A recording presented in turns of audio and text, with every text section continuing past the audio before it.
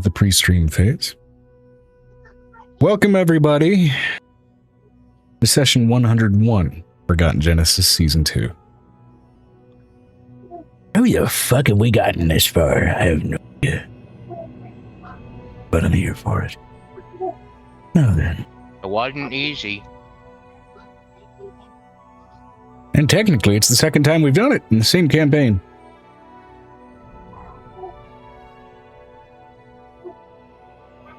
But I digress.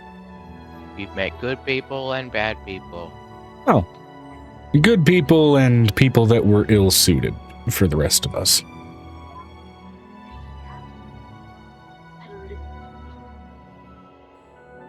They may very well be good people to some.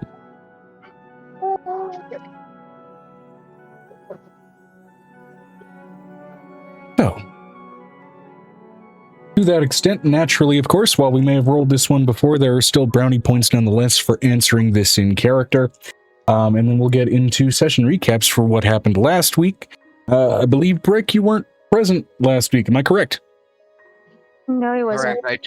I took a week off because I was swamped the week before. Understandable. So the recap will be useful for you as well. That said, you won't be earning the inspiration die for that recap, but hey, it's okay. Y'all have piles of those between everybody. Loads.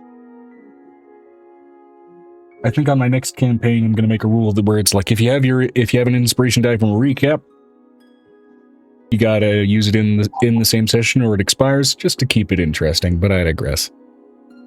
It's fun to have the pile for now. But you also need to have some way to earn like permanent inspiration dies. True. There needs to be some kind of cushion. True. There is also you can sell them to other players by spending 2, and I think it does still nonetheless fit kind of the overall worldscape theme of the campaign with dragon gods and everything to have a horde of additional die you can roll. I will, I gotta go get the girls cleaning, and I getting my headphones so I can still hear this. All good.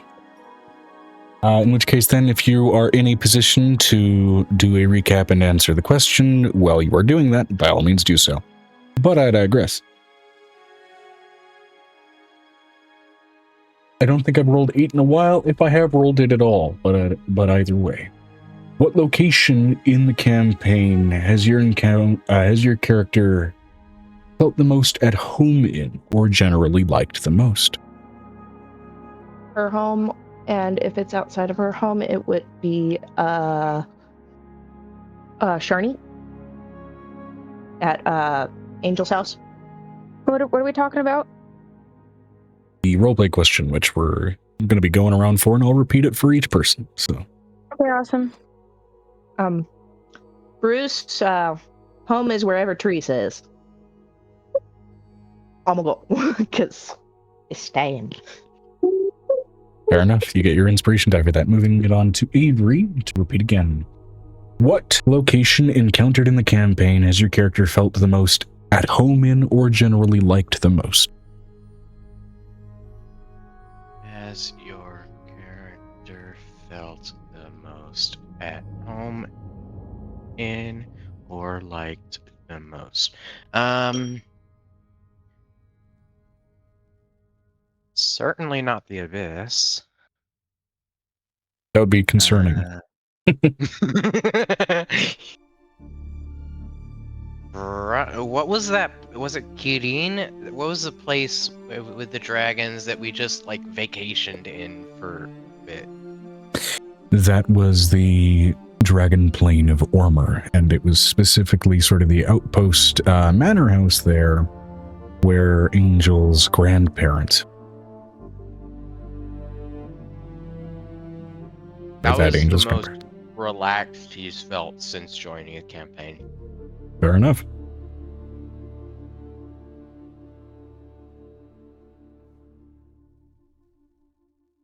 Totally down. Ormur. O-R-O-M-I-R? O-R-M-U-R. O-R-M-U-R. Okay.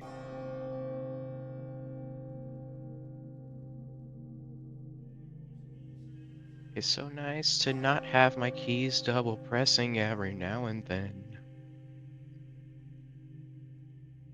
Moving that on to Angel. While Angel has generally probably a pretty natural answer for this one, I'll still ask it nonetheless. What location encountered in the campaign has your character felt the most at home in, or generally liked the most? I think Angel makes home wherever she goes. I mean, that's fair, given that you can bring your home with you. Well, that's not what I'm saying. Any place that she's been, she makes it home. Whether it's getting to know new people or traveling.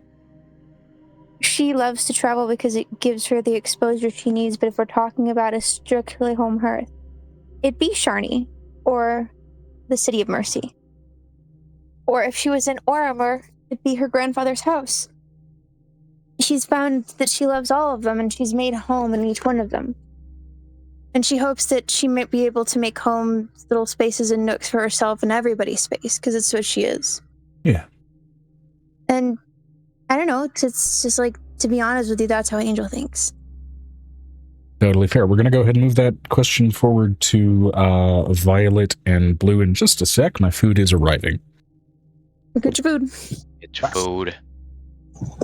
Can't think if you don't have food in your belly. Trixie! Did you let the Trixie? Well, I also Did needed you to be let able to the take cat my finish? pills, but I digress.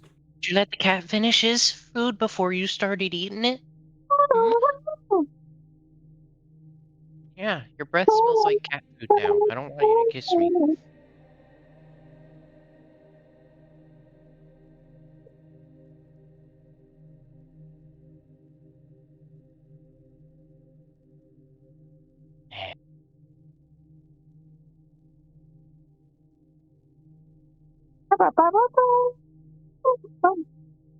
It's Angel's Not yet.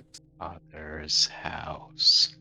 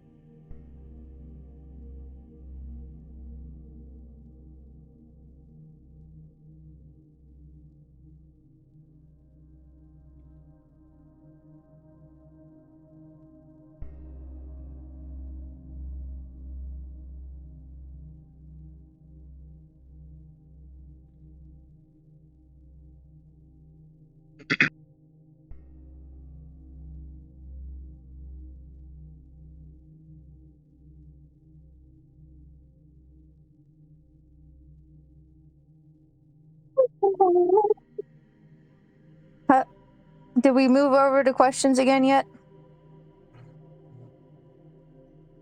He's What? getting food. Okay.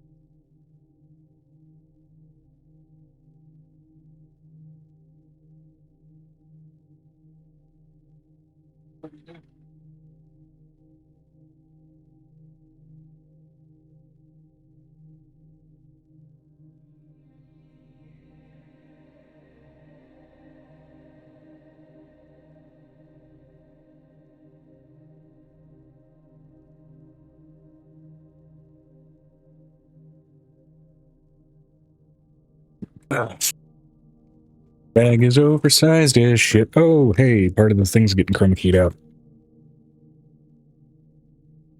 There.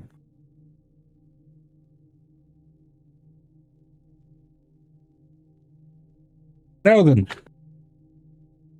Back onto the roleplay question for Violet and for Blue.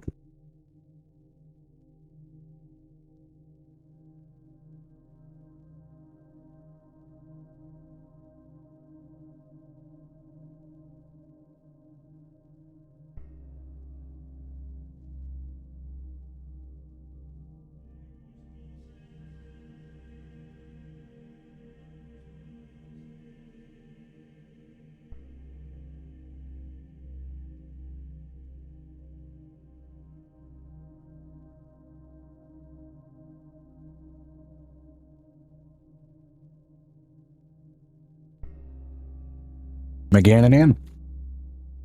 Yeah? Back onto the roleplay question for Violet and for Blue.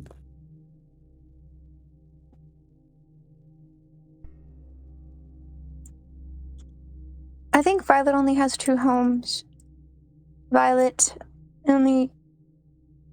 And this is her talking existentially, sorry. If we're gonna... I go straight into the voices when I do this. It's fine. That's the whole point. Answer it in character to get brownie points and also to get back into character.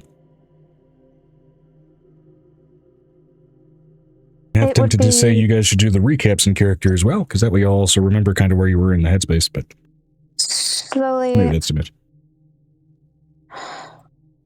I'm waiting till you're done talking, DM. Sorry, go ahead.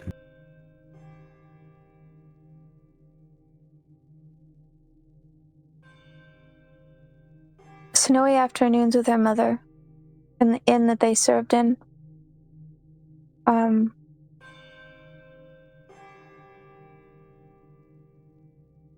then the only other one would be she's finally getting to understand. I think she would have 3, but she's still not used to it yet, the other one. She would consider it home, but not place that she's gotten to be home at enough. Right.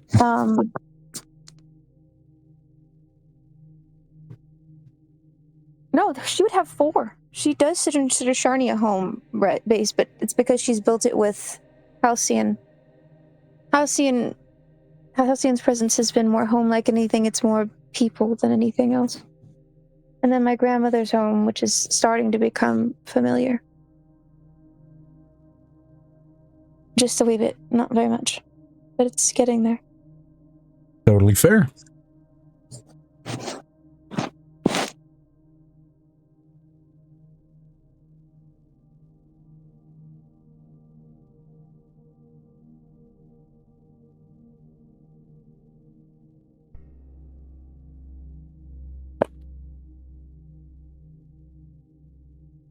All right, and then for Blue.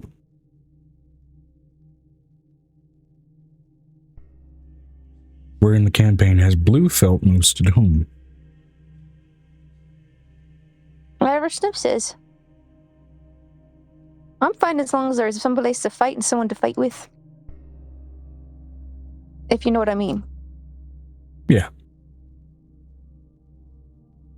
Snips don't do much. I don't do much fighting. I would call it more acrobatic combat.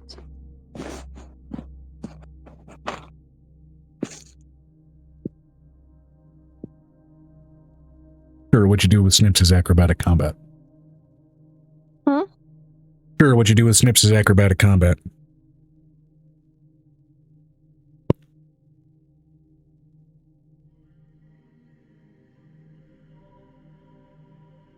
And not by every stretch just an indulgent tango.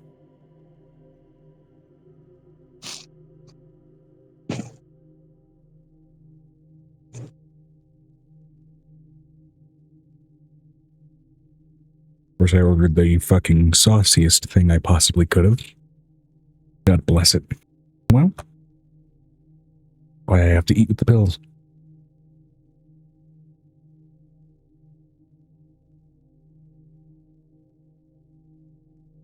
All right. Now, finally, moving on to Venestra. Where in the campaign so far has Venestra felt most at home?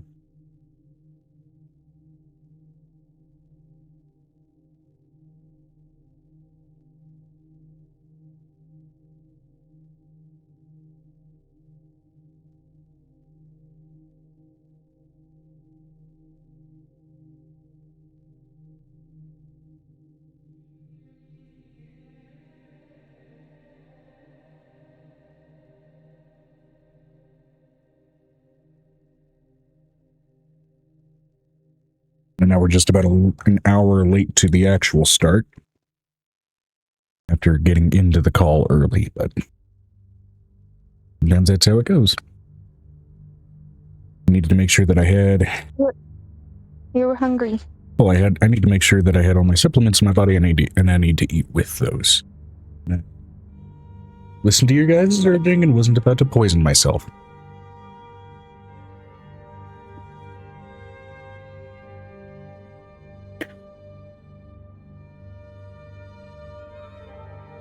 Vinestra said, Vinestra is a wanderer at heart, so anywhere really as long as she's out traveling and seeing sights. Otherwise her pocket dimension as it's most similar to her own home reality. That's totally fair.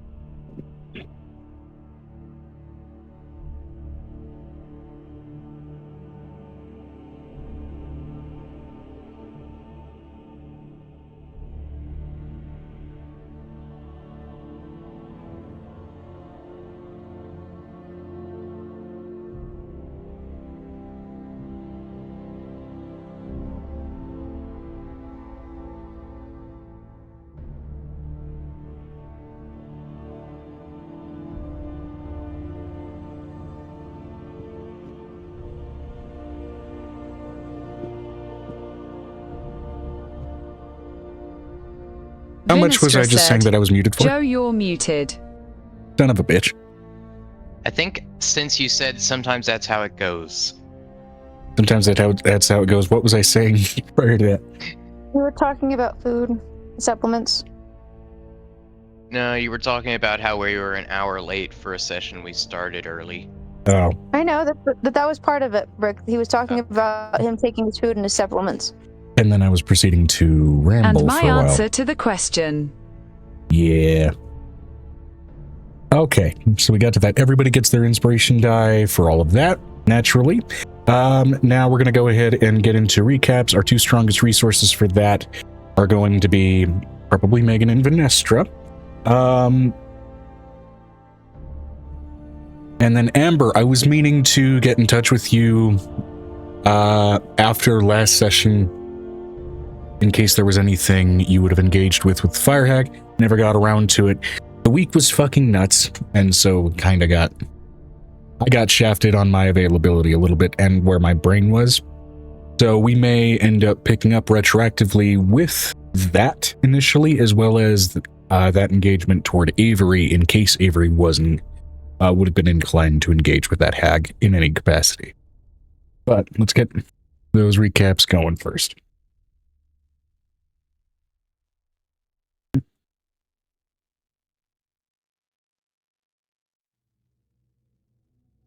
Been meaning to get back on track with sort of the out of session moments like that when people have to leave early, and I just Not been doing good with it. Recap for Vietnamira, new baby dragon, Bill Sanders, some traits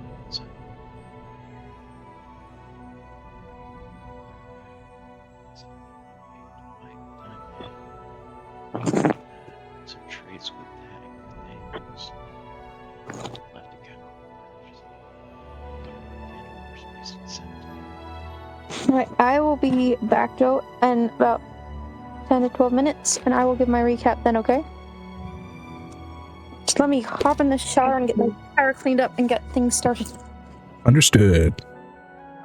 Because I don't want to be a smelly guinea pig. And I'm going to make sure my guinea pigs aren't smelly too. Whee!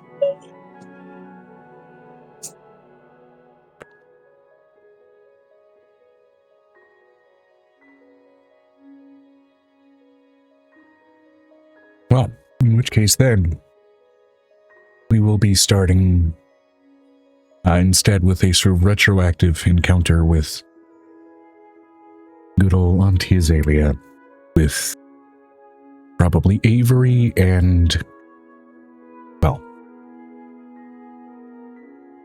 as I get sauce on my ankle while I'm sitting cross-legged. At least it didn't get on the floor. Delightful.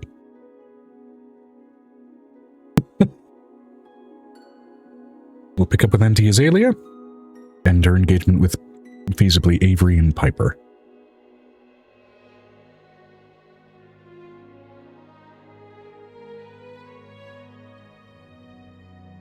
As mentioned last week with that new pill I'm on, I've switched it to now every other day, so it's... my brain's trying to get used to that dosage. I'm encountering less side effects, but I think also just trying to deal with the half dosage, at least in that fashion, my brain's having a weird time with it. Effectively, I'm just riding the coattails of yesterday's dose today, while taking the rest of my other supplements today, so we'll see how that goes. But either way. Alright. Go ahead and throw that, and then we have some cheese fries that I can munch on during the session. Where the fuck is my fork? There it is. Cool. Alright, so. There's a reason, of course, that we did start with this backdrop, naturally. So.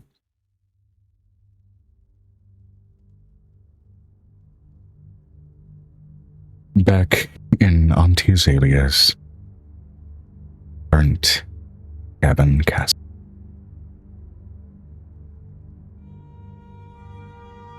The rest of the party have had verbal engagements with Auntie Azalea for things that they desired in exchange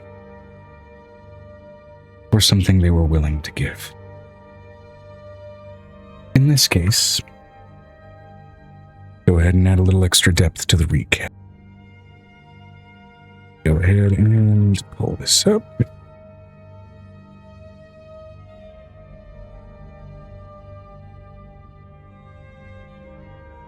Auntie Azalea gave her right hand a direct tool to be used for the time hand. The main objective of this whole exchange, in exchange for rather heavily rolled for friendship on the side of Violet.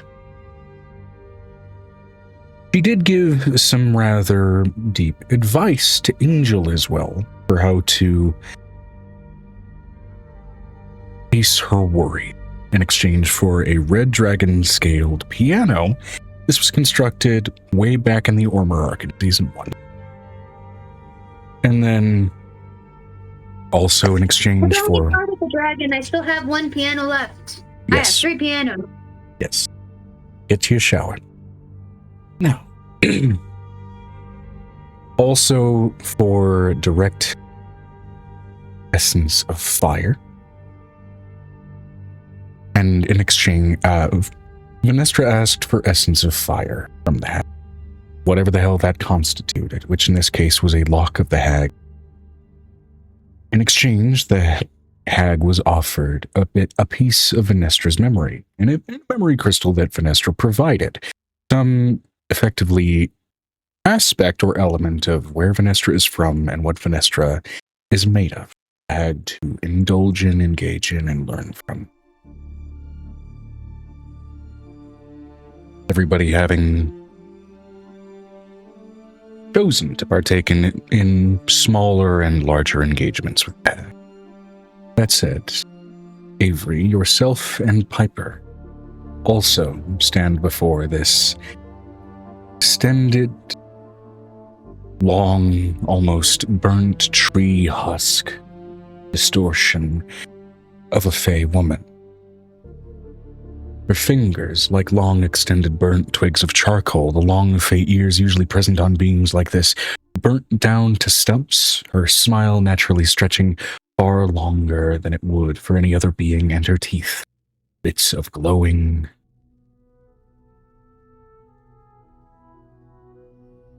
Avery Star. It's my name. What might you ask of me? And what might you offer in turn to gain it?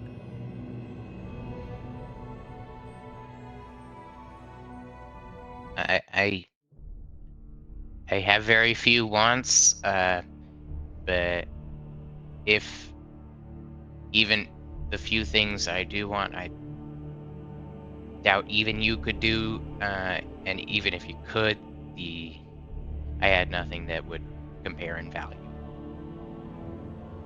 You sell yourself quite short indeed. What would you ask for? If you had the chance. For me and my girlfriend to not be magically psionically broken, or astral cells to be healed. You're already on the path toward remedying that ailment. You know where that on the goal path, lies. yes.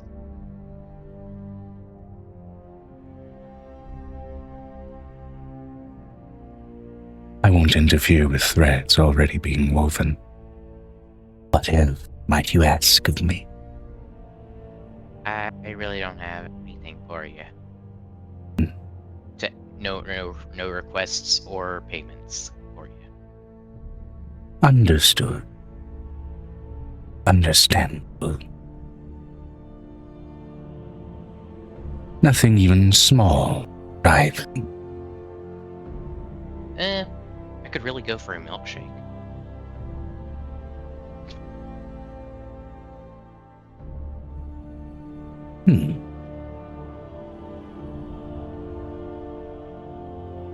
Roll a persuasion check.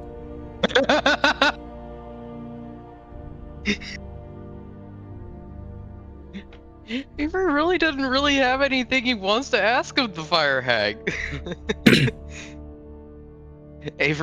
He's not selling his soul for a milkshake.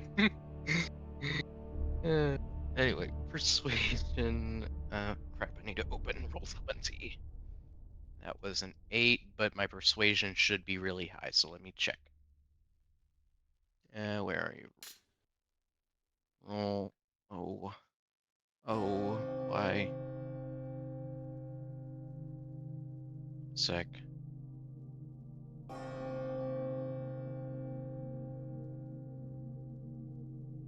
Like.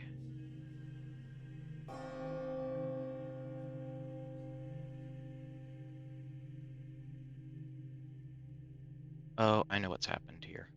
I need to... Okay, we're gonna reset this. I was messing with my keyboards, but now... Alright, so... Now I can type. Roll... Well, I should have been able... Oh, I reset the wrong thing. Roll 20. There we go. Sign in...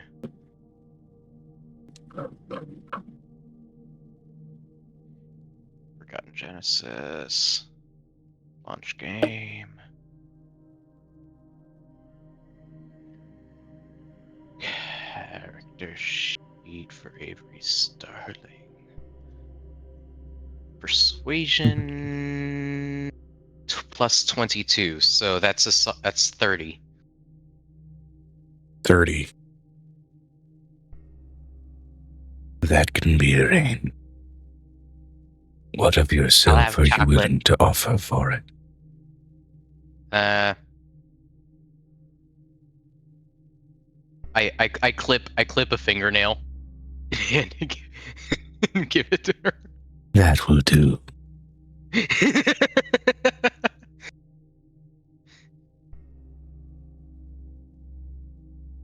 Now, unfortunately, I don't have chocolate here on the island. Say Give me this my which finger burn back. me. Careful now.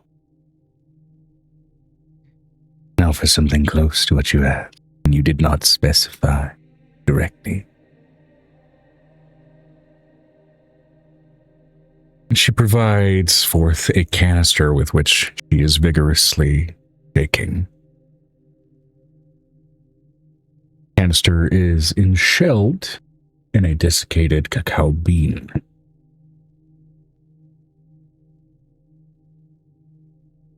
Be wary. This is less an indulgent and more medicinal in its nature. I dip my finger in and You take a look of it. Roll me a con save. with advantage because of the small amount. You have a significantly lower DC, I'll put it that way. Okay.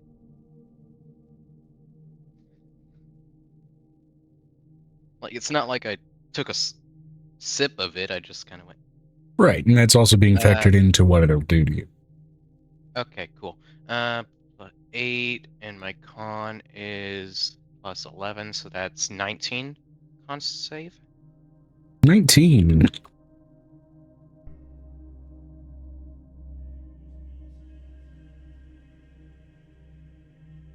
Fantastic.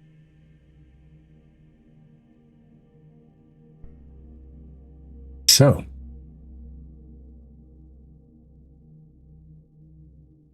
you immediately touch it to your tongue, and it has this almost almond-like flavor to it. There's no presence of vanilla. There is some level of natural sweetness apparent, though it does taste immediately floral. There's almost a rubber-like film to it, slightly as it contacts your tongue, though it does dissolve. It has this sort of creamy thickness that accommodates it. And then this tingling sensation starts to take your tongue, if but for a moment, a numbness that washes over your senses for a quick moment before it dissipates.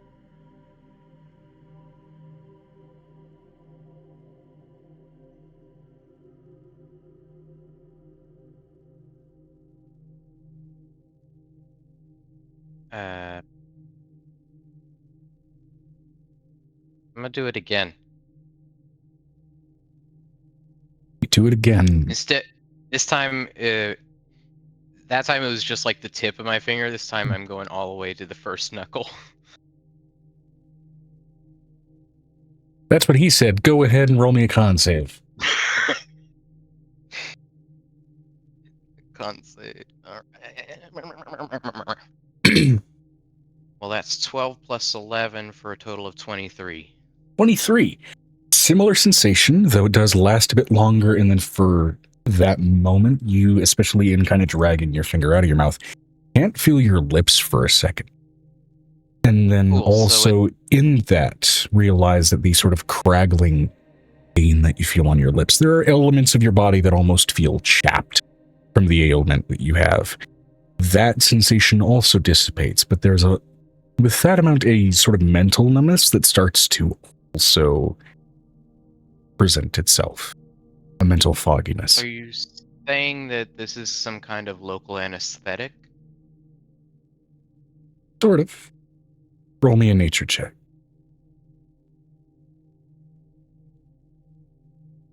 Oh, I don't like that. I'm gonna use an inspiration to not get a 2 on that die. Well, it's more than 2. I got 4, and my nature is It's not going to be too high. 4, so 8. 8. You have no idea what this is. It's sweet. It numbs both your body and your mind a little bit. It may have its uses. It doesn't taste offensive, though texturally it's weird, and its smell is really flower-like. Piper's here. Can I kind of transfer my experience with this and ask her what it is?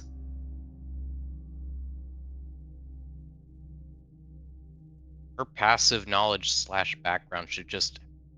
Vinestra said, answer, right? Vi's also there. Yeah, I would say with the... I'd say you could roll me a nature or medicine check. Wait, did I if say you're gonna... Violet? I meant Piper. Yeah, on Piper. You could roll a medicine check in lieu of a nature check if you're going to try and draw on Piper's experience, or you could present it to another member of the party as well to see if they know anything about what this is, as of course Vinestra has also mentioned present. That's why I said, can I just kind of like, instead of presenting her the actual milkshake, I'm presenting her the experience of what it felt like taking it. Projecting the experience. Okay, are you also projecting that to Vinestra then? I mean, sure. Yeah, I guess they can both roll. I was gonna go for Piper because she's the medicine lady. Yeah. Well, I'll say this. Right. You can roll a medicine check, given that you're trying to draw on Piper's experience, to go ahead and see if you can glean what this is. Now... My medicine check is not going to do very much. It's less than my nature. Well, either or, really. Vinestra said, 35 nature if you wanted me to roll. Sure. I guess, right, Piper's not even here, so she can't roll. Yeah. That's where the trick, that's why I'm not getting what I want, is because I can't. Okay. Yeah, Vi, yes, please. Hey, Vi, mind if what, you have any idea what this is? I can show you what it felt like to take, or you can take it yourself if you want to take the risk. But I don't know what it is. Apparently it's worth a fingernail. Okay. With a 35... While you come from a world where technology has advanced beyond the necessity of an anesthetic this archaic, you still are from a world where there are anesthetics, pain medications, and things like that. And even you've experienced up to this point where ancient humanity had pain medications that were derivatives of what this is. This is a very, very well-refined and notably sweetener added to make it more palatable, as well as thinned out a little bit with water, make it a little easier to ingest. Milk of the poppy.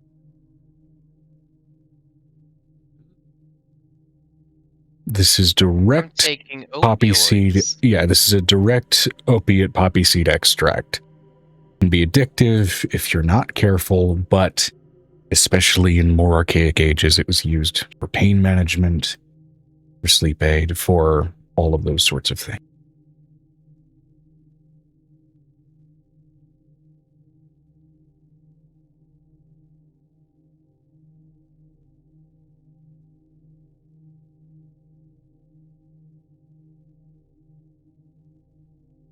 So technically, based on, well, technical terminology, you were given milkshake, shaken milk of the poppy. Yeah. And it was shaken. And it is also sitting in a cacao pod, so technically chocolate.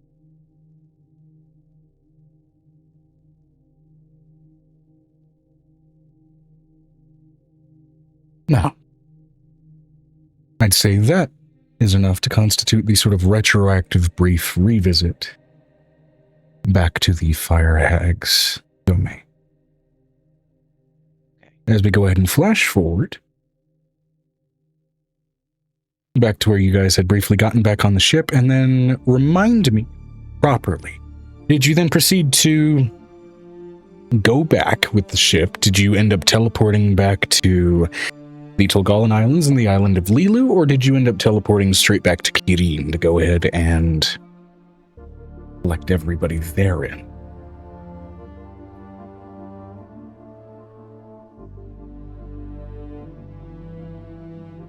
Vinestra said, I think we ended before then. Oh, ended right before your kind of final choice of where you were going. Okay, so right now you guys are back on the ship, kind of deciding on how you want to go ahead and venture and voyage back. But otherwise, you do have some essentially post-hag cooldown time, should you choose to take it. The ship sways.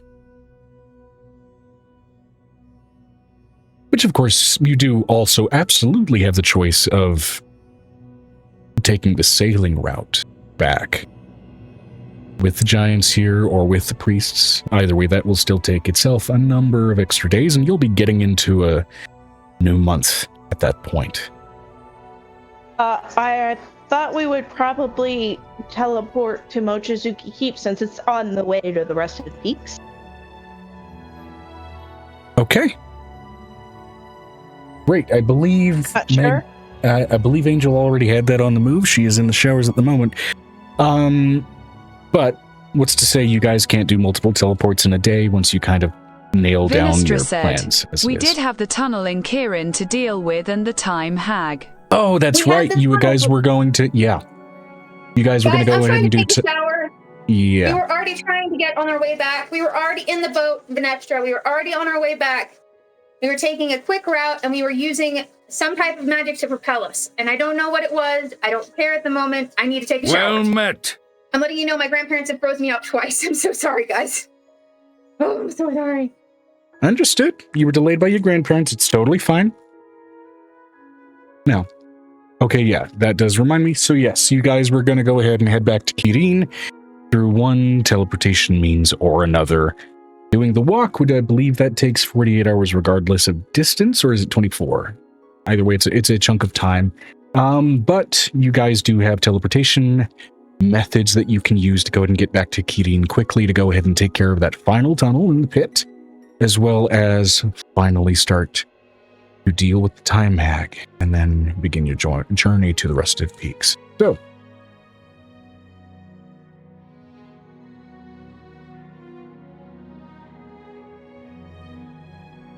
The castle has already moved to the rest of Peaks, Joe. okay, the castle's already over there.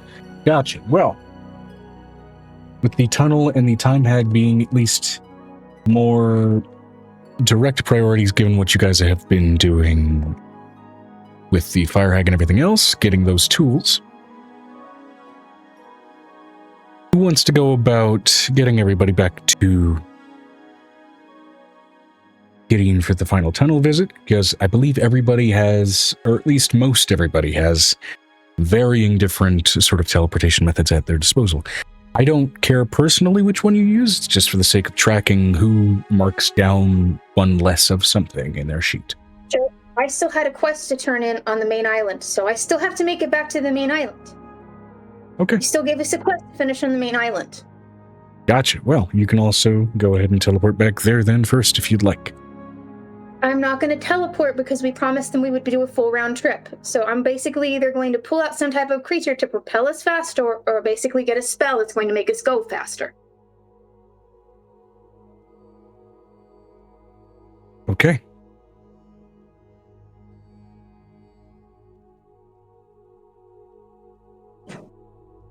Sorry for being so short, but they No, they I'm turned on the trying water. to remember They correctly. turned on the water. I don't Right when believe you agreed to a round trip with them. I believe you agreed to just a trip to your destination with them while they were already making their round. Yes, but we told them we'd be back on the ship, at least for the evening, and we told them that they might have to drive us back. Okay. I In know, which case, I know you don't then- remember, but I remember what we paid for. In which case, then, for now, to go ahead and bring the energy back down a notch or two, you have an evening at your disposal on the unfortunately named ship.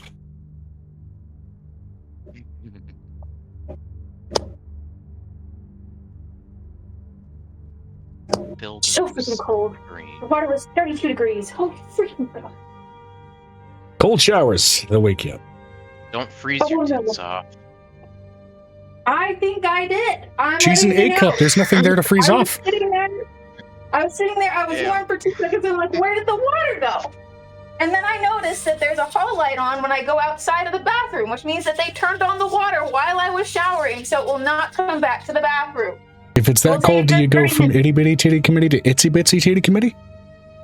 Pretty much. There's nothing left. It's gone. It's black. Nothing left. Thunder. She now has concave chest. New top surgery unlocked. Anyway, Oh my God, it's not wrong.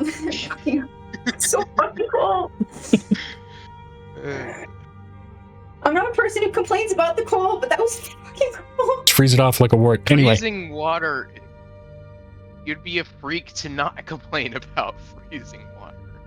Well, they're like, well, we need to water the plants. They can't hear the water because they can't hear anymore. So they can't hear that there's a shower going on. understood. Usually On they- your way back, you guys will fight an elemental that specifically spews nothing but frigid as shit water.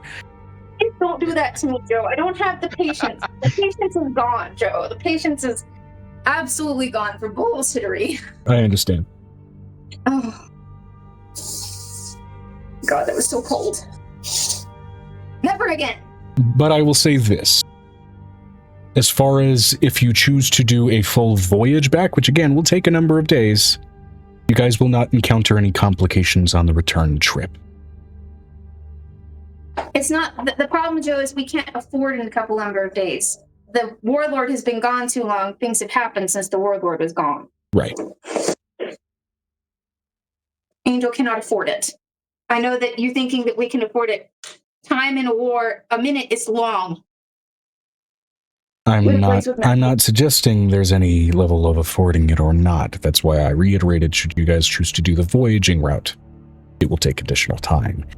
But you will not be stifled in that by complications having to be rolled for on the return trip. You can do anything you need to or want to accelerate your return trip if you choose to go that route.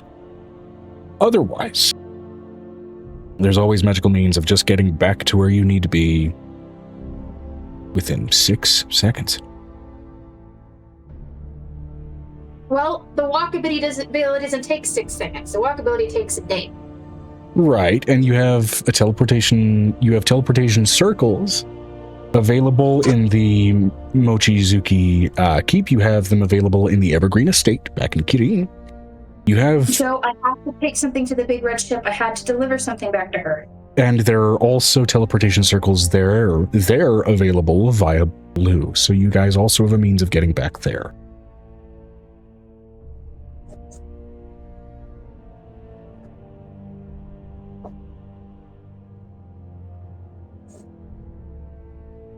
So, using teleportation circle to get back to the island of Lilu in the arena of the big red ship. That sounds like the foremost route that you guys probably want to take. Am I correct? I really sake don't of- want us to go underneath the ship on the sea. That seems like a place to high tide and leave them. That's not necessarily good etiquette. That's what my problem is right now. You're asking me to do two things that are both bad etiquette, and my brain is like, I can't do it. My character can't do it. Bad etiquette. I will say, over the course of this journey, the crew of the Fieldo's Scream understands that the vast majority, actually everybody here is a caster and incredibly magically capable, and that your whole reason for commissioning a ship in the first place was that getting here to this spot was not something that you could do. Getting back, whether you choose to teleport or sail with them, is up to you, and they've even left that door open themselves. Bad etiquette is not even in the room for any discussion. They will not feel slighted should you choose to just go. I feel slighted. I would feel slighted if I had to get out of the way out there and people just left. This was something on their route. They went a little out of their way to get you here, and they were still in a stable place for sail and flotation when they let you guys go the rest of the way to the crab. Sorry, I'm also cleaning the floor. These are also storm giants. They are both incredibly temperamental and enormously patient, and this is the sort of enormously patient aspect of them that has been exhibited.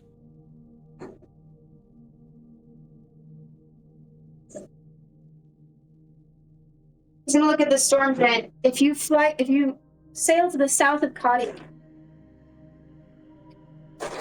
where the entrance to the Underdark is, I will meet you there.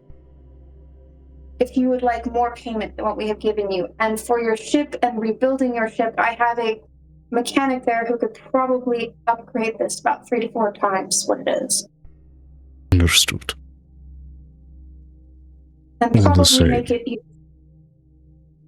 we do wish you well on your journey. Dagra in particular wishes you well, as you have granted her a new house. Alongside the one she already has hanging, and I do hope your stay in there was Oh, comfortable enough. I was planning on making her a little mini village where people could stay if they got stuck. So I will be doing that for her when I get home.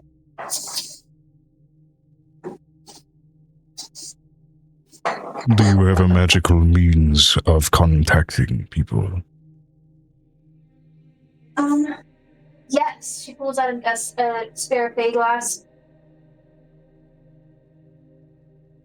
It's a different colored one. Be like a blue colored one for like seafarers. Then contact us at a time of good convenience. And we will find you, or we can tell you where you find us. To make well Right. on your side. We understand that what you and your group are doing is being done with a level of urgency.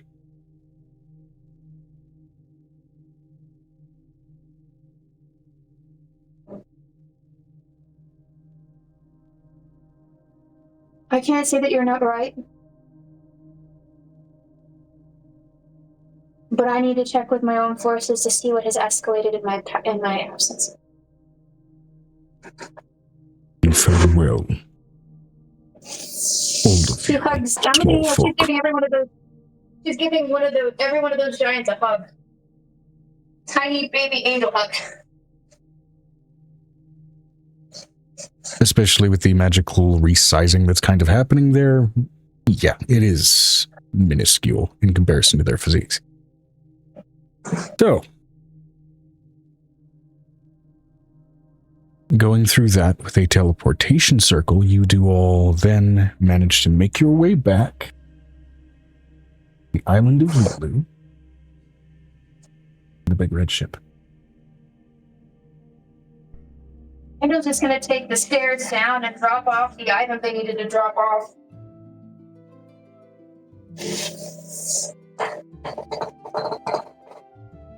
Absolutely. And then she's gonna hop back through the circle and send everybody home before she gets there. And then use that tree baby to get back to Kidding, since that's where we're going next, apparently. Okay, great. Maybe taking the phone So, that night. very quickly magically hopping back from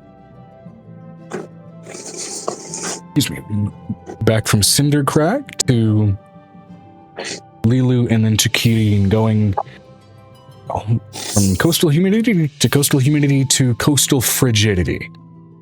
It is sudden and stark, the change in environment and heart. But, luckily, at least, jumping into the frigid environment, you are indoors. Heated indoors, a lot of you. With everything you've collected, and particularly good for Violet, the hand of Firehead.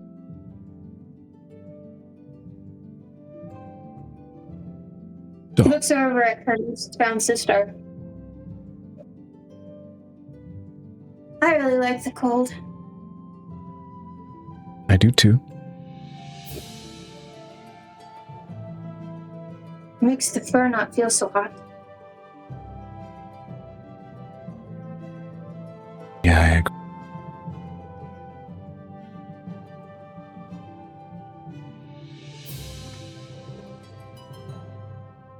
This is the first time she's going to ask this question. What was it like to have your soul sucked out like it was sucked through a straw? Slow.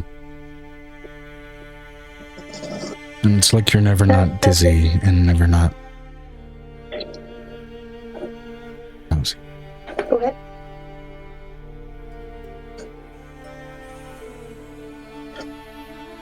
Interesting. Remind me to basically take one of my poisons out and stick it in her skin before we leave. Assuming that works. I don't think I'm planning on leaving her alive to do a lesson, though. I was thinking it as a start-off. There is a reason I do have a poison dart thing. I'm going to use it. Yeah. She changes over to her mother's accent and not her father's.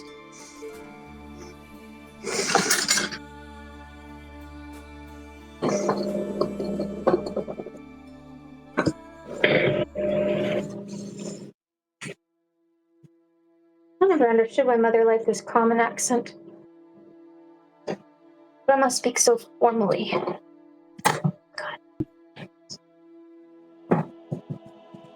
I'm still trying to adjust to all of that. Dad, do you have family?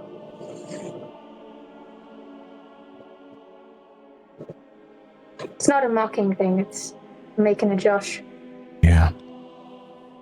I'm going to get myself put together to go ahead and kill the person who said she was my mother for every year of my life up until now. You got to see our mother. She's beautiful. I know. She's like starlight. And icicles. I'm going to take some extra time, because I think you all have something still to do with that hole. Yes. Do you want to come with us? You can get some booty out there.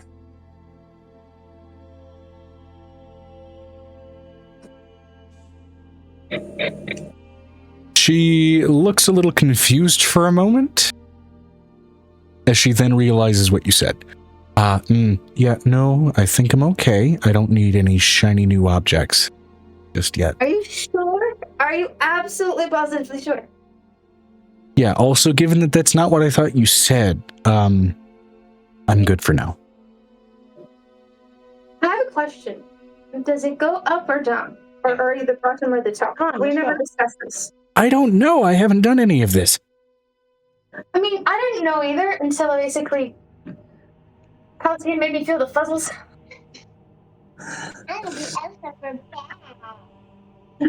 Amber, you're not muted.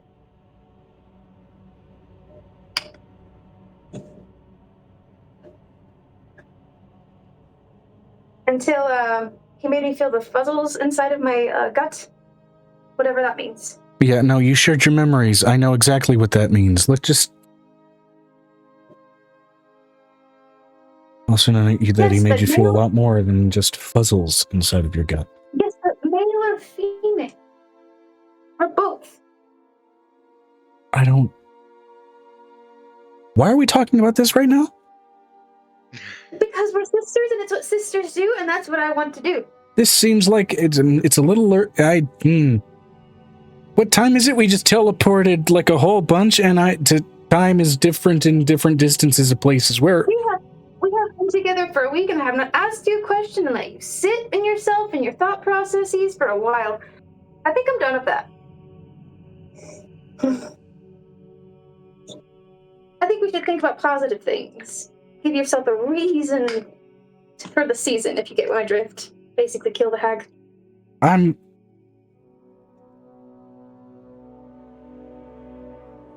Death before dating? No, dating before death. You don't ever want to lose that chance. Her thought process, literally because she went through it.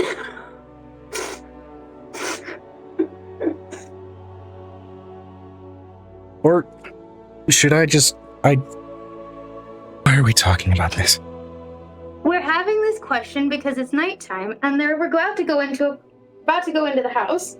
And we have an option before basically doing everything to possibly go to the brothel or the town bar and figure out which one you spin with. What the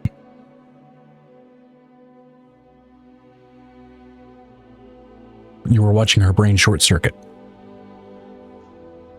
She kisses her sister on the forehead. It is time for you to grow into a butterfly, whatever that means.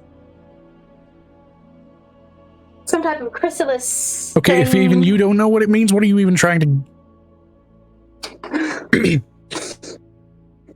She's dragging her already down the street to the bar before they go to the tunnel tonight, because she's going to basically make it a late night thing after she gets drunk. Wait, She's wait, like, what? we're going to go.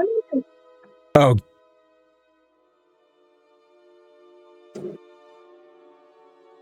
I've never gotten battle drunk, and I want to.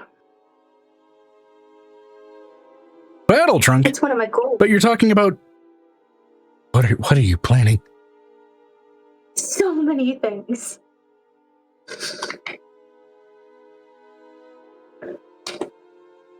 As you drag your sister off toward one of the bars of Arcala. She looks over at Avery. You want to come? Huh?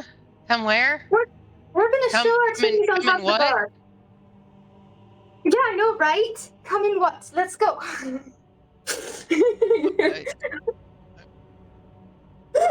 We're going someplace. Great, now it'll be two of us confused. Come... Oh, God. Do I need to pack a bag? What? No, we're going to the bar. Oh, the bar. Yeah, I like the bar. We all like the bar. Based on what she's getting at, I don't know if she... I don't think you need to pack one, but I don't know if she wants to punch one or fondle one. She looks over. She's like, I'm letting you know, after like Halcyon like being a little bit of a butt about sharing his family, she's gonna go spend time with her family and kind of ditches him for the first time in their entire existence. I feel like I've been Vinestra shafted. said, I think she wishes to engage in tongue punching.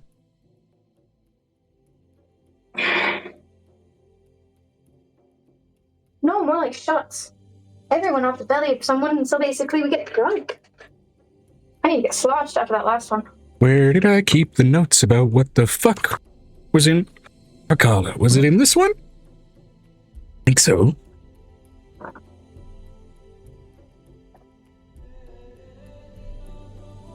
Back when I was incidentally splitting up all my goddamn notes. Let's see here.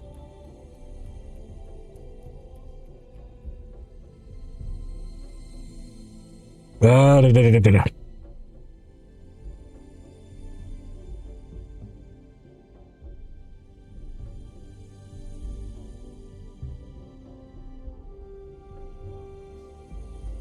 Let's see, there's Frigid Cockles, the restaurant, there's...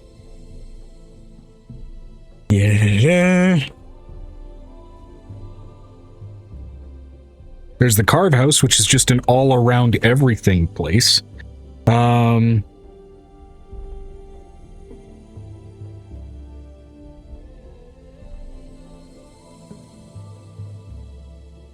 Place isn't exactly a bustling metropolis, but let's see.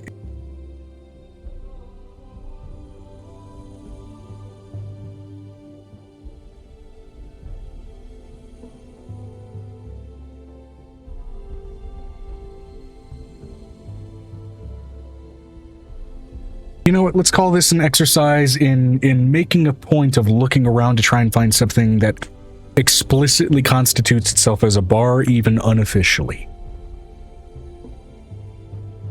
Vinestra said, hold up, did Violet say she wishes to get drunk? Yes, she did, before then dragging her twin sister off into the town of Arcala to go ahead and find somewhere to do that. To be apparently pursued by Avery, per Violet's urging, and I suppose anybody else who might want to tag along.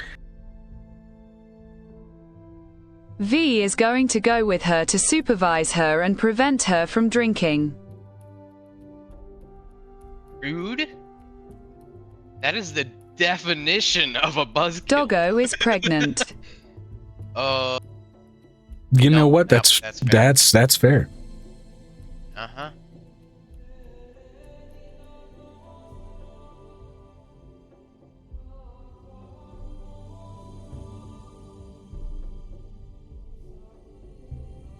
All right.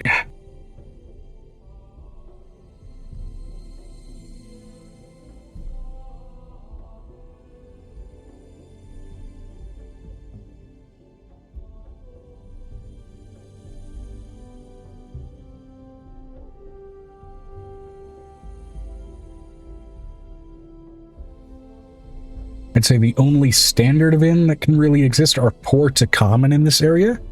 As like a proper good inn, they're not going to be. This place isn't financially expansive enough. Yeah. But let's see here.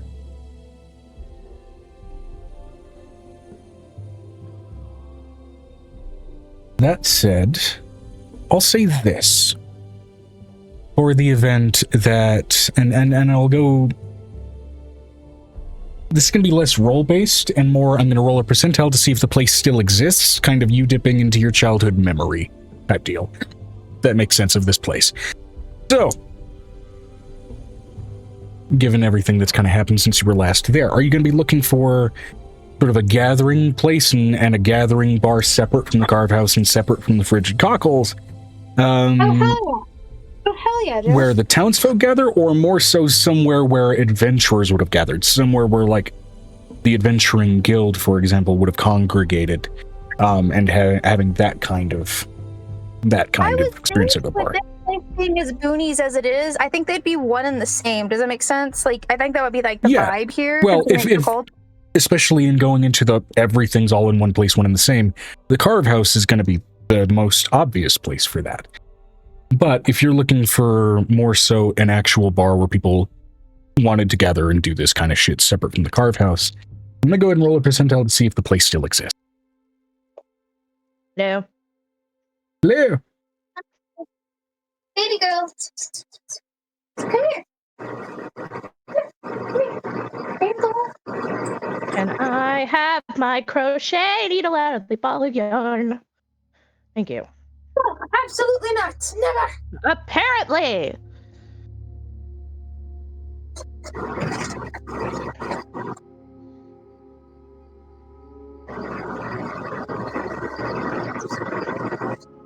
All right. Everything can be solved with a nice long soak. If I was actually soaking in hot water. Yeah. It's cold. It was so cold. They turned on the cold water on me, Amber. I know.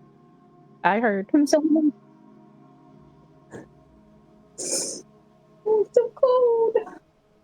I know. I just didn't have really time to respond. What was your response? Oh no. I was like, oh, Jesus Christ, why? Oh no. The poor itty You've bitty been in kitty this house when it happens. Yes. And what do you know? You've been in this house when it happens to you.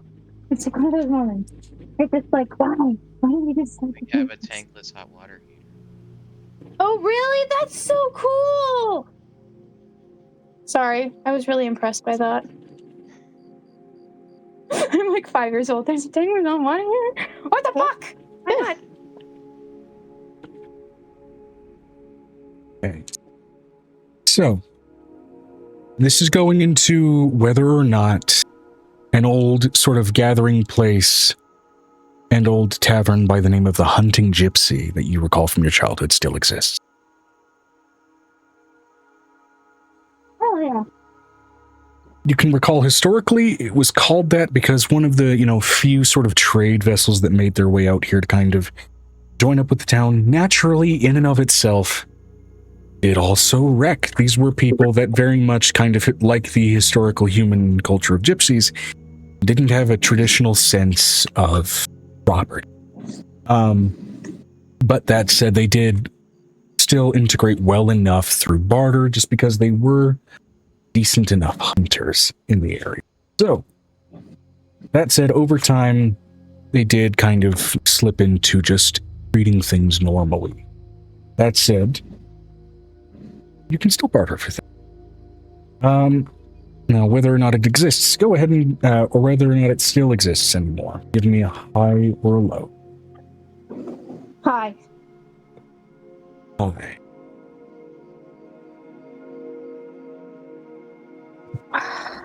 I was going to clean my 69! I can't ignore that.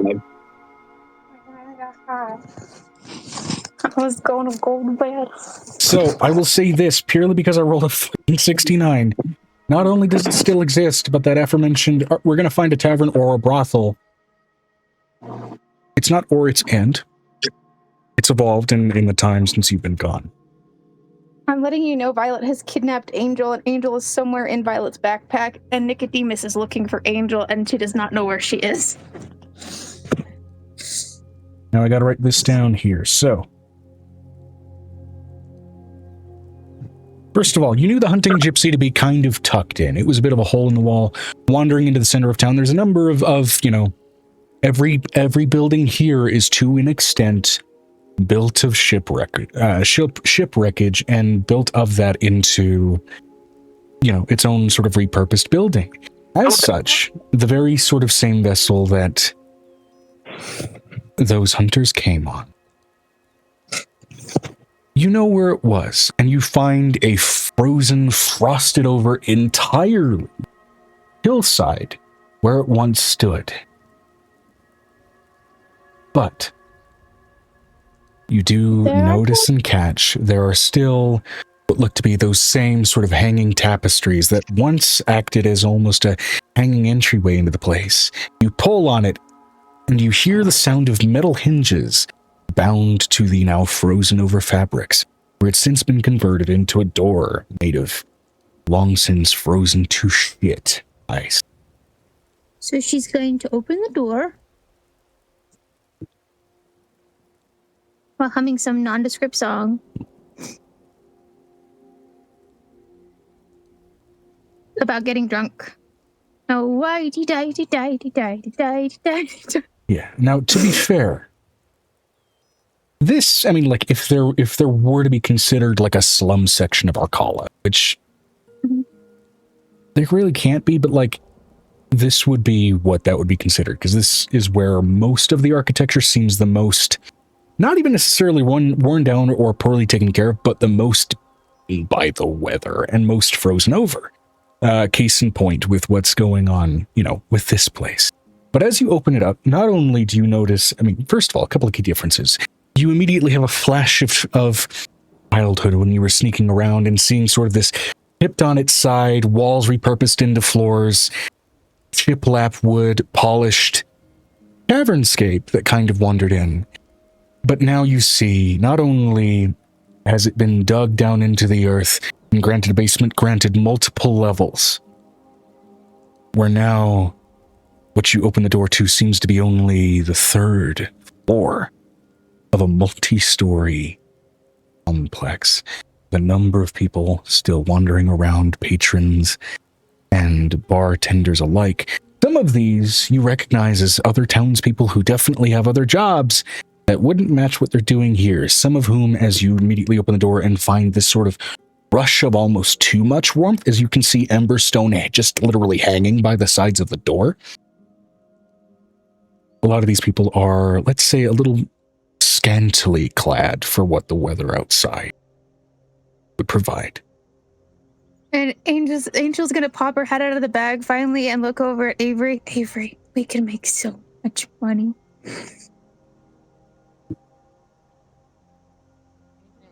That said, still due to the close-knit nature of the town, where you can see sort of the... Fuck, I don't remember the exact name for the kind of... You know, the hanging rope ladder kind of thing that you would see off the side of a ship, where it's that sort of grid of rope where you could use to climb from one sail to another. You can see that has basically been itself turned into this massive sort of cubby and coat rack system, where a lot of the normal sort of winter wear that everybody is wearing has kind of gathered and segmented off kind of right by the entryway. Continue. Sorry. Is there like one of those? Okay, is there like a host stand, like one of those little host receiving stand thingies there somewhere? Considering I know that Angel has one in her house. Those little host stands for getting people seated and relaxing, and there's even like chairs and stuff, and like a couch area for stuff like To that. an extent, yes. And everything in here does seem to be, even the host stand seems to be like it was once the helm of the ship, with the wheel and everything. The wheel seems to have long since been broken off of this thing, other wood attached, the helm itself having been moved to this place and nailed into place, polished and properly positioned. The wheel itself, you can see kind of off a little further into the complex, has been turned on its side and turned into a tabletop, as other slats of wood have been nailed atop it to provide space, where there's a gathering of some smaller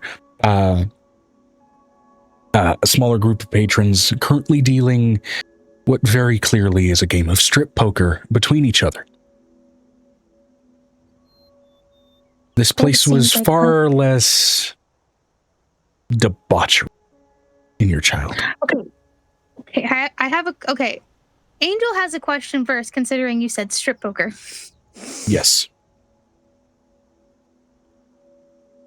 Is it for lots? Like, are there a lot of people there for this spectacle? There look to be, for that game of strip poker, there's about 4 people. There's not really other people observing and paying attention to it. Is there other people around the space just kind of very clearly dining normally and ignoring it, as well as still, even so, what constitutes almost what appears to be a burlesque, a close to a burlesque show, kind of down on the first floor where it's been dug into the permafrost and constituted into a basement. There are some patrons down there stripping away their clothes, dancing away. Putting my dice down because I have questions. Males and females alike. And of course, at that aforementioned... Go ahead. At that aforementioned Helm's space. Slowly wandering up, looking to be fairly young, I'd say, in her constitution and her sense of self-care. Only barely betrayed by the hardened lines of age on her physique, a human woman walks up to and bears witness to the 4 of you in varying ranges of size and scale that have entered into the establishment. Only one face, which she may have any bearing recognition of. This is a human very clearly in her 50s, but like any, like proper, let's say like health nut kind of lady in her 50s, Yeah, looks good. like she's maintained the physique of her 20s, but her skin has still done what it does, regardless of that.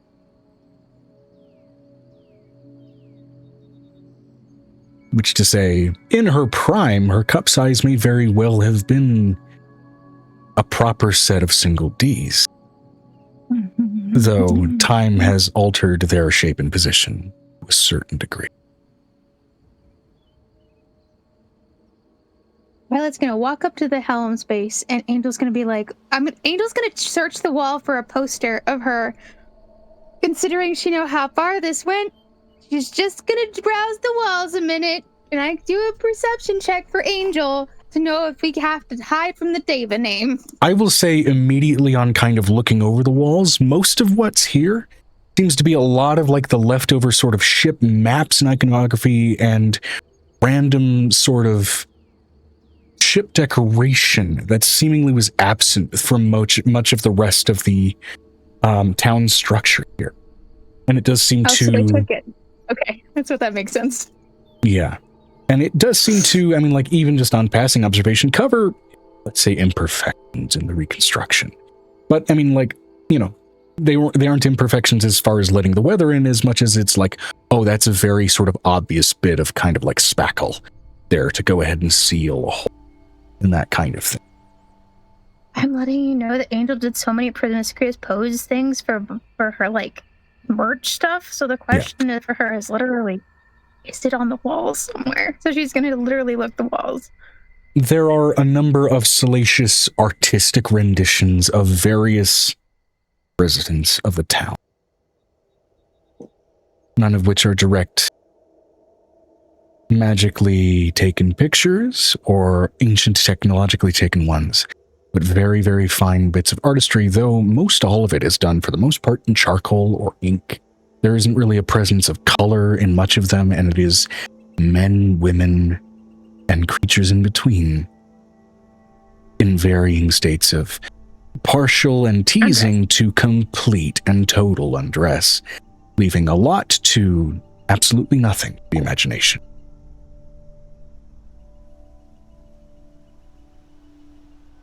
Angel's gonna poke her head out because she doesn't feel so afraid anymore. She's like, I am not on these Came with walls. us, right? I don't want to be here without Aiko. Oh no, Aiko came with. Are you kidding? She got kidnapped. She was on the back of the fur. She was like, I'm volunteering for this. She's one of those people. She's like, drinking? Oh yeah. This place is only a brothel with all of this detail because I rolled a 69 on your higher level. So this is all shit that I'm making up. Beautiful. She's going to look. Violet's going to walk up to this helm, and Angel's going to pop her head out with all of her curls just spilling all over a place. Okay. So approaching that not really front desk as much as it is still a front stand to a degree. Yeah, it's a stand. It's like a, what do you call those? A podium. Podium. And there is a quickness and a keenness, almost a practiced caution to which she observes your approach. You know that type of practice caution. Oh, great. It's a skill set that's not dissimilar to what you know Urkbach to be able to teach.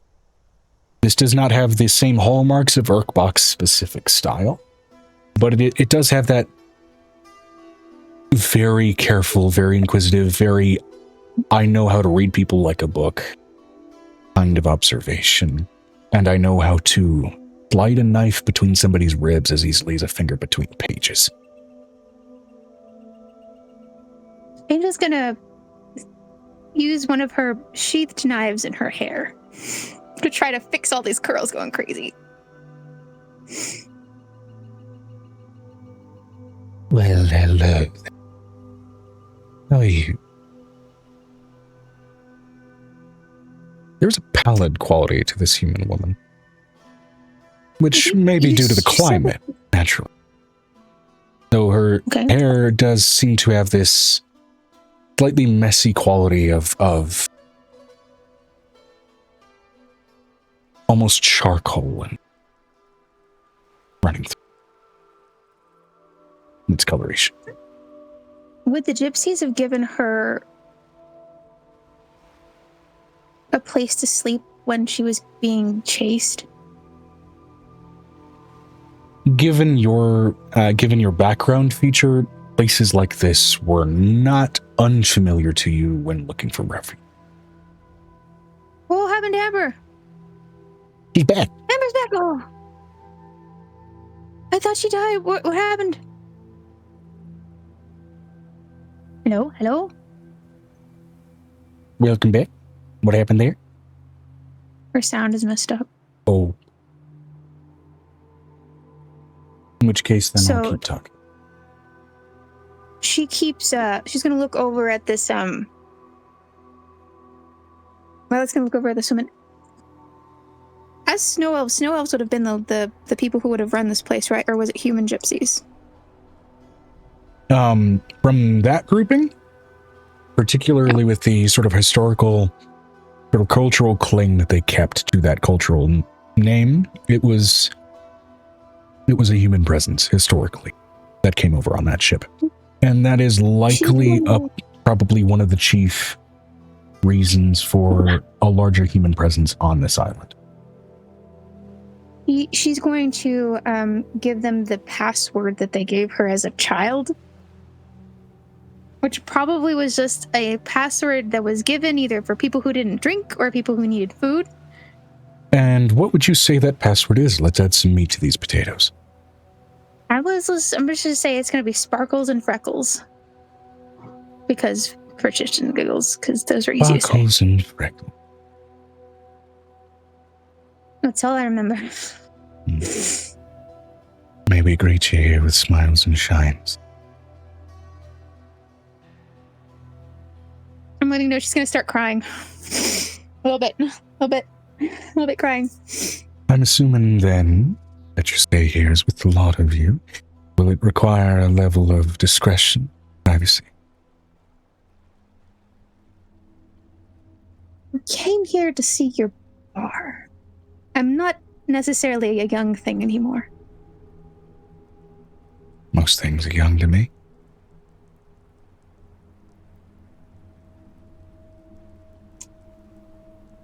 She's 400 years old. You hear Angel sitting like in the shoulder pack of her thing.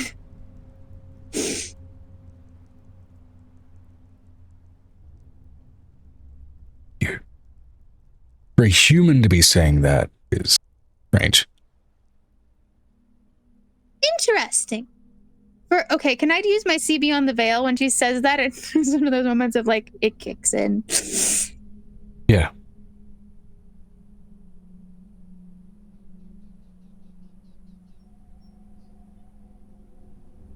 When you use CB on the veil, usually the world's slightly discolored before you get a sense of, in true colored definition, the realer thing, the god or greater entity person. He doesn't lose any color at all, and there is nothing looking over her shoulder. That is terrifying. I'm letting you know she says that out loud. You took a peek, did you? I always take a peek. Don't worry. You are fascinatingly gorgeous and timelessly beautiful. Don't worry. Nothing's unsafe in here. Nobody. Now, also before you ask, if you ask, why didn't I intervene, possibly in the vampirism and all that going on in years past? Or the hag messing with the children? Violet's not going to hold a grudge against her. She's also in a good mood. Children are always welcome to hide in here if they use one of the side doors and stay away from the more explicit things with which they might see upon entering. Was that the reason she got kicked out? Was because of ink? Because ink has no chill. Ink has zero chill, yeah. And this is also your first hearing that children in any capacity are allowed into this place. Yeah, And but that's how she would have gotten in the first time. She wouldn't know the password. What side door? Oh, Violet didn't know anything about a side door. It was, As far as you've known, even in your past, even in your younger years, there's only ever been the front entrance. Mm-hmm.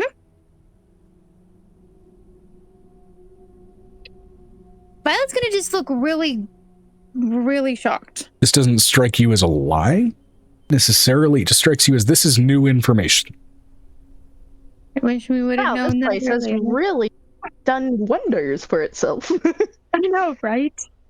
She's like, I am going to bring Piper back so many drinks. Well, you have. Our menu is limited, as of course our imports here are limited too. Is Violet only ordering drinks to sneak them back to Piper, not to even drink them because she pregnant? It's more like, I can't drink, so I'm going to take the fuzzy nipple, somehow put it in a container, and then bring it to Piper. I will warn you, spirits and libations may not leave the premises. Disappointment. Not even if I offer you some dragonberry wine? Like a full barrel full? I and the patrons here may greatly appreciate it, but you may find libations may not go beyond the borders of this establishment, and spirits may find themselves bound to its wall.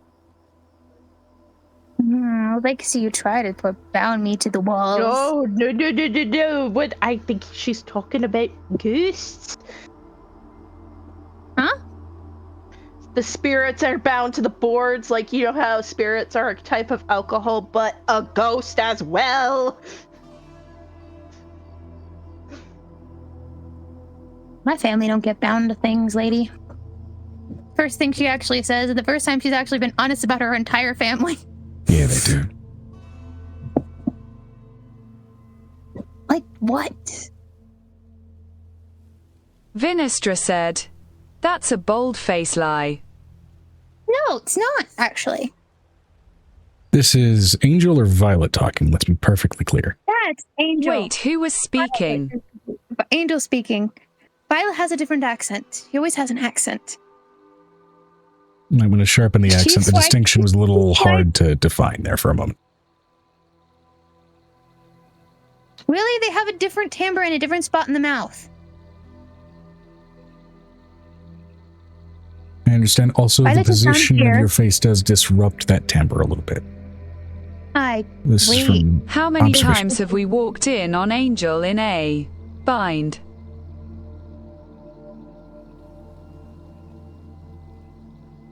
She looks Sometimes they over forget at to not transmit, to not share their thoughts and feelings when they're doing the thing, and I have to block them out.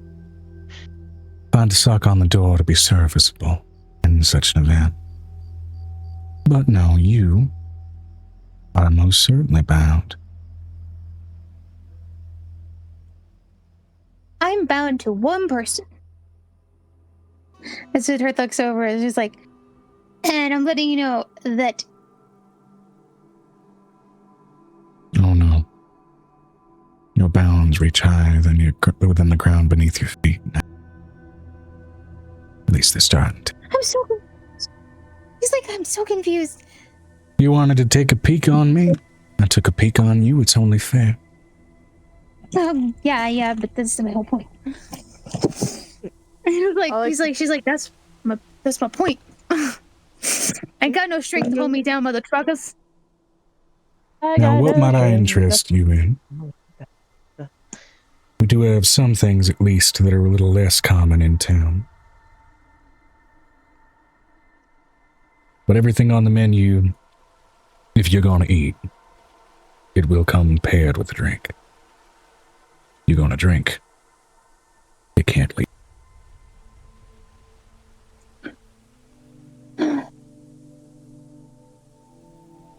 Don't worry. Not all drinks will make you float.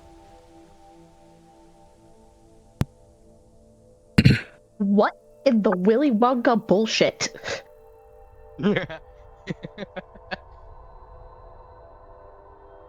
Hold on, I think she's talking to somebody.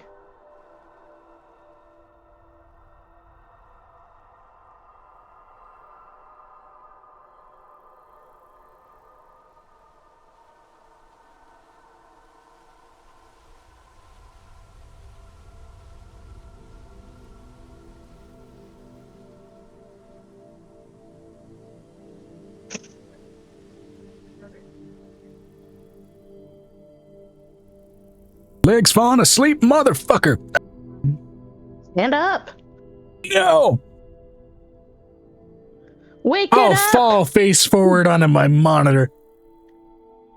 I need to get you a standing desk at some point. Save that for when everybody has money.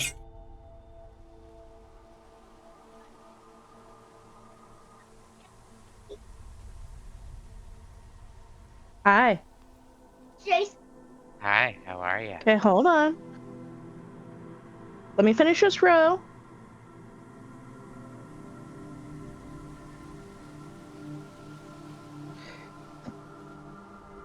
Sorry, Pumpkin has a project she has to get finished, and I think they may be working on it. She wants to show me. Give me a second, let me finish this godforsaken bro! I wasn't gonna say anything. I was gonna say it's not glued yet because I told her to glue it tonight. There's the glue. It's set up where she wants it. Okay, there's the glue. Do a couple balls. She'll leave me alone.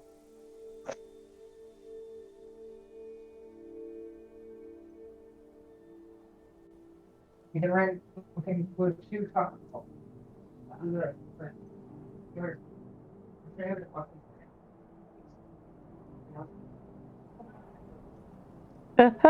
Come here, come here, come here. Don't get lost in the sauce.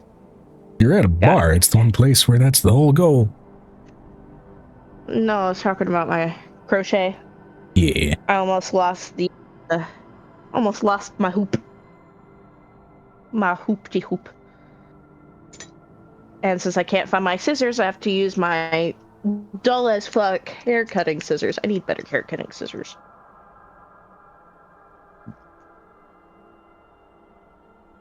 Okay, I'm coming.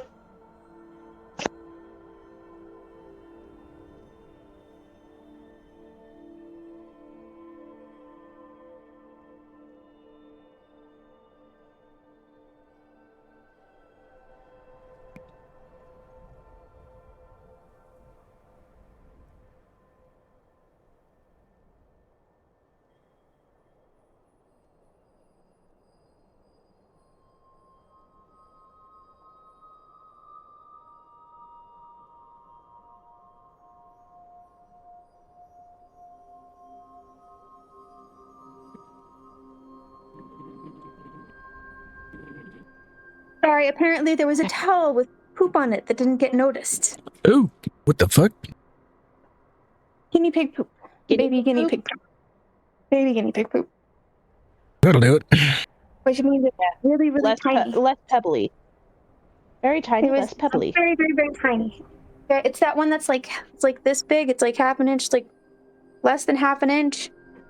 And it's like really thin. It's like quarter inch, and they're really tiny. And they're thin, and when they break down, they're like nothing. And she's like, there's something in there with all the clothes. I'm like, it's fine. It's not going to hurt you. I told you! It's like, I just can't believe we got it in there. And I'm like, it sometimes happens. Why don't you move some of the ones from the 1 to the 0s? You okay? Move some of... Get the rest of us. Okay. Okay, go ahead, Joe. So Angel's going to, while I'm running around like a crazy person. Hold on, let me turn my camera off so I can just get this grabbing wrist. Now what'll it be? Food? Frank? I'd like to go where there are lots of Companionship? people. Violet's gonna go. We would like to go where there's lots of people. You're there. Lots of interesting folks to meet. You're here.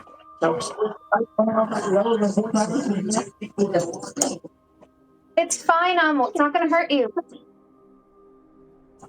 I suppose I might extend this out to the group at large then. Angel's looking at like a direct bar or someplace where people can mingle, because I don't think they know anybody. I don't think they know anyone at all. Well, on the deepest floor there is a bit of a show going on, but that's where you're going to have your most direct access to at least a bar to sit at. There's bars on every floor. What kind of show? Angel's like really excited. Look down and get a good preview. You go look down. It is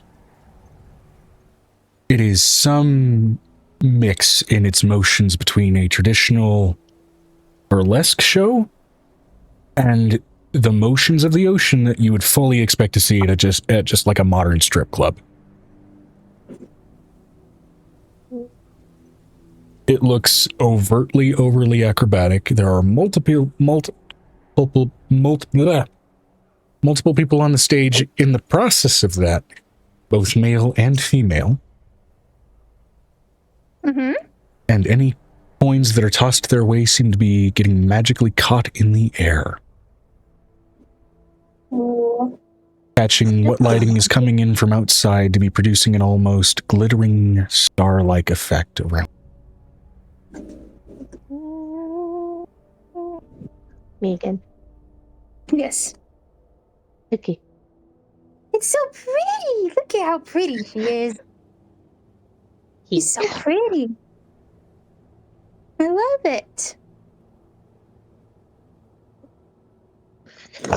Love it so much. Okay. So Angel's going to, let me see if I can get this thing to, aha, I fixed it. So, Angel's gonna go, she's like gonna push her way out of the backpack for the first time.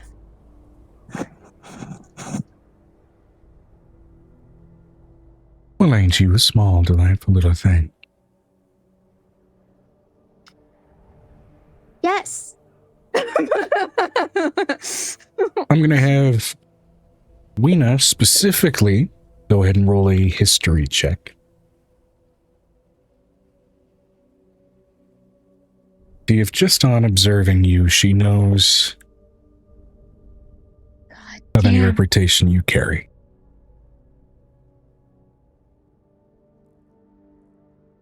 Shockingly, with advantage, a natural 8 and a natural 9. Plus 13. Gift. Inspiration. I gift. It is plus 13, Oh, so...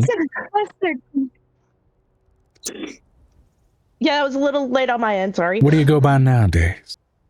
I doubt you carry around that David Monaco very often. Still carry the David Monaco when I have to take my clothes off. Still can if you want to. Yeah. We have accommodations for it. I don't think necessarily that a warlord needs to be advertising what they do in the private.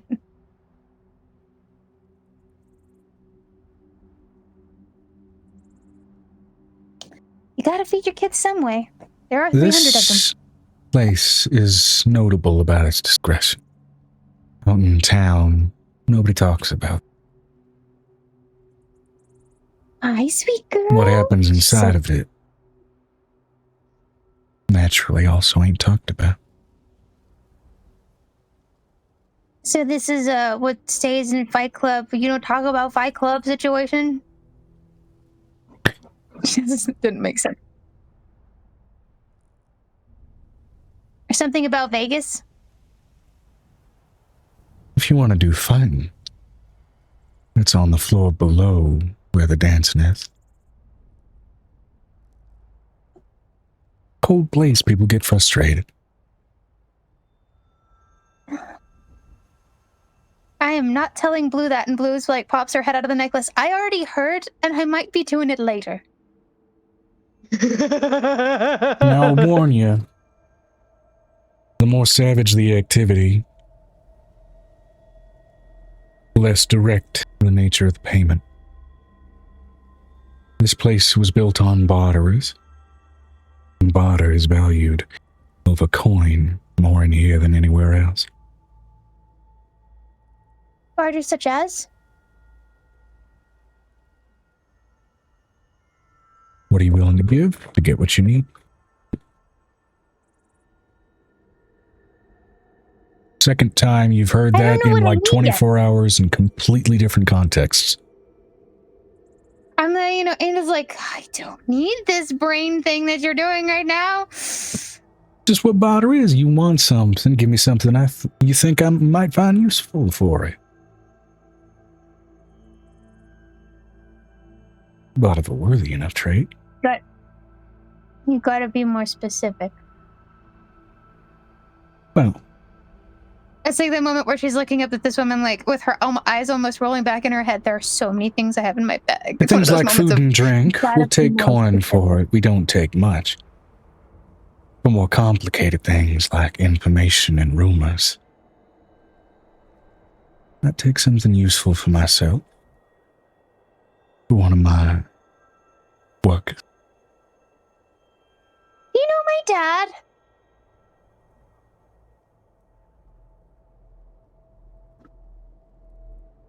Miss Evergreen. No, it's not Miss Evergreen. Oh. You said rumors and whispers, and that's the thing. No.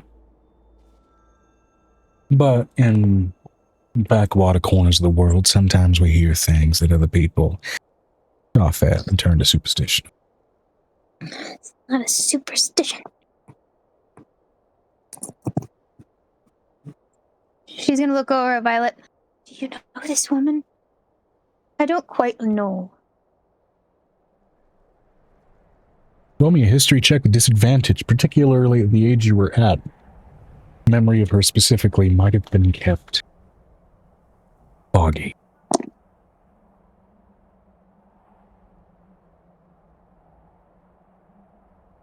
A natural 20 and a 12. Hold on. I have to do math.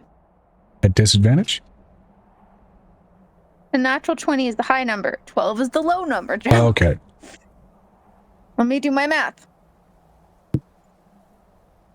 I didn't hear you say 12. I thought you said do well. And it's like, yeah, I know you keep rolling natural 20s.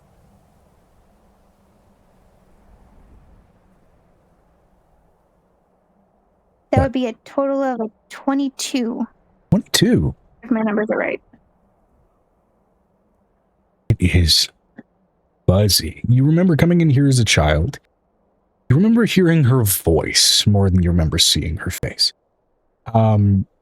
It's very much that sort of young adult and stretching down into childhood kind of sensation of it's important enough to respect the voice of this person in the establishment to make sure you don't get in trouble, but to keep a personal registry of them in your brain might invite more trouble than anything.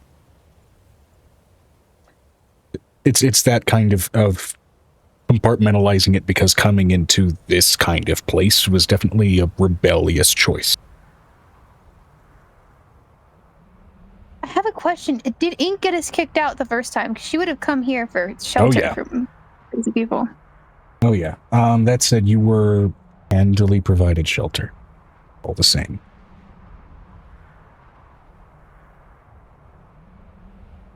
I will let you know that Ink is still alive.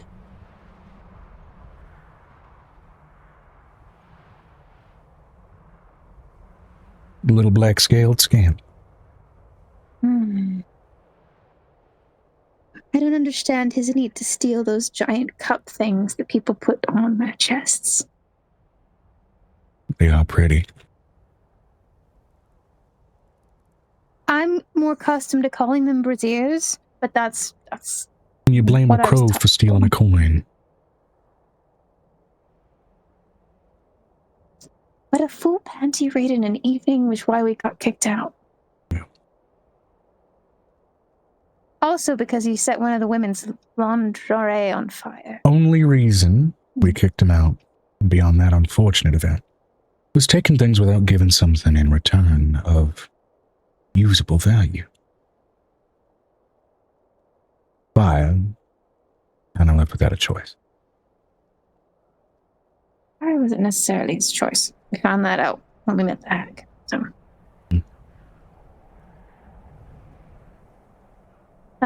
Good thing she was a look up tiefling. with this woman.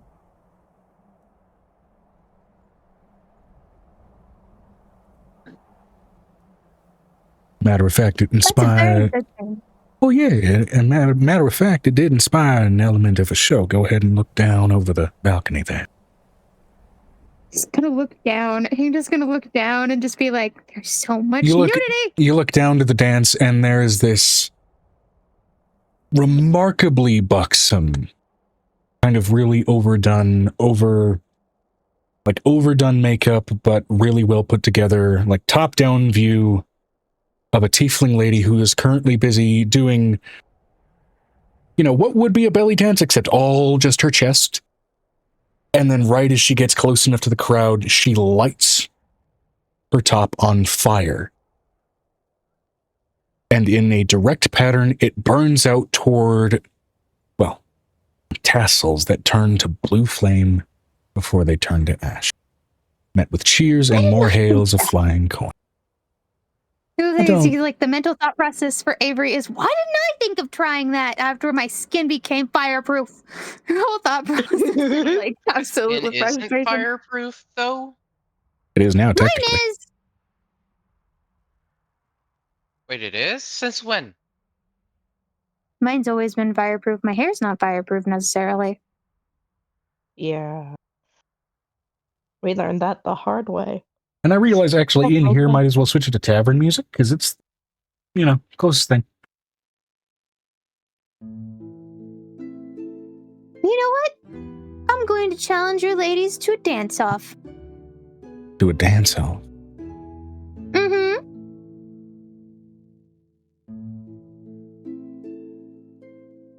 I think you might have to make that a conversation rather than a challenge. If I'm more interested in coordination over competition.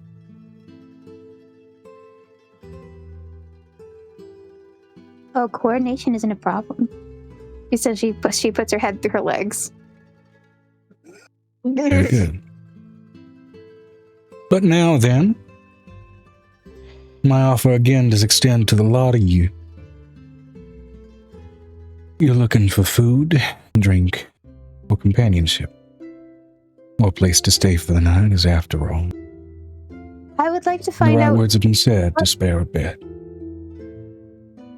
I would like to find out what my sister prefers. Oh, Yes, there used to only be one of us. But my partner is very possessive. I can look and I can watch the merchandise, but I know where my home is. well, that's what you were looking for. Are you into that, We're also trying to bond like sisters. It hasn't happened before. I know, you both reek of magic. I know a temporal copy when I smell one, sweetheart. Good, that would be great. Angel's thought processes. It's like, good, that would be great. This is horrible. So that's what you want of her. Now, about the rest of you. Looking straight at the changeling as if looking straight through him, her, it. Them. Well, hold on. She's not the only one. She pulls Aiko out from behind her, basically like piggybacking Aiko on the other side of the piggyback. What do y'all be wanting? Food, drink, companionship, Aiko. or self-discovery like the wind was brought in for? I just came for a drink. Just for a drink. She looks over at Aiko and she's like, is that all we're doing today, Aiko? Room, so I can explore with somebody I like. Well, you said the right things for It might be nice to not be in proximity of me and Nicodemus. Yeah. She says it out loud and then she's like, I'm sorry. That's true. Mm-hmm. Well, a room can be Already done. got 2 kids. I never thought I would even have one, so we definitely don't need 3. Don't put your foot in your mouth. That's my job. I can't multiply it when she's already pregnant. And technically, it's your genetics. I look at her. We've had 2 kids, and one came from me. And I'm not pregnant anymore. Yes, but technically that wasn't necessarily something I did. That's your actual genetics doing something funny to protect your genetics. From what I understand, you can do that to yourselves in a pinch. Yep. Little pepper girl! You picked a peck of pickled peppers. She looks over at Aiko. Aiko. She hands her something. She hands her a bag of something. Okay, I have plans. You requested them? I made the chocolates. Yeah. Where are the rooms at? The 2nd floor. Down 1.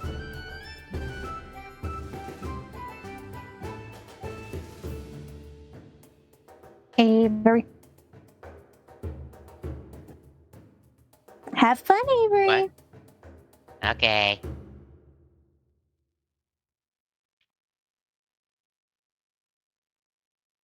You get into a room, Aiko dumps a bag of, let's just say, aids in your incoming activities. Pick 2 for me, I'll pick 2 for you. Cut to black. Did you say she dropped a bag of AIDS? Like marital AIDS, dude. Marital AIDS. Ah, here's a bag of HIV. Deal with it. The fuck? No. I'm letting you know there's some very choice. There's some very fun Nestra mushrooms said, in there. Avery's coming out of there as a shriveled husk, isn't he? Apparently everyone in this building is about to have a disease. There's a whole bag of this shit in there. How many STIs do you have? Yes.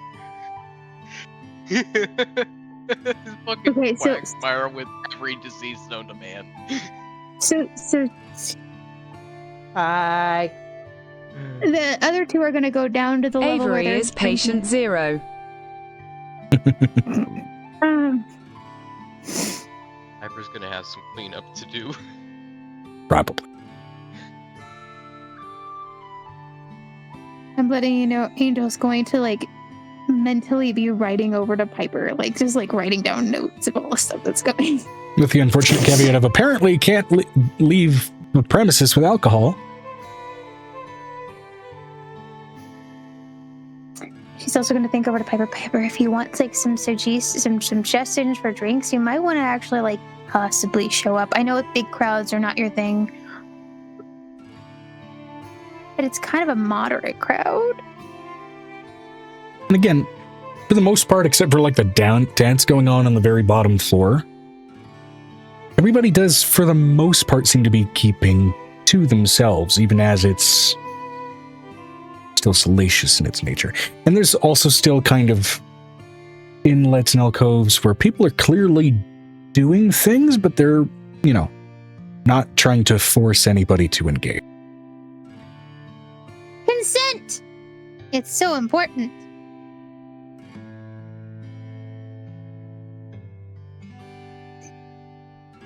She's probably gonna get a big old May I have this sex?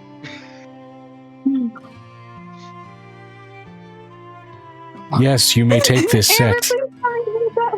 She's dying! She's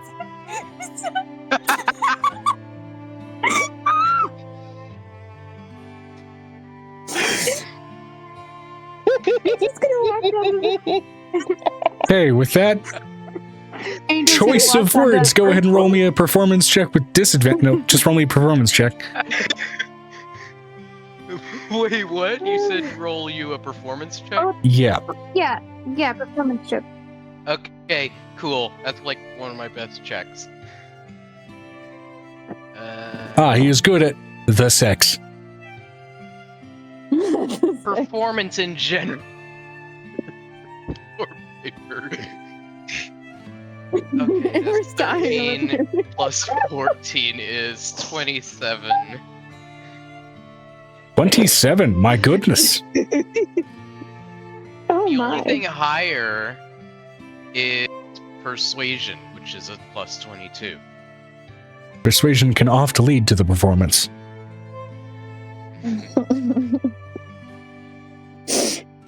Okay. So does it go well for Avery? Yeah, remarkably well. I'm gonna go ahead and roll for Aiko. I'm going to let you know. Aiko got a natural Avery, 19. There are some happy mushrooms in there. They're gonna make you feel really good. There's at least one happy mushroom in there at this point. There are 2 types of happy mushrooms. I'm talking about fungus. I don't know what you're talking about. I might be talking about the fungus among us. True. There's also certainly a fun guy having fun. Building a permanent.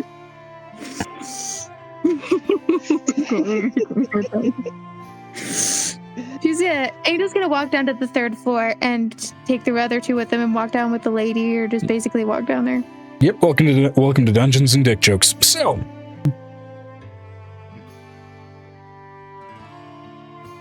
but all the same, your engagement goes remarkably well, and given that it's already night in the town of Arcala, this may be very well where you spend the night. It is a very, very well outfitted room, though, mind you, that you enter into.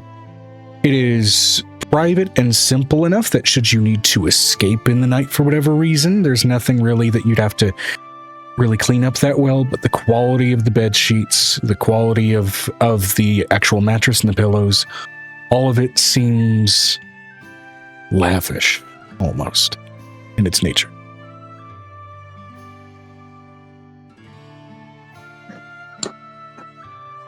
That's good.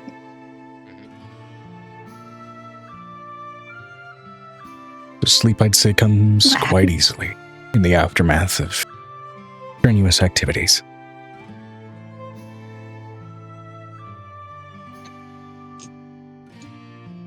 Yeah. No. We're going down to the spicy floor. Doo-doo-doo. Meow, meow, meow, meow. Yes, Meow, meow, indeed. meow. Before we get to that, Vinestra is also being addressed. Rowena. Who'd drink your companionship down?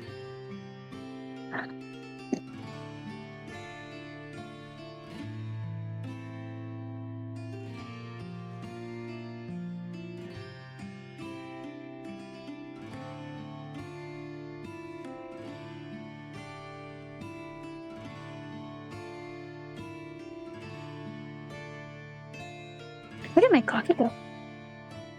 I had coffee.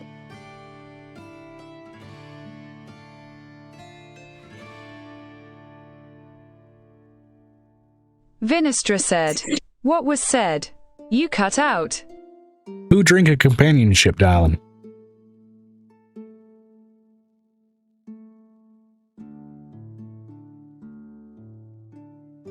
If it's companionship you're looking for, I'm sure we can find someone of your size.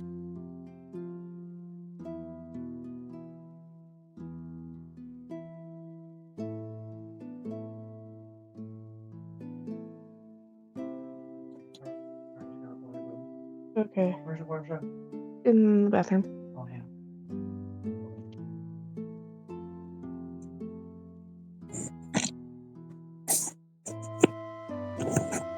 Gonna put everybody up the roads. I'm gonna put on the bedspread. 'Cause I finally got stuff to do. I'm quite all right. I'm just here to keep this lot from getting too out of hand.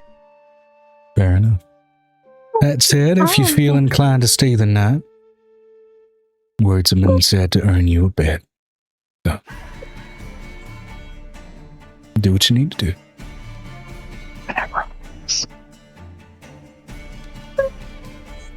That said, it seems the biggest of the trio that you need to keep your eyes on. I think they've made their way down to the 3rd floor. If and when you feel inclined.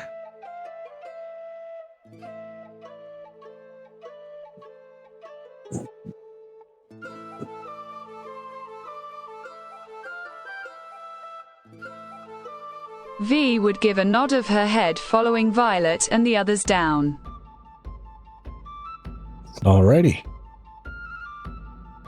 So now, down on the 3rd floor, which I believe Angel, Violet, Cassie, excuse me, and now Vinestra slowly headed down toward.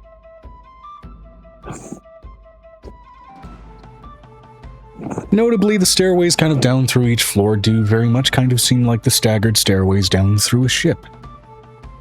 Of course, down from the deck to the quarters, to the hall, that sort of staggered way down. Makes sense why the middle floor is where the rooms are.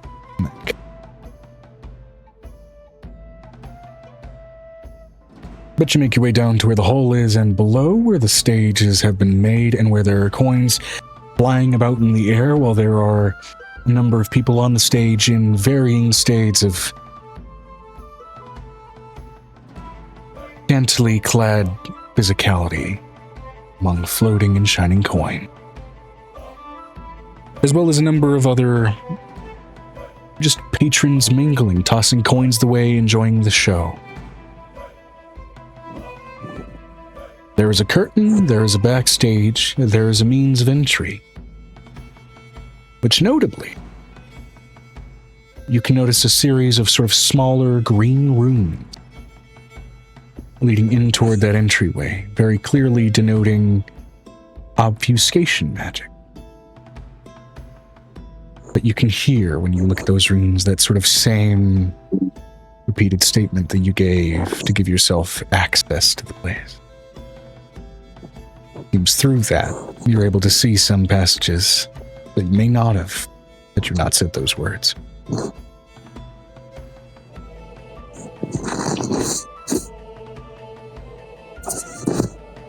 trying to find this envelope. Goes in the pocket.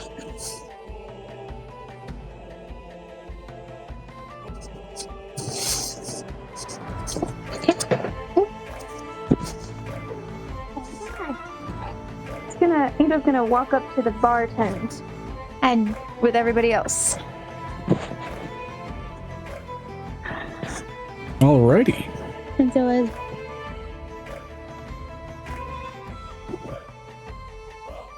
Violet's also hungry. My bag. Absolutely. She looks over. I'm letting you know that little bag of cracklins is empty. Yeah.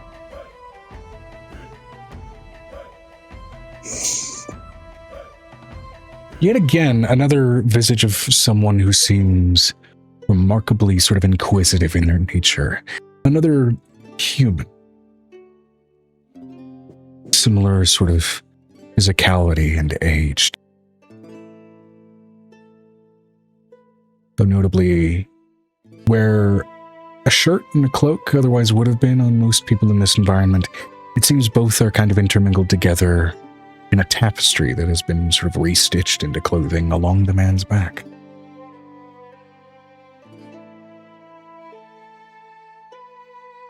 I don't know what that means, Joe. Just presenting the visual on the person is all. What his shirt is made of. That's all I'm getting at. On a similar peek behind the veil, just as well, you do see the same sort of singularly glowing presence on this man.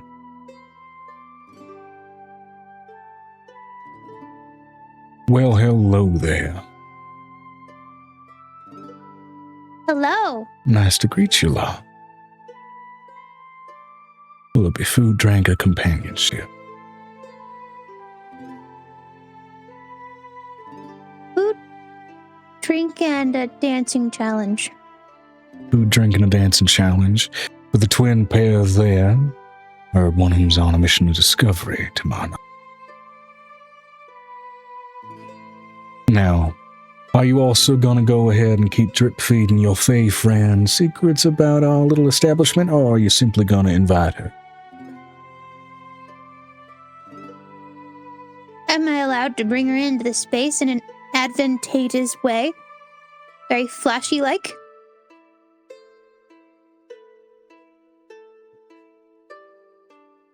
You may find it difficult to teleport within the ball.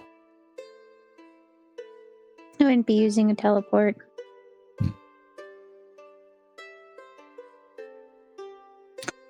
She's gonna tell Piper to tree stride through the necklace, considering her child is in the necklace asleep. Oh, tree stride through your tree child into the necklace and then pop out of the necklace. That may constitute technically using tree stride to go extra planar, but given the familiarity of the space and its sort of nature as a vestige, I'll allow it, especially after this law. I want Piper involved.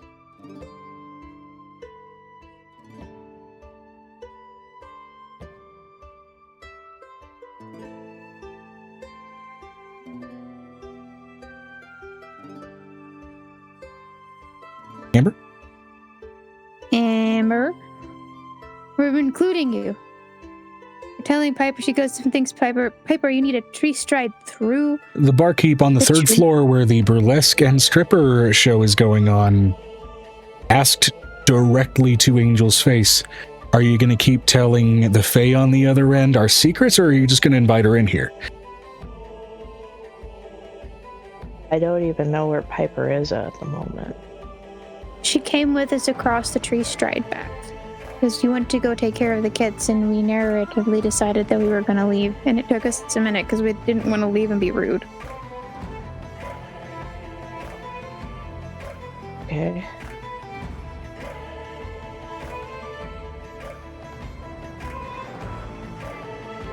In the initial bridge of the session, there was just some narrowing down the brass tacks of how exactly everybody got back to Kirin.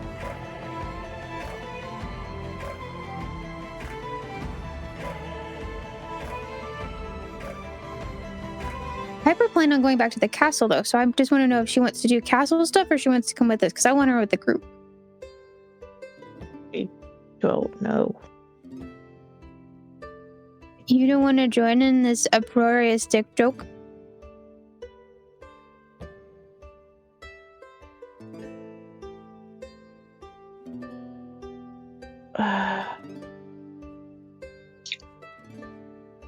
I'm not going to force it, as it is, after all, that barkeep offering me a statement of an invitation, and invitations can be refused. She's gonna call the payphone. She didn't take the payphone. Go Piper on the payphone.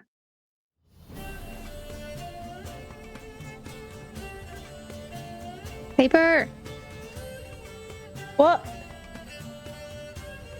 Do you want to come down to this amazing bar? There's lots of people here, and there's lots of naked dancing, and I think we all need an adult night off. So, do you want to come with us?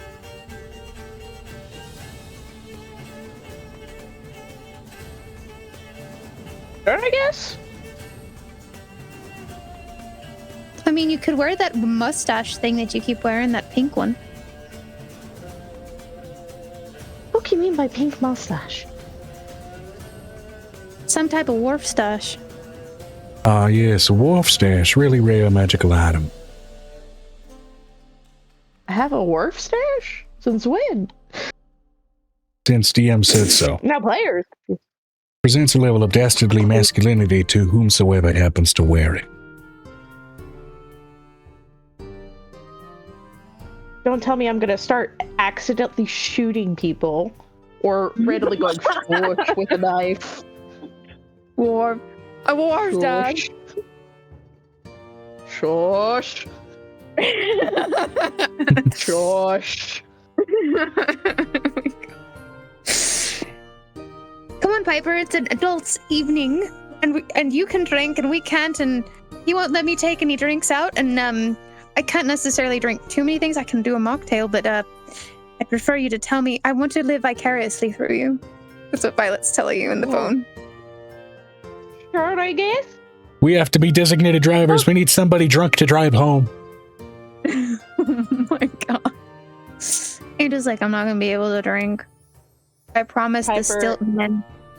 I think Piper went with y'all to the manor, the Evergreen Manor, and probably was like, I'm gonna. Where'd everybody go?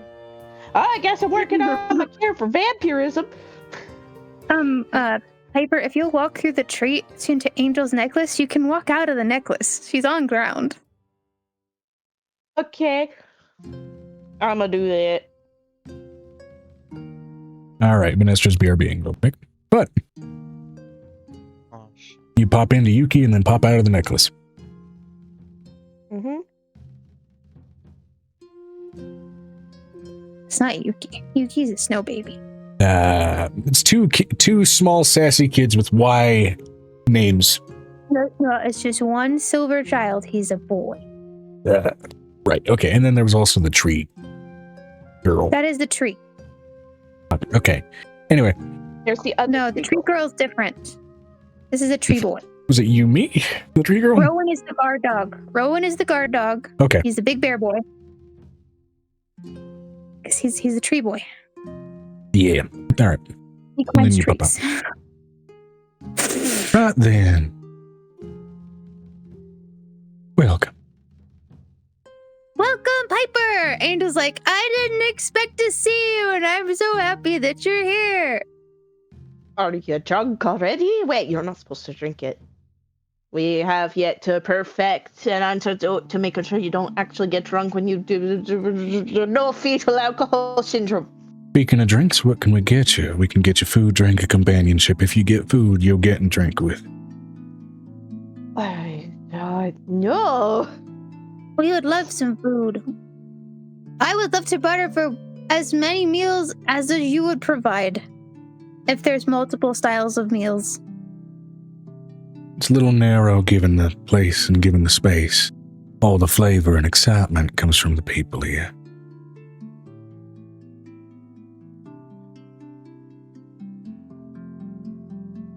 But I can go over the menu and what's going to come with it. Okay. We got roasted parsnip. We can get you that with a mug of beer. Nice beer. This one is definitely more for the fishermen folk who are sick of fish, and I think they may just be sick. I'm not sure. Boiled eggs and blue cheese. That'll come with a tankard of almond milk. Don't ask me where we get the almonds.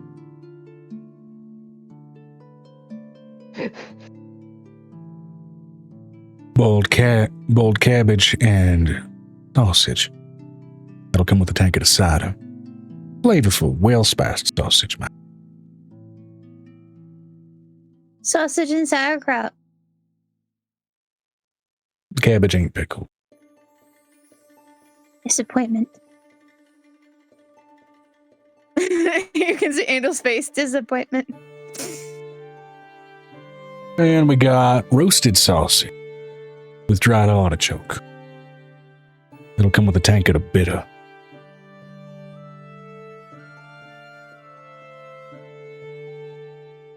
Then, for the more gently inclined stomachs, we got millet porridge or barley porridge. Both of those will come with a mug of stout.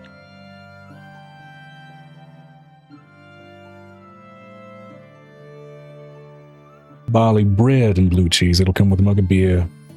Stewed onions, that'll come with a mug of ale. Again, flavor comes from the people here. He's just gonna pull out the Fae phone and look at it. If you put in a special order, the flavor can literally come from the people here, but we don't recommend that.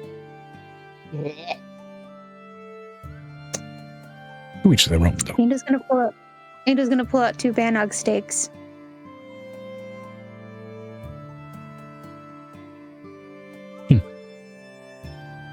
What can you do with these? Quite a bit. The 2 pregnant women would probably want to eat this instead.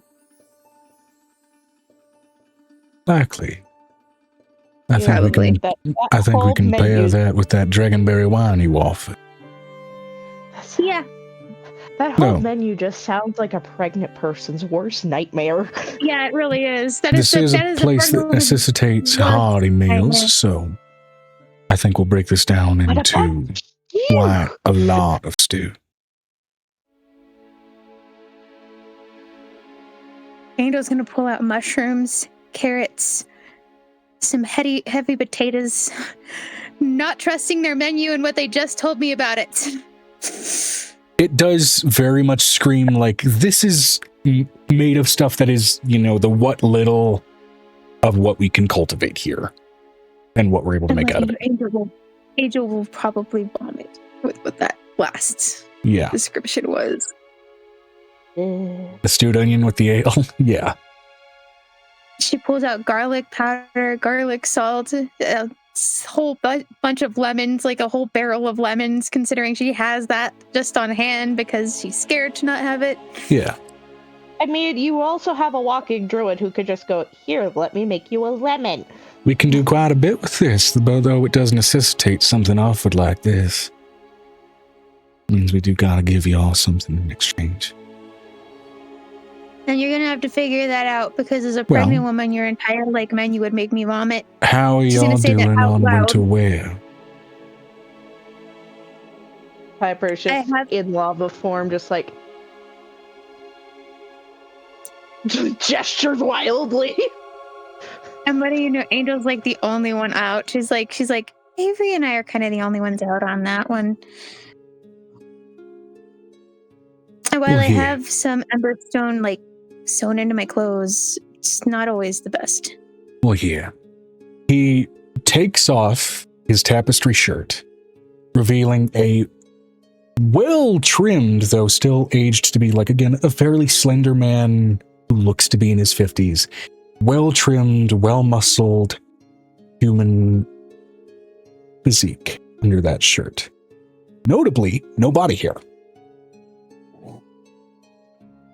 And he hands it to you. A man of It feels thicker and heavier than it looks. It feels almost like there's an inner woolen lining to it, even though it looks to be as thin as silk. Nice. Also, Wow. a man of sensitivity issues. Fuck that hair.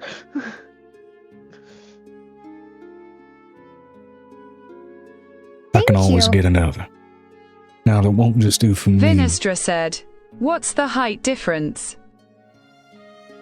It's a big difference. Right now, this, like, in relative scale, this is a full cloak for you, right? Rather, where it's just a shirt for him.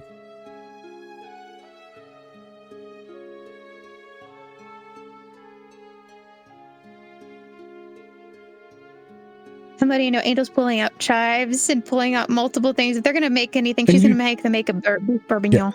A couple of things that you do notice as well. It's subtle, but kind of like tucked into like the folded collar of the shirt. It can unfold into a full hood, still just about as thin. But it can do that. So cool. She's going to pull out some basil leaves. She's just like pulling out everything to make beef bourguignon. Now hold on, sweetheart. What are you gonna pull out? Enough to make beef bourguignon for this entire place. All right. Give me a moment. He reaches back behind the counter and procures what appears to be a wand. Sticks it up into just like a hanging, kind of broken lantern on the ceiling. Looks to be, again, a leftover from sort of sailing days. Smacks it against that lantern, and it lights up with green flames, similar to those subtle green runes that you saw for that doorway, and it begins to light up all throughout the interior. Notably, you are the only one that is seeing this green flame light up. The rest of you are just seeing him smack a wand on the inside of a small bit of broken glass.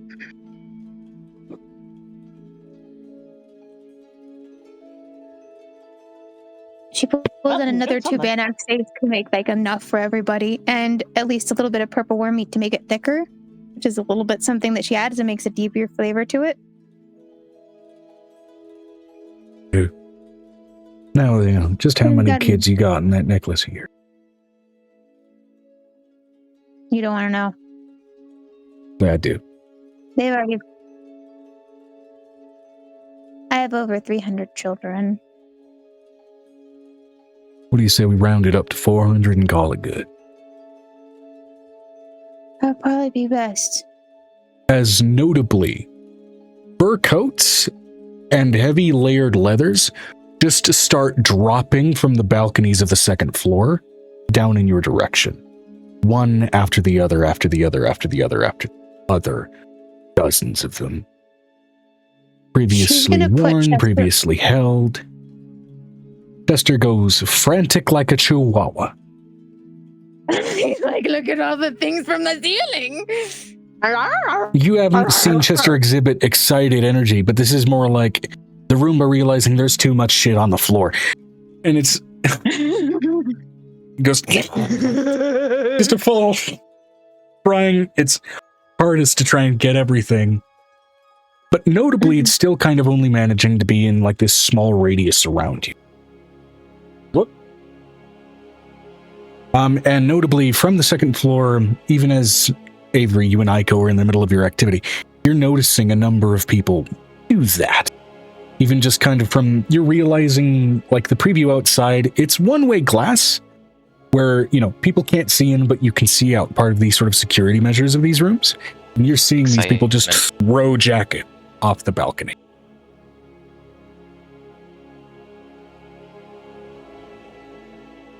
Throw who? Just throw jackets. Always jacket. Oh. That's interesting. What? You give us something we can use, we give you something you can.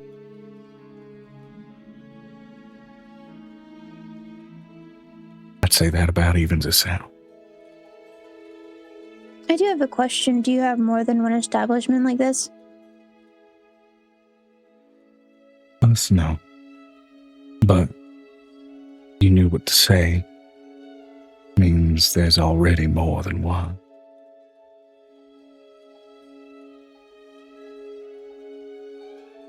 Taps his nose with a knowing look. Angel's eyes are like semi-focusing. What do you know of the Sunrise Rebellion?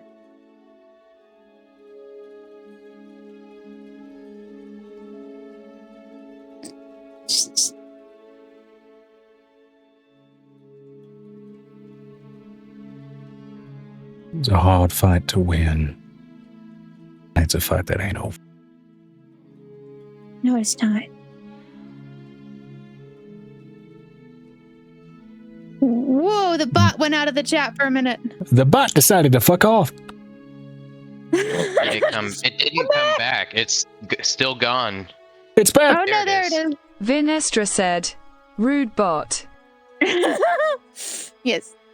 The bot decided, I've been here for how long? You guys never made me a character. I'm fucking tired of this shit. Bye. Son of a bit. Bye. So she looks over it. She looks over at this man. It's not over.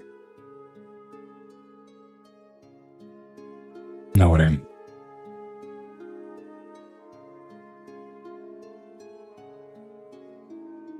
Peace is never eternal until you're dead. In the mortal world, it's always fluctuating.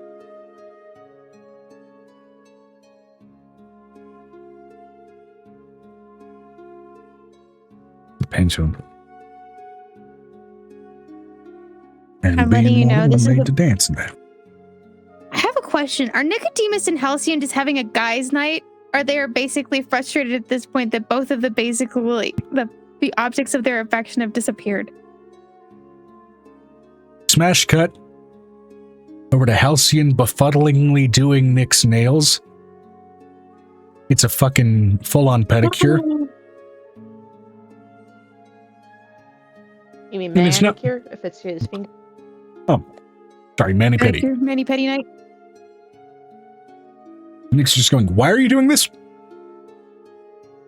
Bro, I'm a high elf. Your nails are disgusting. Oh my god. When was the last time you had them trimmed? What do you mean trimmed? You bite them, you fucking barbarian. Oh my god. I have a Just won't question. do. I have a question. Is Piccolo there like doing the dragon's nails, considering Nick and him in part and parcel? Yeah, Oh my god. Piccolo's there with, full on like dog nail clippers, but like upscaled for Right. Navarre. And Navarre is being very, very carefully distracted with Piccolo's free hand with just a can of like raw hamburger meat. Keep going there, and then he just goes. And then Piccolo tenses up for a second. Don't want to get my hand bitten off. Just keep staying distracted. There we go. Oh shit! And then Spanish cut hands. It's like, I wonder what the guys are doing. Oh Jesus. Are they watching a movie? Are they like having a moment? Please tell me they're not watching The Notebook. Please tell me they're watching an anime of some sort. The world's worst romance? No, they're not watching anything. They're just engaging.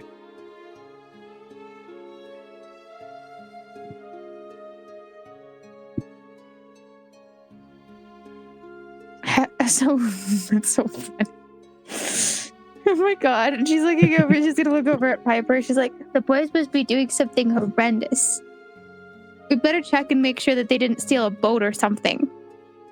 Why would they steal a boat? I don't know. Guys who get drunk do weird things. I don't question Griffin's antics. I don't question my husband's. I don't either. They'll be fine. If something happens, they could call us. Ah, babe, I wrecked the car. Hey babe, can you come bail me out? I'm like in the middle of the ocean. I'm suffering maritime law. And I do mean literally bail me out. The boat's filling with water and I don't have anything to get it out. Oh my God.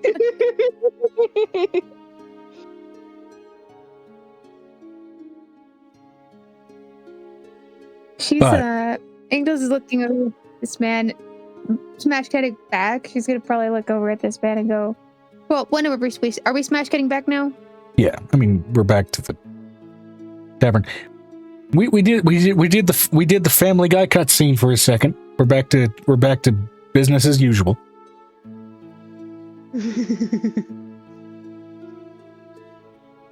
Angel looks over at this man. What else could you use?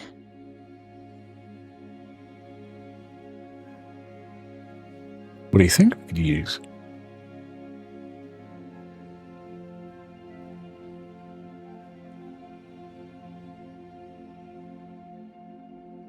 For one, you need more tapestries in here.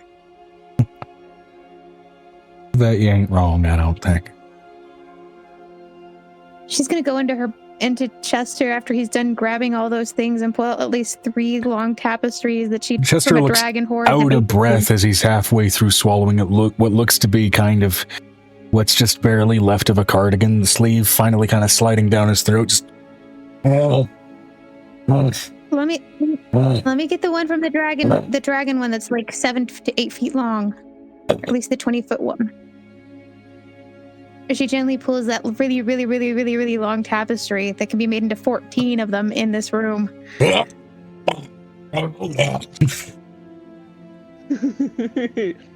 pulling the fucking handkerchiefs out of the clown's throat. I think you can make. She's like, I think you can make like 12 to 20 out of this single one alone. It was found in a red dragon's cave. I don't know what he liked it for. I think it was just a pretty wall hanging. Yeah. That is very nice. It's really old. I think for that, we can split that up a few pieces, dot it along some walls. There's a really badly copied one of a human one that was in a book I read once. Well, on the subject of bad copies, I could have one of my people do a couple of artist renditions of you folk. We usually only do it for our staff, but in case you want something self-indulgent. Decorate for yourselves. Angel's gonna look to the sky, and not turn pink. You look up and you notice the ceiling in here actually looks to be a full mural of a number of the more popular dancers on stage, just intermingled in a full Roman detail painting styled orgy.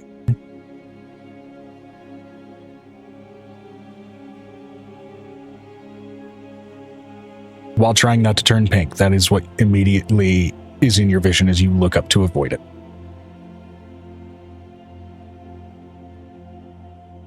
It's even worse. I just made it worse. She looks over she looks down at the thing. She's like, I'm just gonna let you cook, and I'm gonna try to talk to one of the dancers, and we'll talk more in a moment. Sure thing. But I'm gonna let you know, I have more than one rendition of myself in this style. Never hurts to have more. She thinks about it. She looks over at Violet. Hey, Violet, you want to make something for Halcyon that he's gonna love? You know, I wouldn't say no. It has been quite a while since I was able to give him a gift. Well, then. Vinestra said. sounds- Vinestra would chime in. Wouldn't be the first time someone did such of me. So if you want, go ahead. That would be fun. I'll do it too, but I'd like a private room. Do if you I'm gonna want do one as that. well, giant lady? You'll have to give something in exchange, of course, but, well. Sorry, no, actually, you and your friends earned that just from the gift of the tapestries. So if you want one done, we can get it done. I mean, it's a sturdy copy, but it's just there's 3 to 4 thread places out of place, and it's just, if you know what you're looking at, it's just. Oh, we don't do it on Sure. paper. I know it looks like it in there, but we can do it on some nice sort of resin hardened old sails. Keeps a lot better than. That would be interesting. I've never had a resin visual done. Treated sail, basically, but either way. All right. Angel's just really shocked. Like, I never had one of that style done before. It's one of those moments of like, that's gonna be fun. He's gonna go walk over the dance. That's 2 of you. Now, I got a question in terms of discerning eye. Got a dwarf, got a human, got an elf on staff that know how to do anatomy quite well.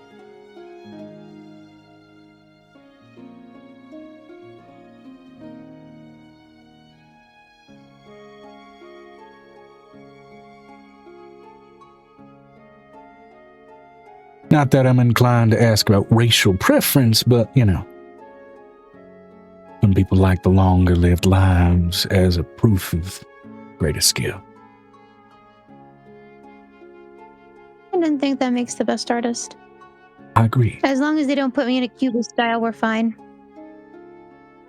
Oh no, they'll be I quite don't accurate. want an eyeball where my nipple. She's like, I don't want an eyeball where my nipple should be. That's what she says out loud. I don't think any of them have indulged in mushrooms recently, so I think you're okay. No, I just didn't like Van Gogh's style for this kind of thing. No. We ain't gonna do no Van Gogh. You mean on you. Picasso? Picasso's the cubist. I thought Van Gogh had its own spec. No, you're talking about Picasso. Picasso. I don't want to be a Picasso.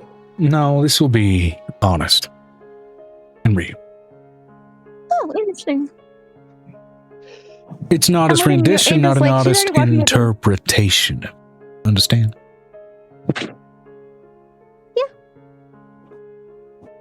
Angel's gonna walk over to the dancers now.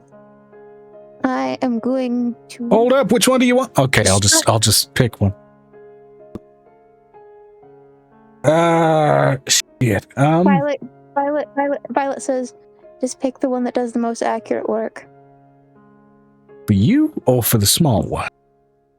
For the small one. Okay, you know what? She strikes me as a small package, but a lot of attitude. Maybe she can straighten Cater out a little bit. Cater! Oh shit. Oh, I okay. Can I say something? I know this is gonna blow everyone's mind for a minute.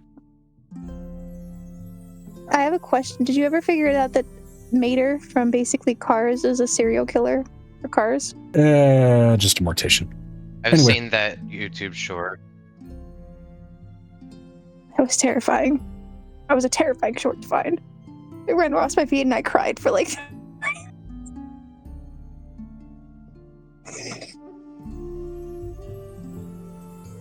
No, he might have been. Yeah, he was a mortician. Yep. I was gonna say one serial killer, be more of a mortician, yeah.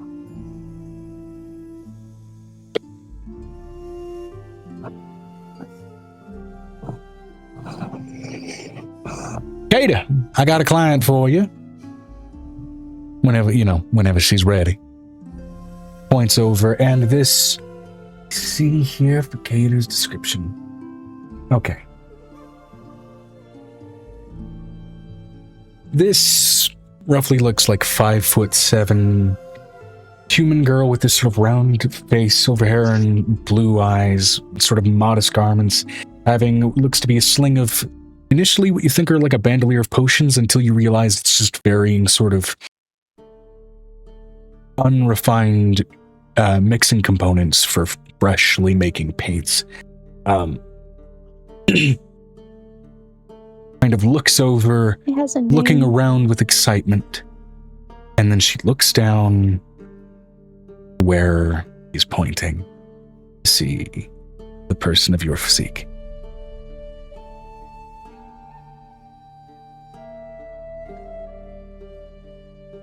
By only 2 humans, you know this? She has pretty human proportions, if you ask me. Just go for it. Sweet little thing.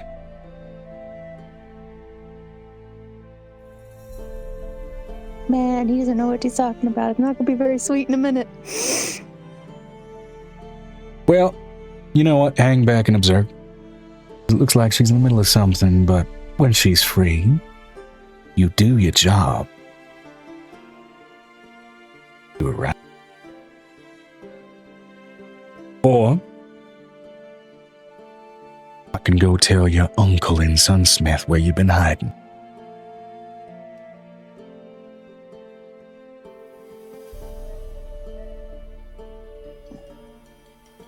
Be that way.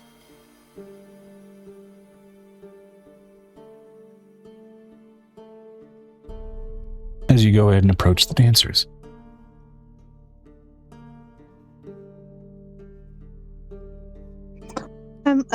Violet does say, I'm going to let you know if there is an elf option. My husband-to-be is a high elf. Oh, is it? Right. With Well, certain preferences. let's see here. He came from a very promiscuous family, not a very nice family. Right. We got Dorgry, the moon elf. Kind of similar to your complexion a little bit, but, you know, sort of the more knightly inclined of the high elf variety. Oh, catch my drift? Oh, that'd be cool. Great. Dorgry.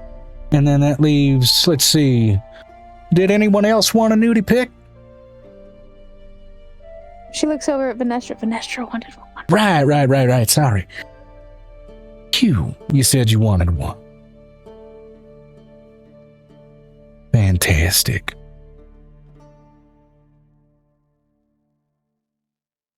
Let's see here. We got the last one here. Vinestra said that I did. Yeah, my bad, sorry. I'm getting mixed up with folk just a little bit. And then I, the DM, am also looking at the lists I took. Deserve to go ahead and make sure that I'm looking at the right shit. Get some water, you fools. Yes. Oh, that means there are people chatting. No, there isn't. Ah. I need water, Joe. It's been a while since we've seen you drink water. Been a minute. Give me a second. All right, so let's see here. Right. It's a dwarf. You're gonna get Threnin. He's a short boy and he has a thing for adventurers. So, well, I'm sure he'll do you just fine.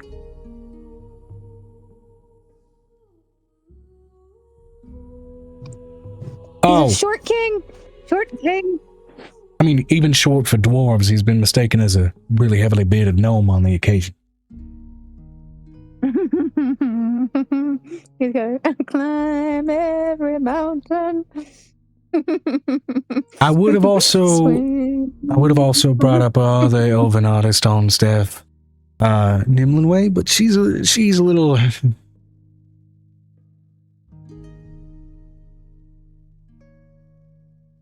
preoccupied.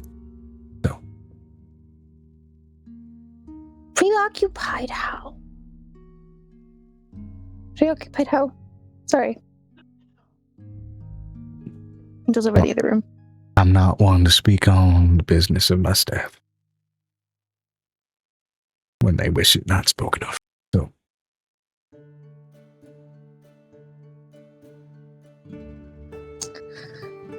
Angel's gonna approach the dancers at this point. And Violet's gonna look over at Cassie. I want you to take a look around the room. Who suits your fancy? There are men dancers, there's female dancers, there's so many people here. Fine, I'll give it a try. Oh, goodness. A try. Not what I meant, as she's slowly turning a deeper and deeper shade of pink.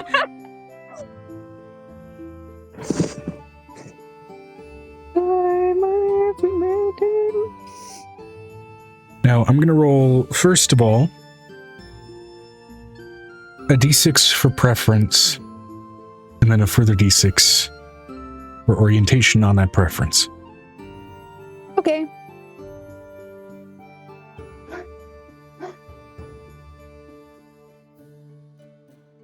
Okay?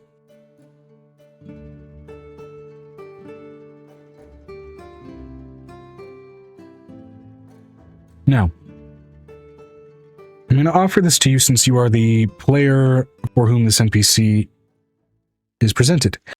A reroll on either the first die, which is the preference, or the second die, which is the orientation of the preference. Or you can just let the results stay as they are. I just don't know what you mean by orientation of the preference. Like... Yeah, because the preference and the orientation are kind of the same thing. Yeah, you just said the same thing twice. Okay, let me redefine that. Sort of monogamy, polygamy, that kind of shift on. Okay. Yeah. That kind of deal. Yes, but you know, so the top or bottom wasn't the other. That's another preference that should have been rolled for. Ah, shit. Let me grab another d6.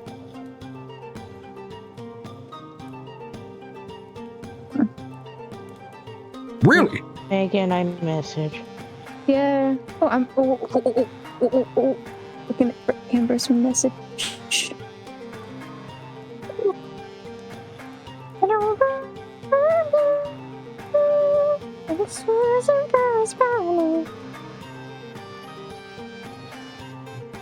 Okay, preference, orientation, position. I'm going to request a reroll on any of the three.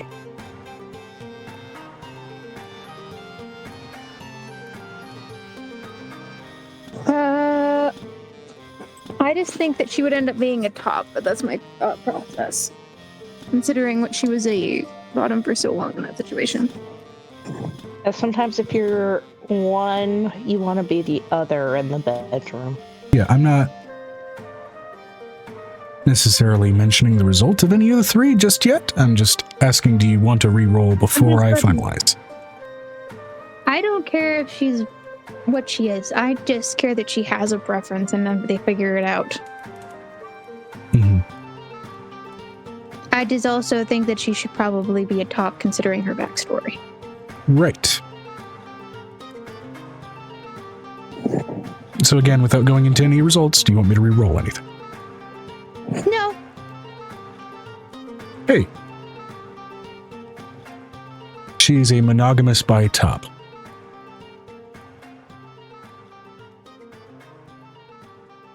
In other words, she's very much attracted to affection in general, wants to be in control of that desperately,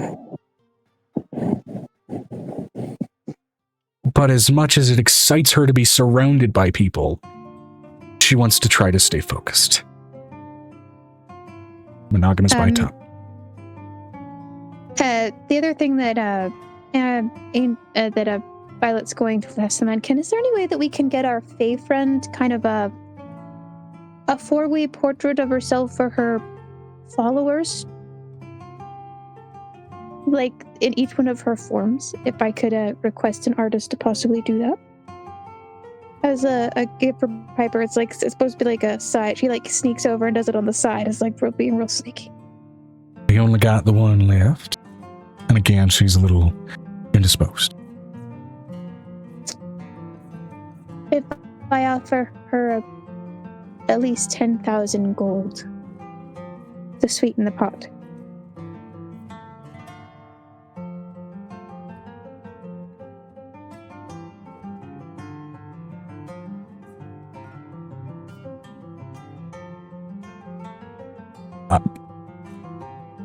I'll see.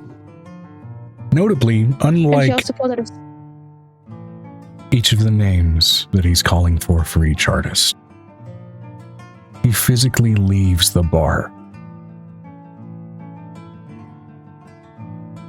She's also going Go to find pull her. out a thing of piff as an offering. Because she has one little container of piff. It's like this big. It's like a little small vial, like this big. It's like a single dose. So you can put Appreciate little it. drops in people's... I don't think she'll appreciate it. I appreciate it, but I don't think she'll be quite into the gold to maybe. I'm going to go ahead and check with her. Okay. He ventures up to the second floor. Kind of back in through another one of those sort of lit up green passages, which again, notably, given that you're the one that said the phrase, only you can see. The rest of you see him pass through a wall.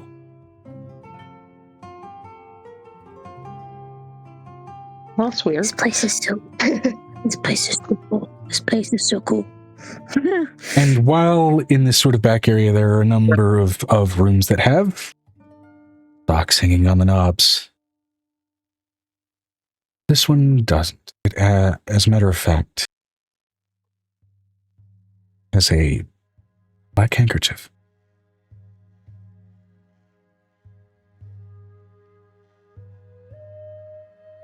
He opens the door and quietly ventures in. I'm going to roll a persuasion check for him at disadvantage.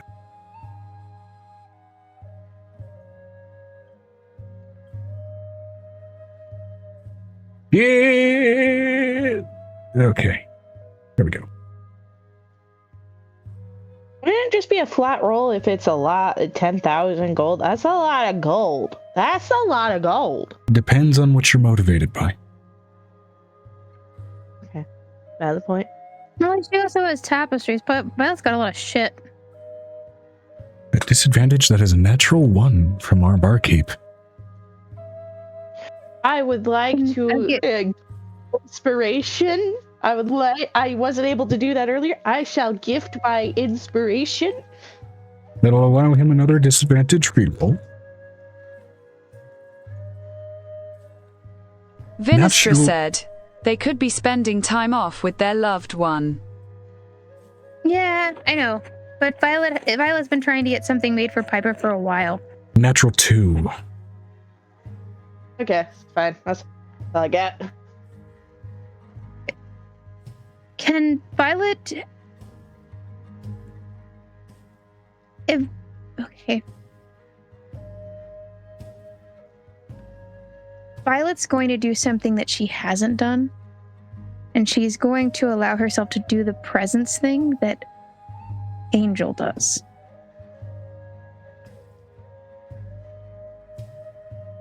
Letting Fine. off that dragon presence for about a while. To intimidate? To make people known of it, not to intimidate. Okay.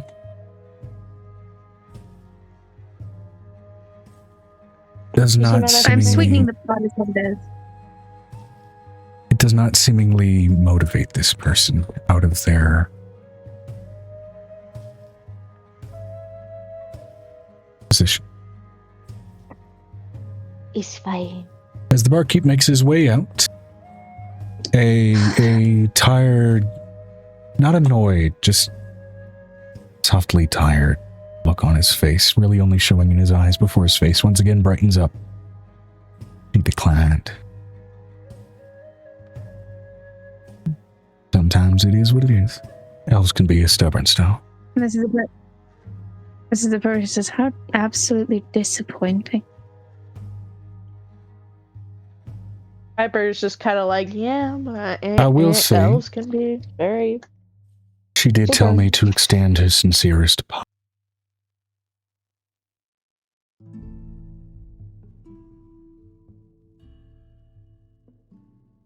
But she did decline.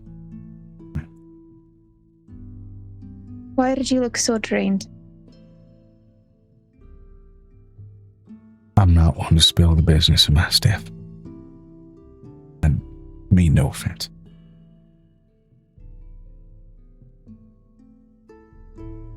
Roll me an insight check. Yeah, no, there's a foreign bullshit going on here right now, and Violet's like all about this smell that's going on right now in this room. Ooh, 17 plus 12. 29. Not foreign magic that you're picking up off of that elf or anything. Moon elves, they're not foreign. It's just, they don't make themselves easy to find. But this reads especially on reading his face in that brief moment before he brightened up immediately. Second-hand sorrow.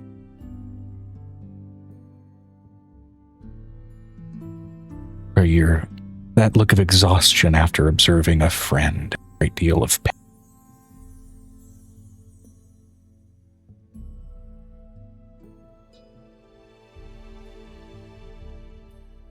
How am I allowed to be nosy if I can fix something?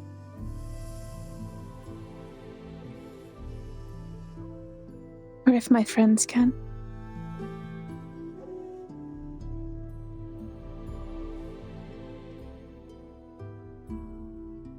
I'm going to ask for permission before I decide to fix things. Angel doesn't do that very often, so if she finds out, Roll a she's not gonna take persuasion no. check. I'm gonna take that natural 20, Joe. I'm gonna take that natural 20 for Violet. Violet! She doesn't usually roll Violet, give me like an natural that. 20.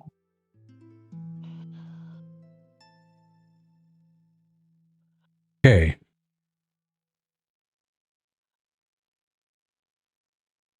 So. Natural fucking 20. It is what it is. He leans in close. Whisper.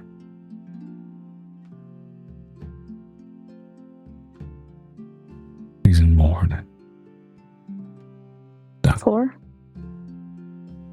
Her husband.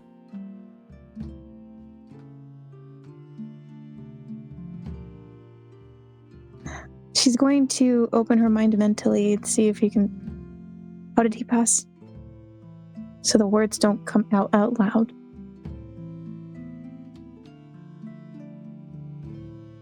Catch kind of in the further edges of Kirin. Trees were sparse before you guys grew a forest, which you still are awaiting an opportunity to properly name. But where there were trees, some animals did reside. And given the environment and how sparse prey can often be, predators known to be vicious. And you catch an unfortunate image of Frostwolf ripping an elf apart. Frost what? Frostwolves Frostwolves? ripping an elven man apart. Not to be confused with Does she winter have wolves any of his from clothing? giants folk, but just wolves that are naturally inclined toward an environment like this. How long ago was this?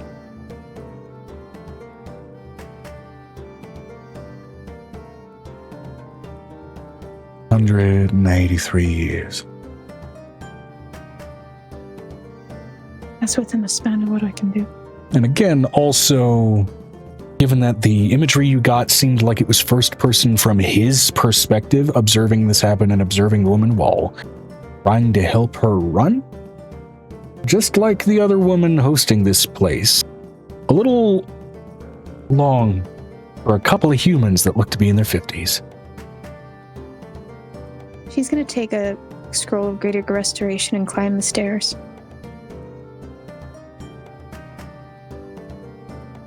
Greater restoration and greater resurrection. You wouldn't need greater words. resurrection, just Greater true resurrection. resurrection would get that range.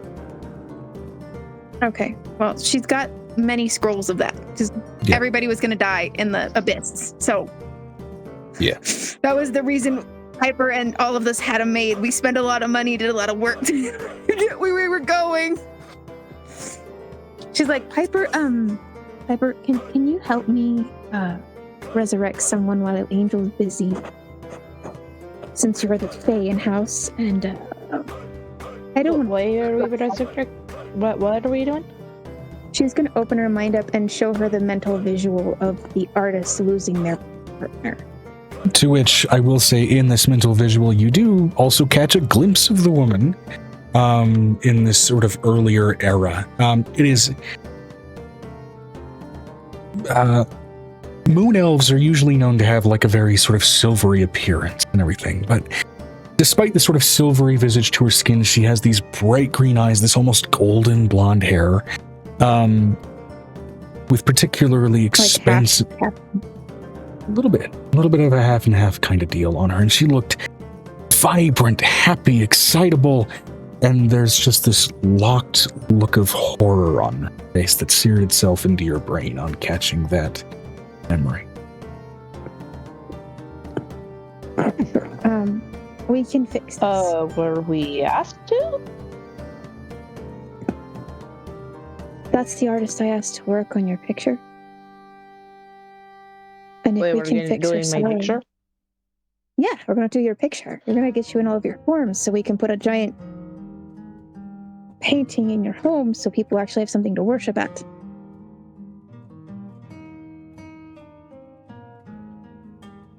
Oh, Piper just in the back of her head. Oh no, we're giving that seagull shit. Like that seagull some shit.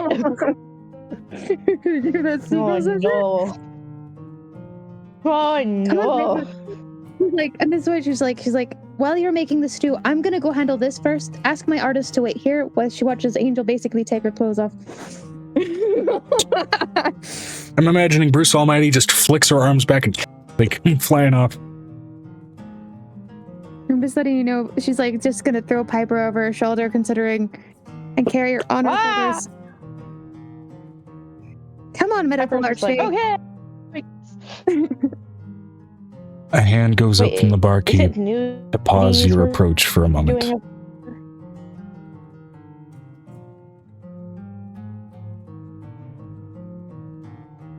What are you trying to do? Undo a wrong. Because I can. Well, persuasion, he's going to roll an insight.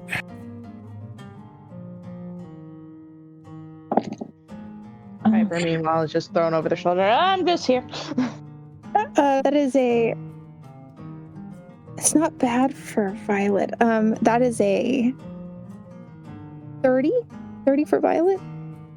32 on his insight. He reads you like a book. I can fix this. Okay. I have lived in the Abyss for 400 years. Let me go I warn came her. back. I got a second chance. Let me go warn her. Yes, a good idea. I'm not going to let a couple of unfamiliar faces drop in on a door after she already refused a job. So I'm going to go warn her.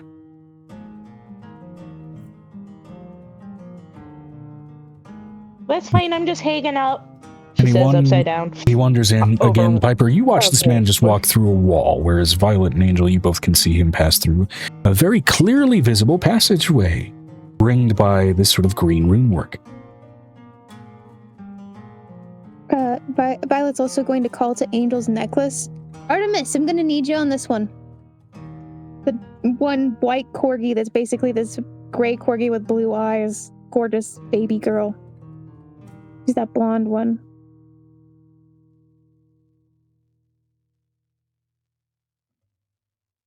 He wanders in. I'm going to go ahead and roll him a persuasion check again. This time, it's not at disadvantage. It's also not at advantage. It's just a flat roll.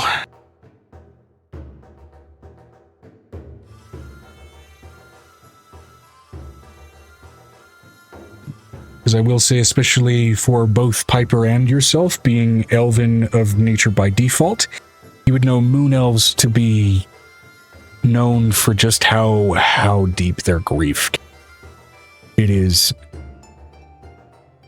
To be in mourning is something of them that can, when it gets deep enough, even transmute itself into a form of magic. It is rough.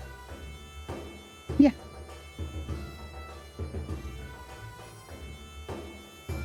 The reason why Piper's like, I'm okay with being kidnapped. Now, of course, just like the extreme on high elves is Eladrin, or the extreme on sun elves in this case, similarly speaking, an extreme on moon elves, taking that to Shadar Kai with how deep grief can go. I mean, it can get bad. Now, I did roll her counter check for basically what's her threshold of refusal. He does. I'm gonna give him advantage. Fire elves. Yeah. There are fire elves. There's fire elves since there's snow elves. Yes. Technically, ash elves are the counterpart to snow elves. Sun elves are technically the counterpart. Well, there's sun elves and moon elves, and then there's snow elves, and it's subtle variations in skin tone, really. Just like there would be subtle variations in skin tone in our world, like olive and fair-skinned, and okay, that kind of deal. I'm gonna go down a rabbit hole later.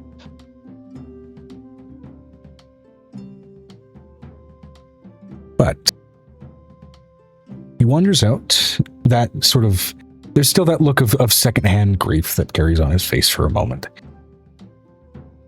Going to let you all in. Just don't be boisterous. I trust y'all. Be as sensitive as the situation calls for.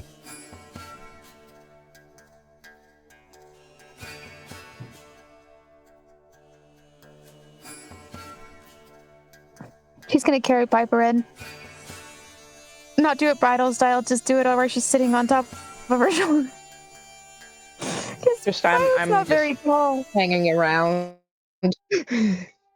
Yeah. Whoa. And it's kind of comical considering how short Violet is. She's like 5'2" and she's just hanging you on her shoulder.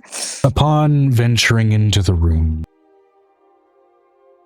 curtains are drawn even at night, and there is that sensation of when you enter into the home of someone having a rough time and grieving someone where it's almost immediately emotionally draining on entry.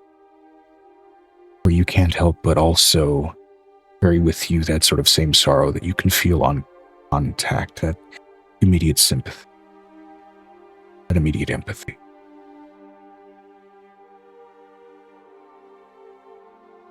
Piper, you're familiar with this in Shadar Kai to the extreme where it develops into a choking, almost contagious apathy.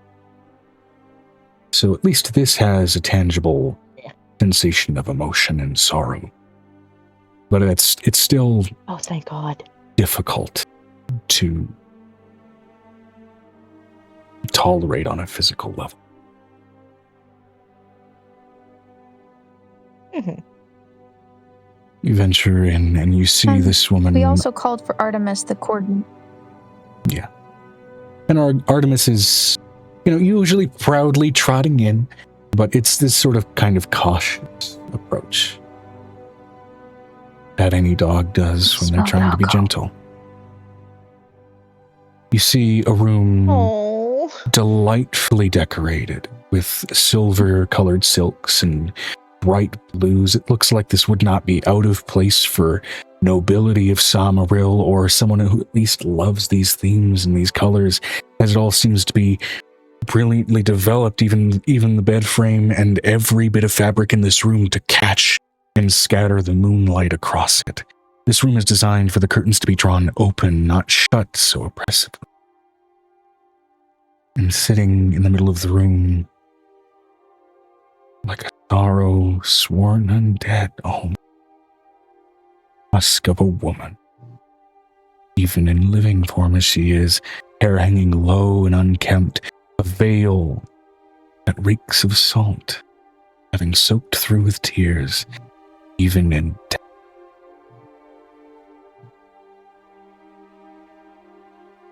Still in black mourning clothes, beautiful though still on her frame. And a perfume that wades off of her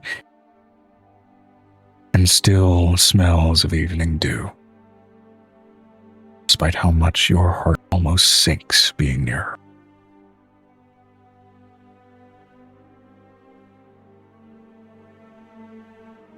Violet is not easily swayed over what she is right now. She was even obtuse as a person before that, so... Violet knows that she's sad.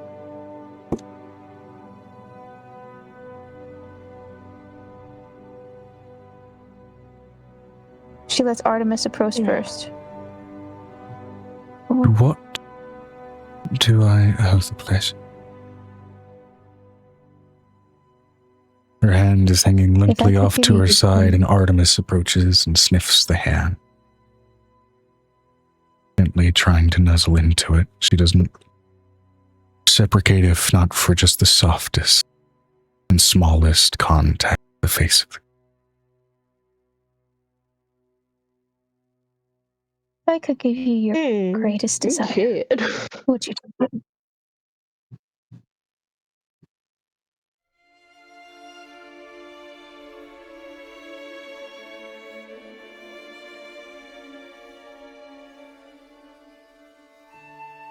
In a heart. In a what? In a heartbeat. She's gonna pull out the scroll of true resurrection. She's gonna pull out the scroll of true resurrection.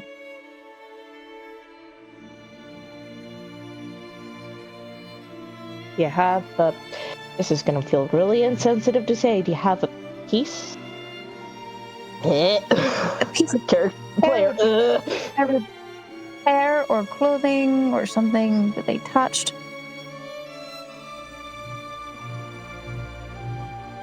She reaches through her hand into a finger and a ring bound around it.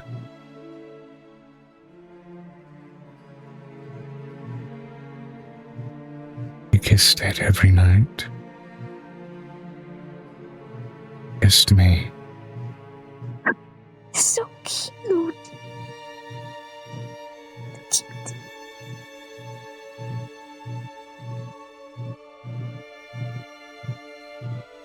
You do your spell without me removing it from my hand.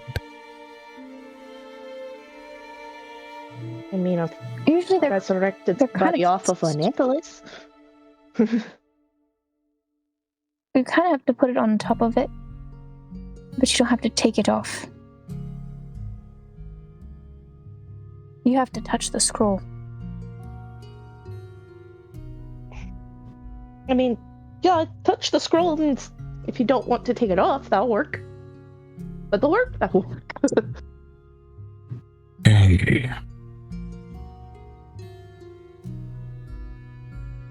I texted Megan. Okay. You are going I'm to excited attempt to have her cast True Resurrection. No, I'm going to. She's going. Angels. They're all going to try to cast it together as a group. Well, technically, we're doing the casting. She's just sticking her hand on so she can not let go of the ring. There you go.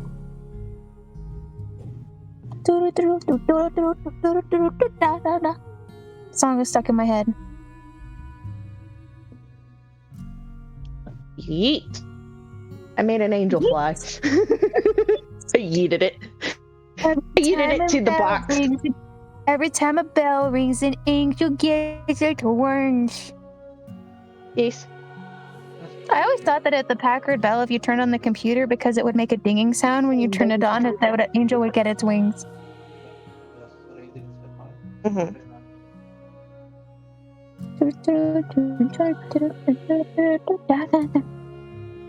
That's also to go to Megan, but that did not make it to the box. Oh, both Megan? Yes. Boom. You know what song I keep hearing in my head, Amber? Hmm. He don't know me. He don't want me. You don't want me. I It just is simple use enough. you for his It is Sorry, simple enough sorry, to what? cast this spell Sorry. through the use of a scroll. Now, notably, when casting this spell through the use of a scroll, there is a loss of the intimacy that comes with entreating a god to shepherd that soul across the veil. Back to the body. Yeah, but it's one of Violet's.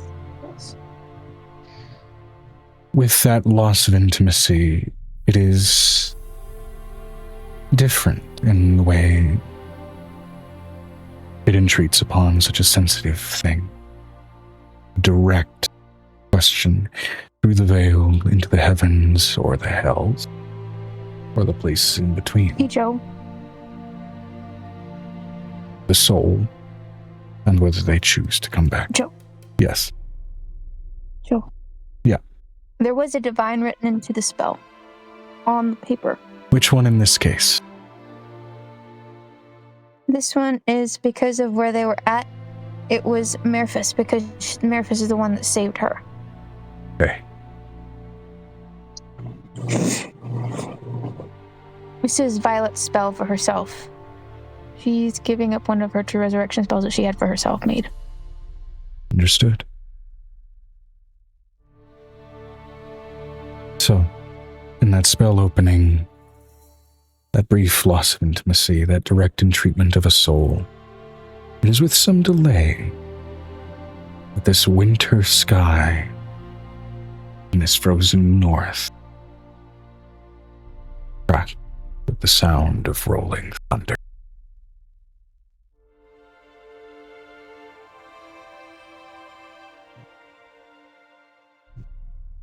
Not often that you hear Merphis' voice address anything with softness.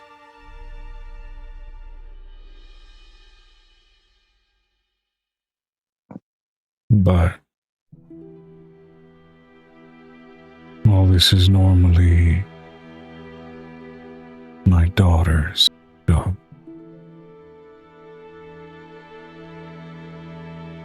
I will happily pull forth the soul from the veil, should he want to come back.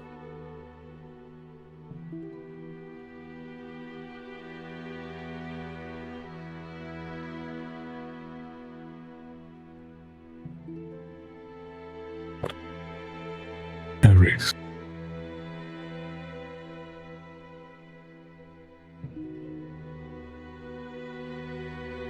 Your wife misses you.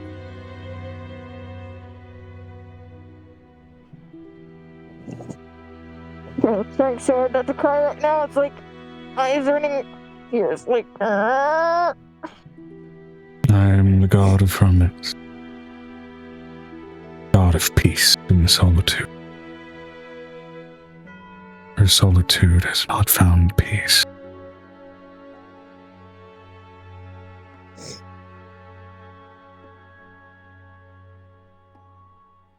Will you grant her companionship and warmth in a bed that is not cold to her soul?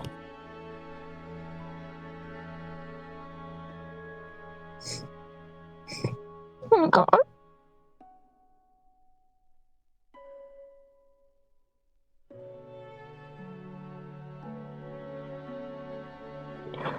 And as the thunder rolls through, you almost hear in that crack and rumble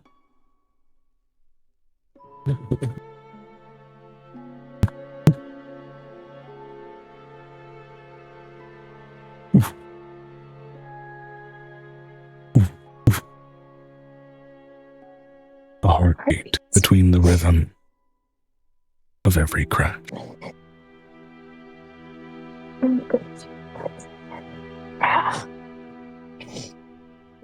The curtains are blown open as a flash of lightning crashes before the window, and the room is bathed beautifully in the reflection of moonlight. You're all blinded for but an instant. Your vision struggling to come into focus, and that flash of light struggling to adjust, as you find an elven man, long silver hair, brilliant hazel-colored eye, covered skin, kneeling, his hands extended forward and holding the ringed hand of his wife, his face buried.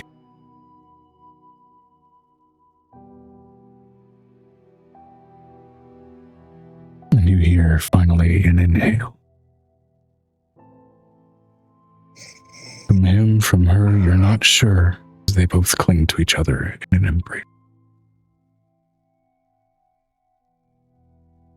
And for once, weeping is sounded from this room, not of grief, but joy.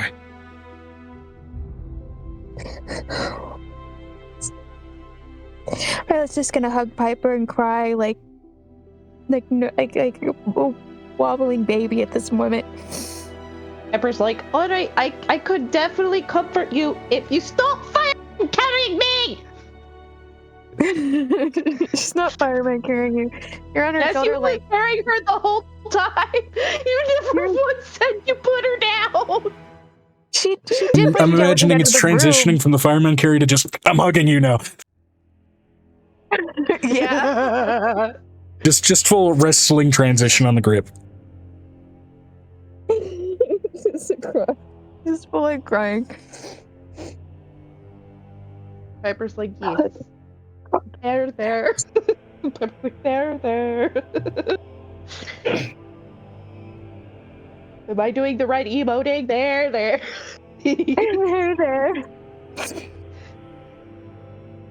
Now I just imagine GLaDOS. There. There.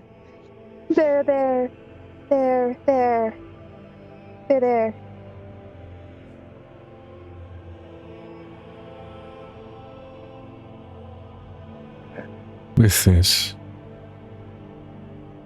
the man is fully clothed, not in an attire similar to hers, but something bright, something golden, something glowing, something he was afforded from wherever he resided previously. He was.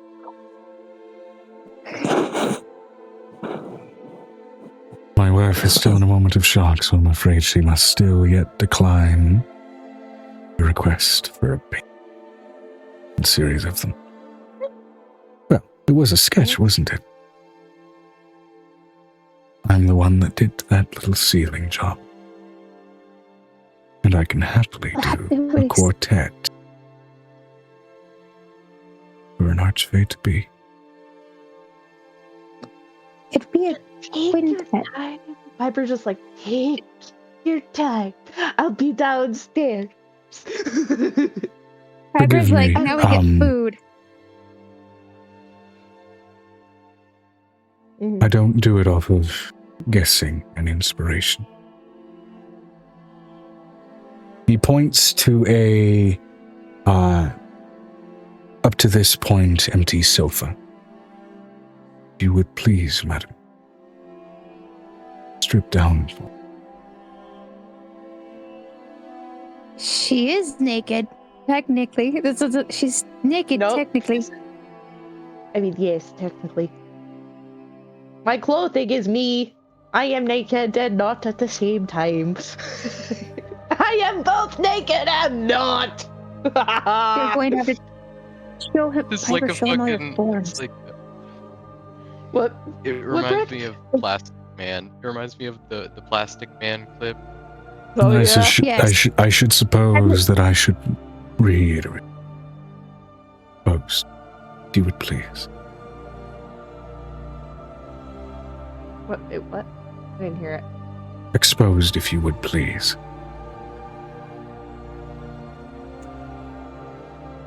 Piper's.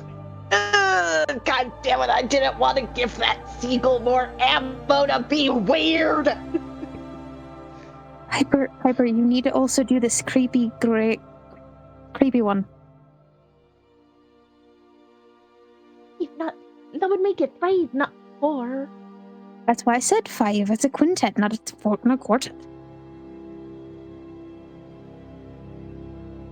Piper is just now trying to get the logistics of how to do scary Piper nude. Just like Silent Hill, there's your answer. With Silent Hill. Or like, think about the witch from Left 4 Dead. If it's crying, it's in the dark and you're alone, don't go fucking near it. If it goes quiet, Don't go talk to you're already dead. As long as it's still crying, you're okay. If it's quiet, you're fucked.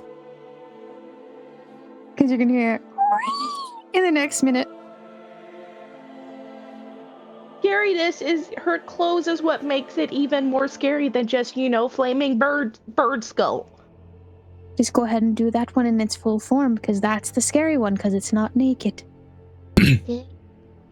Want to figure out how to do that. I know you're saying Silent Hill it, but even James' fucking little personification had pants, i.e. Pyramid Head. She's like, what about latex? What? Form-fitting latex. So you get the idea of what the outfit looks like when it's clothed, but still stuck to your body. That could work. There you go. Violet's Technically, like, it still works for an lantern because latex is plant-based. She looks over at Piper. I will be outside. He has a changing corner over there that you can do what you need to do. I'm going to disappear. And don't worry. Downstairs. Once members of the staff get married, we are allowed to refuse any exploratory services. As such, Want not any? engage.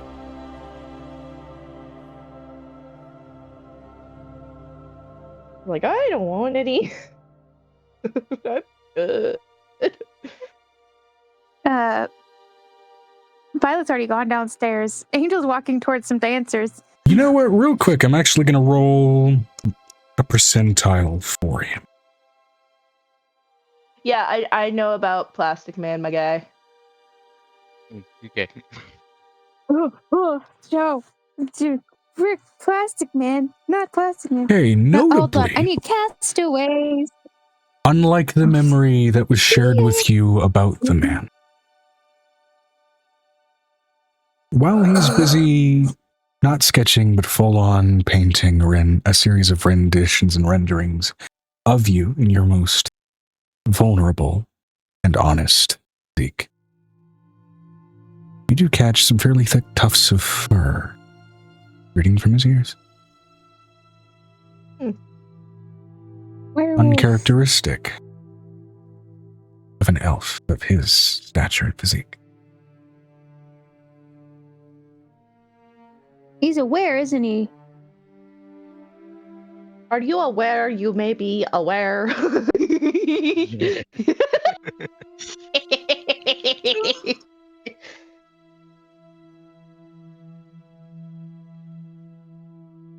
In going to where I went after death, I was stripped of any curses and maladies that came with my demise.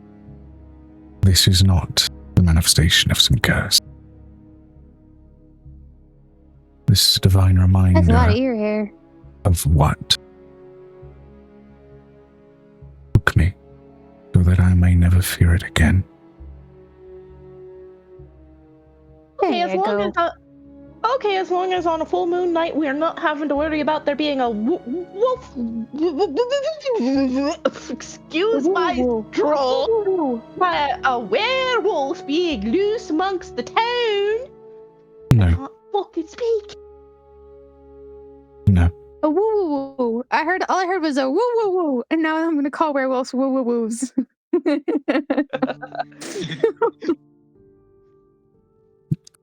There are 7 elder woo-woos that come at you from from the forest. Roll initiative. Hi, everybody. We're playing Curse of Strahd. About 9 woo-woos are chasing you toward the murder house. Okay, this is one of the few times that my speech impediment having ass is okay with y'all making fun of what I say because it's funny as shit.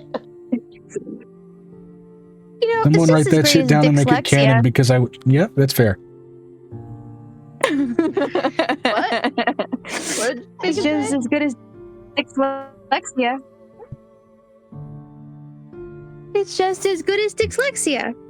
I think, you know what, on that note, with those artist renditions getting started, we're going to go ahead and take our break there. Also because my eyeballs are floating. Go to the restroom, Joe. Castaways. We are castaways. Yeah, I know, but we haven't gotten to that Welcome back, yet. everybody, from the break. We'll get there. We'll get there. We're just discussing shows. They're talking about anime and boobies. My Hero Academia! Exactly, anime and boobies, So the good. perverts. I At least we're digress. not Mineta. At least we're not Mineta. Brew, you know, it's not that hard to be not disgusting, but it's an accomplishment still to be above that. At least we're not Mineta. Oh my god. Yeah, at least we're not trying to get our teachers to talk about our hairy balls, which is befuddlingly our power. Yeah, My Minerva's God, got no, something it's his fucking sticky wrong with him. balls, Joe. Sticky hairy His balls sticky because it's balls, also Joe. his hair. His Yeah, sticky balls. Who? Mineta. Mineta's the one that has the hairballs for his actual power, where they stick together and they stick to things. He's the So it's token literally he's the asking people token to mega look at his pervert. hairy balls. Yeah. Oh, it's a MHA. That's why I don't get it. Yeah. He's sticking. He talks about. He's like, "Here, take my sticky balls," and we're just like, "Oh my god, go, Gray! It's so weird." Oh, hey. You are a high schooler and you need kid. Why are they always sexy? You know you can Why are they you can trying to be address sexy? most of these atrocious observations on the human condition with a little bit of It do private time with be your left like hand. that. I mean, come on. Let's clear the air here. Joe, I'm letting you know, Matt the Curtain has covered this. Yes, I know, and You know, it's sometimes hilarious. teachers really feel like that. Oh, why is your correct brain herpes? There it is.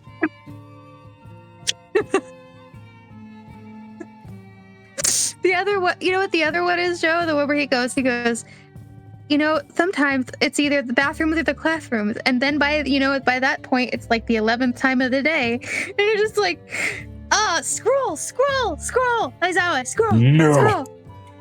We're talking about that live, so let's do this. It's like, Yeah, nudie Try. painting.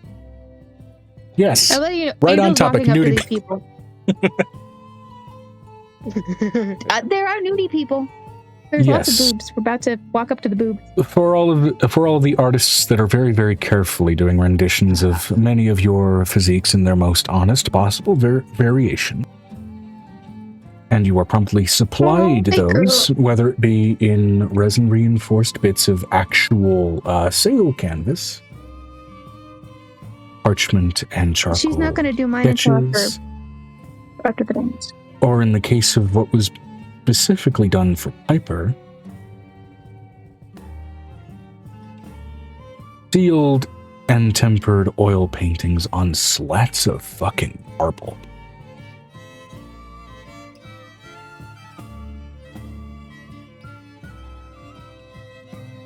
Wow, that's cool. But Many of which Angel's already exhibiting walking up to sides these of you people. that previously only Piccolo would really ever appreciate. And now you're possibly going to display those in some sort of religious context.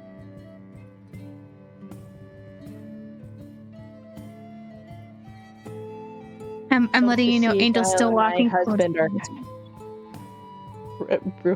Seagull and my husband are about to have really fun midnight trips, aren't they? Potentially.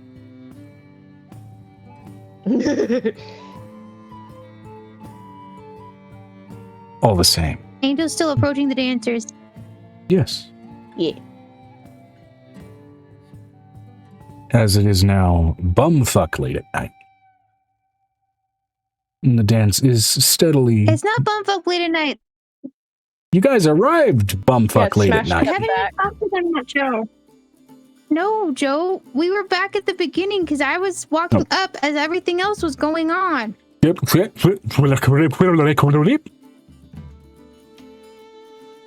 And the tape is resuming back during a few previous scenes. So. I'm gonna approach the leader because I can probably pick out the leader dancer, the lead dancer. Yeah. So here.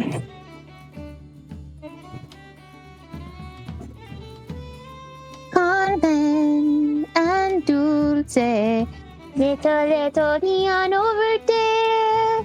My boy, my Leon, he's a little guinea over there.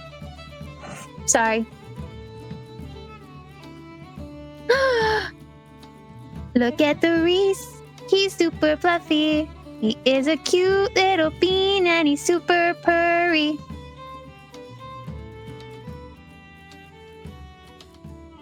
Aww. Wait, talking about the cat? Yes, he's so cute.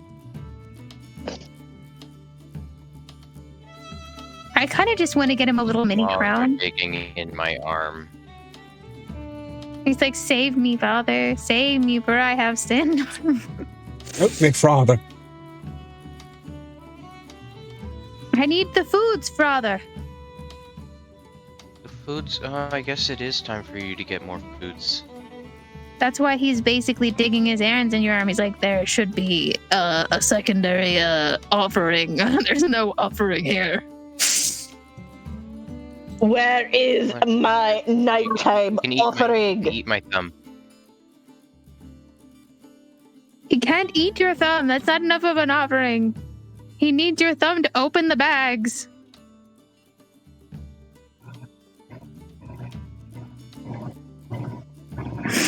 Okay, I'm going to go ahead and quickly throw together about 5 of these fuckers. So let me go ahead and grab the snipping tool.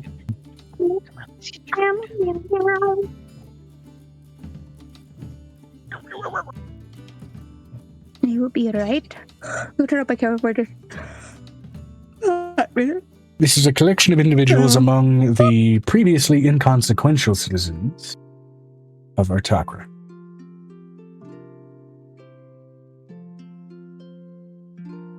So that's 1.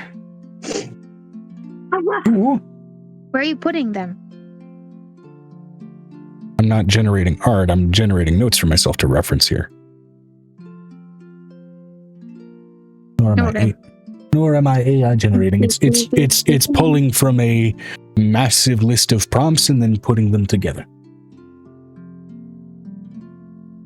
What have you done? Looking funny, girl. All the deleting I've had to do to fix my Google account. I don't understand why all these apps are behind in updates.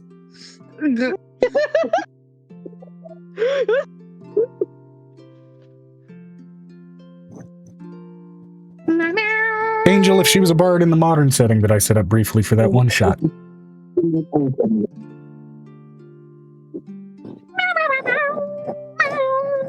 To cast vicious mockery at Google, it doesn't seem to have taken any damage, unfortunately. For it is the all-powerful search engine. I think Google.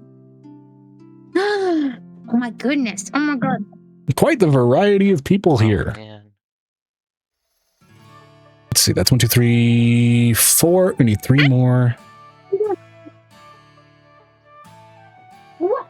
Are you gonna go to Yes, ma'am. I'm going to Schmaps. We'll put that in there. And as I'm back in it up. It goes right there. Okay, change and Get right meds. Yeah. And get it. Okay. Good night, Animals Surgeons. God bless. 5. What do you want? They want foods. You know what? I'm gonna go get lettuce. I won't got you lettuce. I'm gonna go grab some.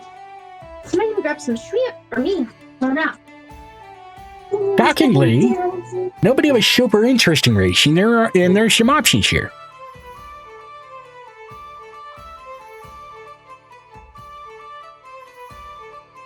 One, 2, 3,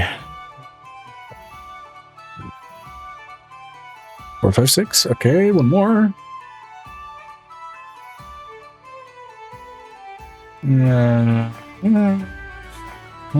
Be generating names. It's a combination of different things. It's generating names, professions, height, race, as well as a few other key things I can queue to just quickly characterize them. What is this software? It's literally just called npcgenerator.com. Interesting. You know what? Not supremely interesting, but the backstory nugget there, I think, is interesting enough. We're going with that. Hello. Hello, guinea pigs. Do you want some lettuce? Mommy has some more lettuce. Oh, oh, baby, I just want that lettuce. Come on, baby girl. Come on, oh my god. Let's go. Hey, baby. Oh, this is yummy. Here, baby. Love them more. Okay. Some more than this one, baby.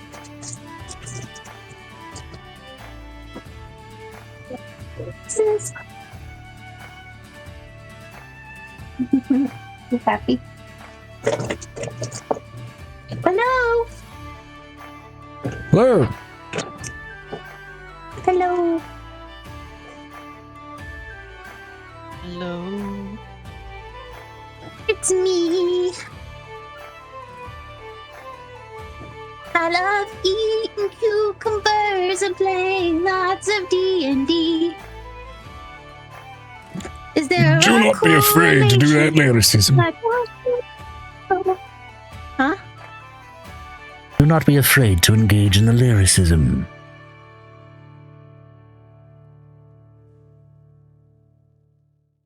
The bot counts you as Ed Sheeran, we will simply say bullshit.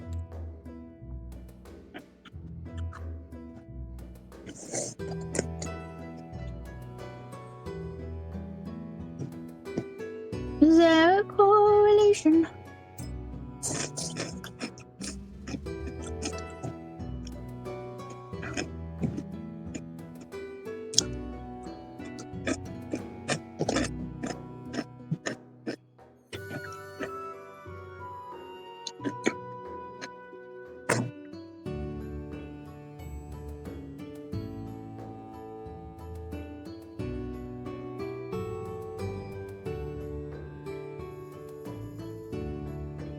Tater salad. Good, we got them all together. Now I can quickly scroll through them. Delete. Delete.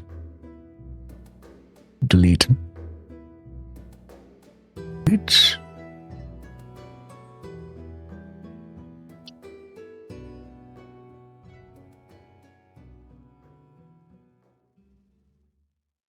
Okay.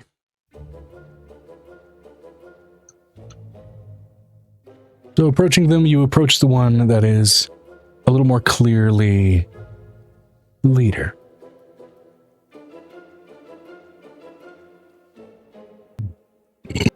To which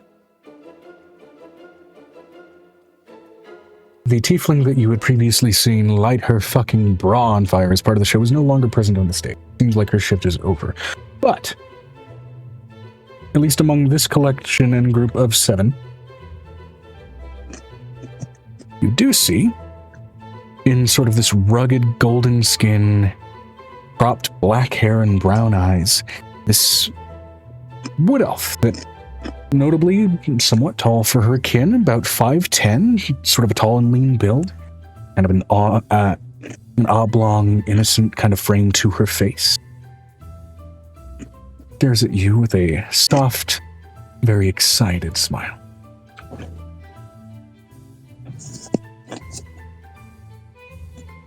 Good evening, Well, fellow hi. degenerates. I'm sorry. Greetings, delinquent. How are you doing? Further perpetuating the need for more nakedness. Oh, yes, it's the best stereotype, isn't it? I'm sorry. I'm gonna run with it. Now, what can I do you for? When you have.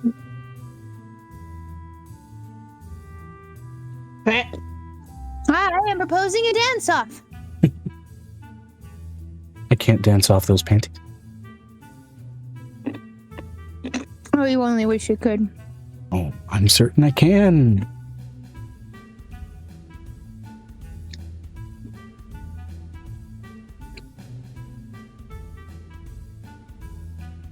I don't think she's posing me much of a challenge. No, no. You're changing the boyfriend can join us. You're changing the boyfriend can join us. I do Not love boyfriend. Okay, changeling husband to be. I do like making a tiny sandwich.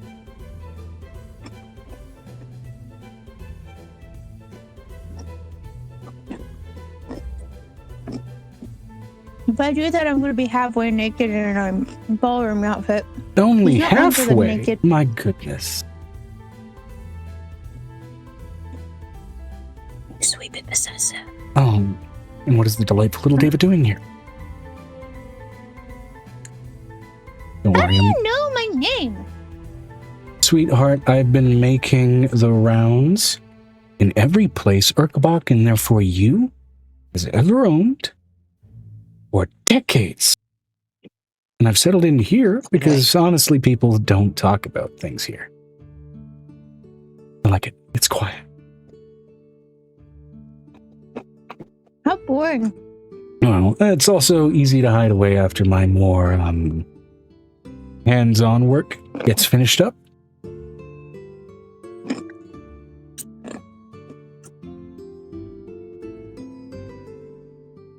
Although to be fair, I don't think we ever properly met. I always followed you from a distance. I did take some contracts here from your mentor. Nothing direct. Yeah, some things are a little too dirty for me. Yeah, and I do tend to do some pretty invasive work.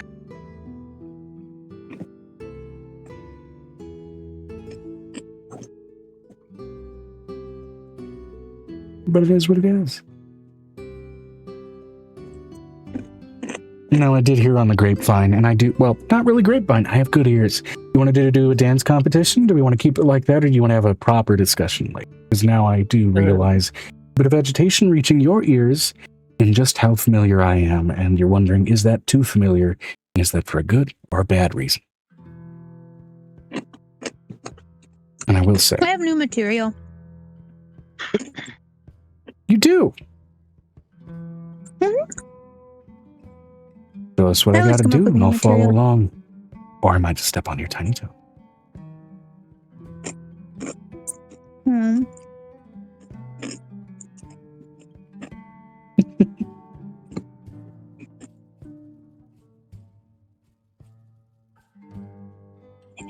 Stop. I'm full. It's so good. Oh, man, I'm so good. Sorry.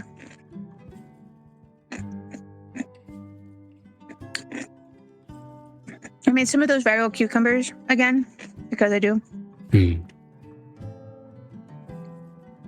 Amber basically gave me an entire, it is a foolproof recipe. You're welcome. But I did add 3 different things to it. I did add some oyster sauce to it. Oh, Deepen and the flavor. don't worry. And You're it's so not. good. You're not on my workload. Your being here is entirely coincidental, and I'm just adapting to the changes on the stage.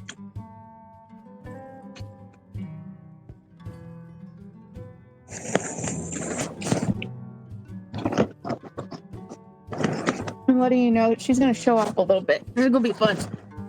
I'm not going to take my cucumbers back to the kitchen.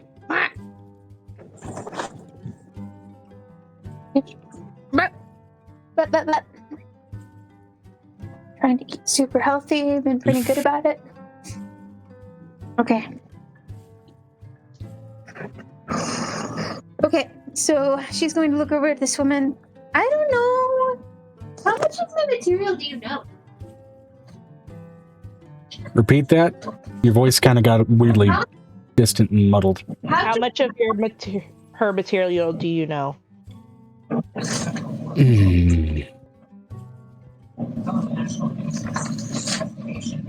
I've been to literally every single one of your shows that you've publicly done, with the exception of when you returned to Sharni. Does that include the ones that were done here while we were here? You've never been to this place specifically, but you've been to places like this. No, I did one here in Kirin. Oh. Right, okay. Yeah, you were never in this specific building, but yeah. Yeah, of course I followed along. I've been here for a minute. Oh my goodness. Though I may not have been wearing this face. I find myself particularly skilled at, applying new makeup. I do love changelings. Oh no, you misunderstand. This is all Wood Elf, baby. I'm just really good. Oh, what? This is all Wood Elf, baby. I'm just really good at changing how people look. And how I look. Wow. That just seems off convenient. Necessary. In the kind of work that I have, and similarly the kind of work you used to. Oh, used to? No, not used to. If you've been here the past couple of weeks, I've already made quite a bit of money. The scale of your work, I mean in its proper, has gotten updated. Now, to be fair, the kind of work I do, in some circles, in some parts of the world, may involve capturing your husband-to-be and your friend. But it seems a little bit morally against my purview specifically. Even as there are contracts out on both.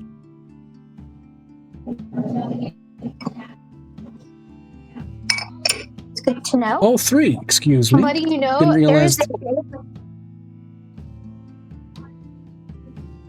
realize there was a third. So... At least I think, yeah, no, she's a changeling. She's looking up at the wall as if she's looking through it. I'm Or letting where you know Avery this is is. the first time she looks at the bartender, and she gives the bartender a look of like, why do you employ this person? Keeps the problems out. And those that Changelings are need to hide, problems? she keeps them safe. Really? Because that's not what was said. She does some work for pay, but she's got a moral code about what kind of work she takes. Kidnapping changelings and giving them to the best bidder. That's a good idea. Like I said, those kinds of contracts are against my moral purview.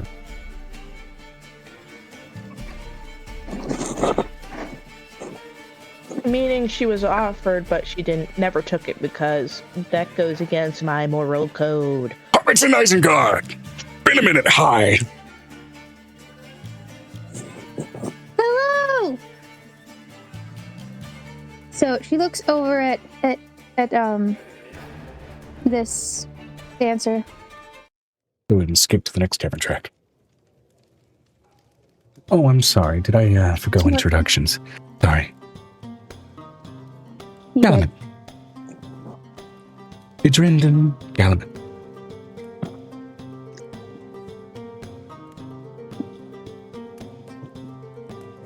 Angel Subasi. Angel. Oh my God, can't say my own name. You are a little bossy, I'll give you that.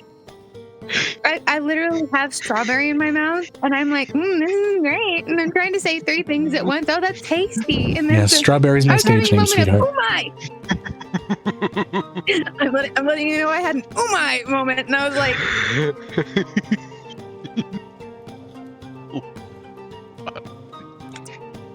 oh my. Idrindon Galaman. You can call me Idri. Easier. Or you can call me Strawberry.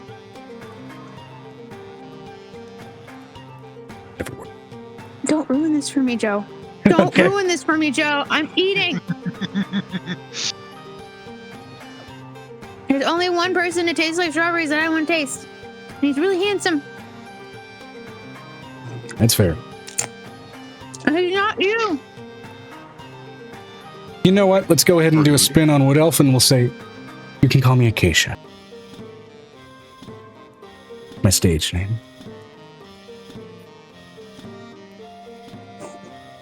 Acacia. Acacia. Acacia as in the tree. Not Acacia.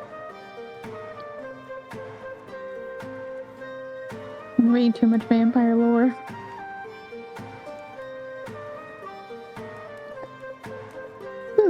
Yeah. Of the things that she seems to be almost making a point of being plainly obvious about, though only really within your field of vision, her left hand seems to be fairly frequently twitching. As if ready at a moment's notice to pull to pull something out. Or pull the trigger on something.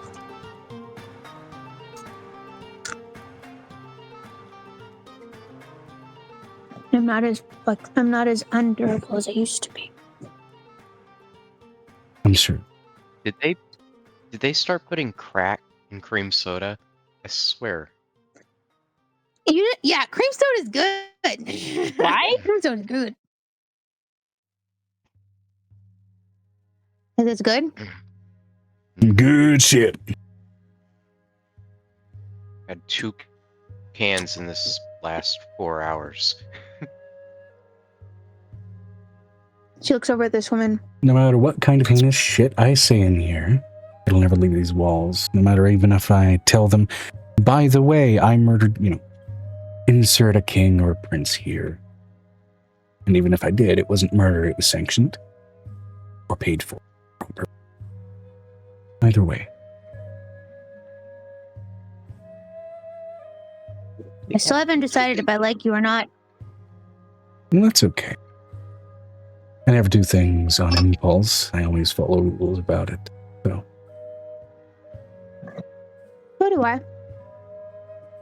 Just debating if you fit in the rules or I out love of your the hair, rules. by the way. Oh, thank you. Of course.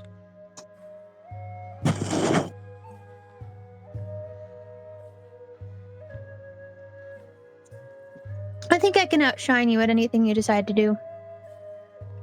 That may be. Oh, that's fighting words. And I would love to bask in that glow.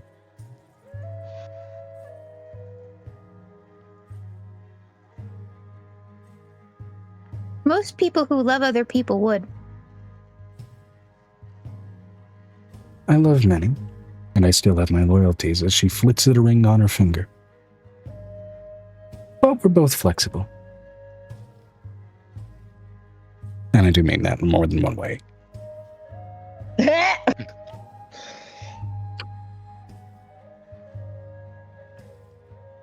I'm letting you know this is the moment where Angel just kind of like, hold on just a second. She can hear crying from inside the necklace.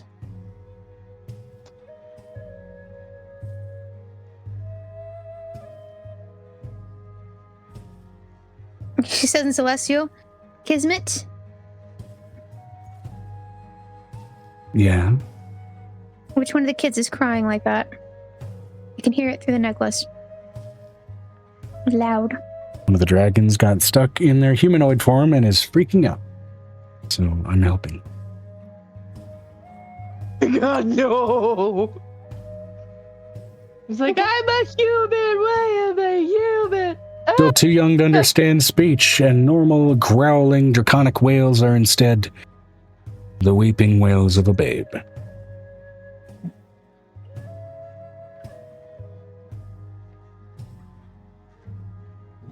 Just let them sleep next to the nightlight dragon.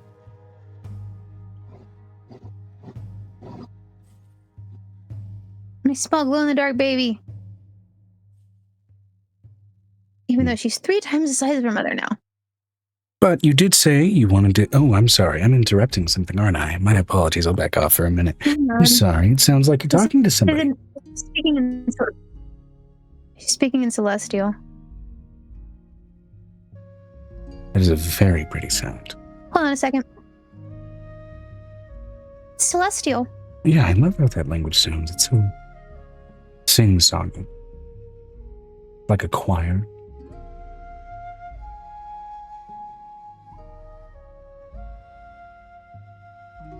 Never properly learned to speak it myself, but in the circles I'm in, people that speak that language don't usually hire me. She speaks into the necklace. If you need mommy to put them to bed, I will put them to bed. And she says that in Draconic.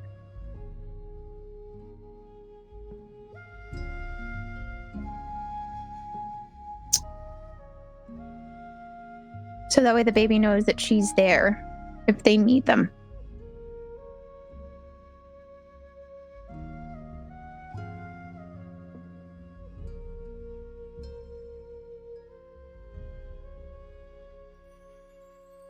I don't think you know. What do you know about me? What you know about me? What you know about me? What you know about me? Mostly your performative reputation, and then your more strictly professional reputation as, I don't know everything about it. I wasn't exactly in Urkbach's inner circle, but I knew you hung around her. I wasn't, I've taken work for and from Urkbach. I don't know her super well. Also taken work from others around her, and, what I do can be competitive sometimes.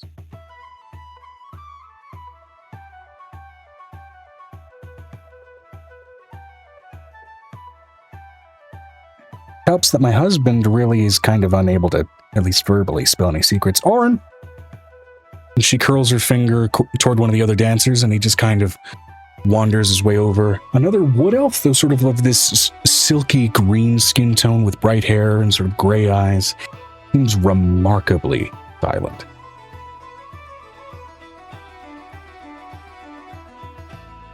Like forcibly silent? Not really, just seems disinclined to vocalize. You hadn't heard him vocalize anything.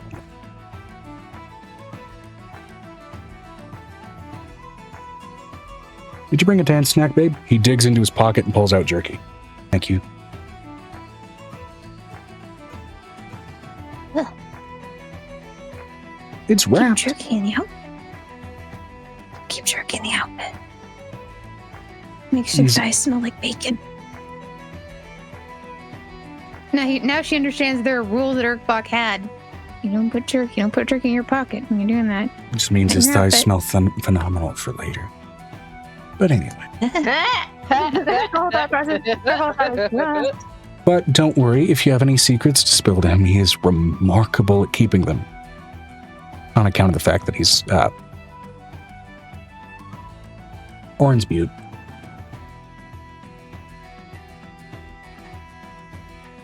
But he has other ways of communicating. Which show style was your favorite? The feather boa burlesque style versus the acrobatic style? Which one would you prefer? Me, personally, I do love a good burlesque. He's more keen on the It's only gotten acrobatics. better over the Really. years. Neither of us are You guys particularly gotta learn how to come muscular. you. Are there 2 dancing poles? Is there any poles in this room, Joe? Oh, yeah. Is there poles in Yes, here? there are poles.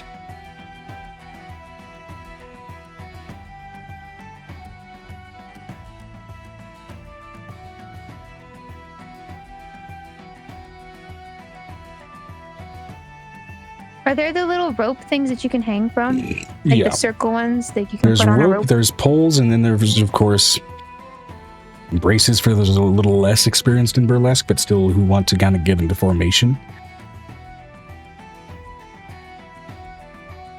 It's a fully outfitted Tell you stage what. for this kind of thing, and there are still floating coins in the air despite the fact that the show is over.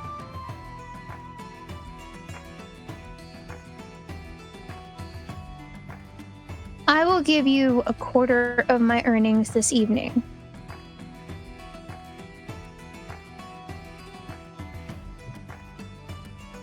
Order.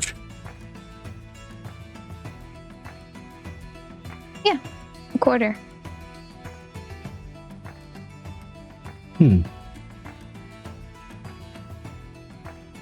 I do this mostly for fun. It's my downtime. Now, what I would ask for instead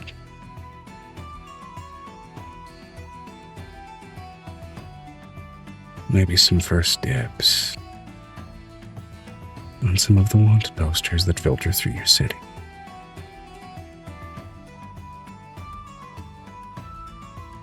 Depends on if we get the skin from them or not. Oh, I always bring in targets alive. Well, you do whatever you want with them after. I'm sorry, I realize I didn't straight up say this. I'm a bounty hunter, sweetheart. I'll introduce you. Does it grin? Appreciate it. Notably, one of the dancers that is now kind of hanging back toward the street is staring at you and sneezing, just over and over and over, and trying hard not to. But she is also looking like with shock, amazement, and then slowly kind of swollen eyelids at what's kind of crawling around in your hair. Notably, Does she her eyes cry? are Because she can see dragons in my hair? her eyelids don't seem to be swollen from that, though they are absolutely watering. Her eyes are glowing sort of this bright green with the same sort of verdance kind of running down her hair.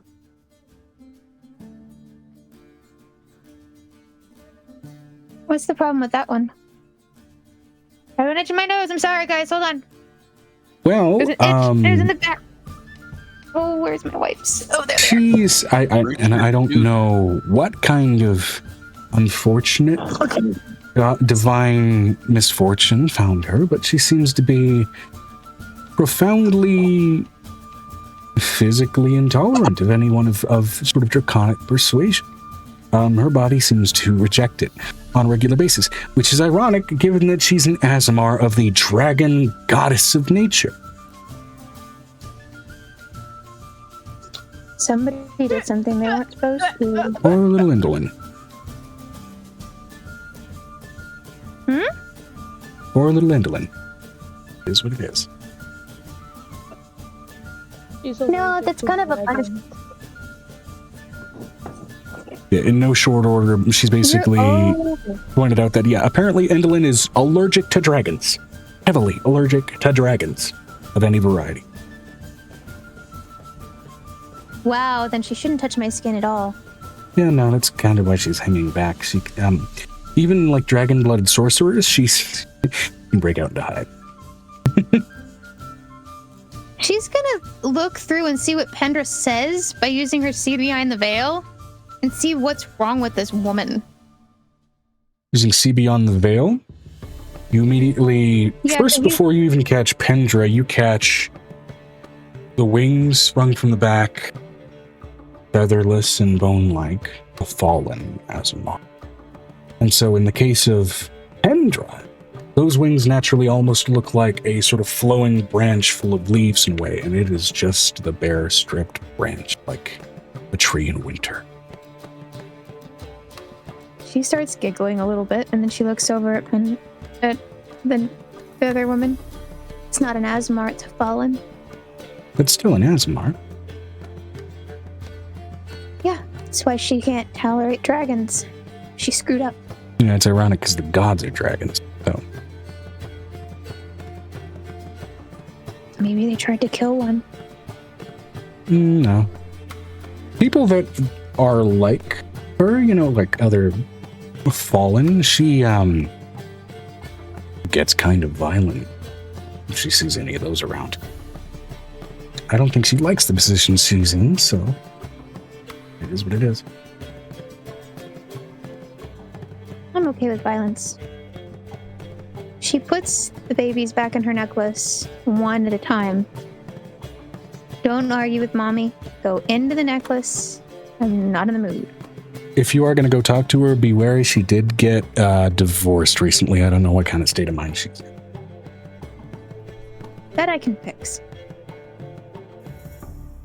I mean, she's 23. I don't expect that marriage was going to last anyway, but...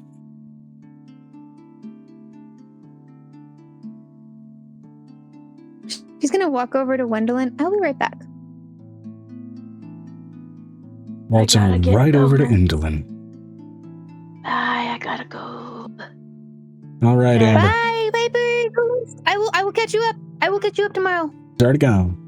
She looks over at Wendelin and she puts her hand out. Nice to meet you. She has gloves on her hand.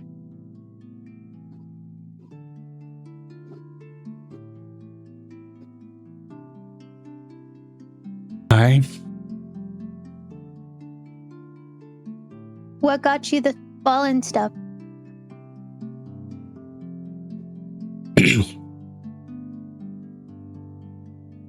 Not everybody knows how it happens, but I do. You don't usually ask someone in my position that question. It can be kind of a touchy subject. Whose scales? Mm-hmm. Great. Well, can you please back up a few feet?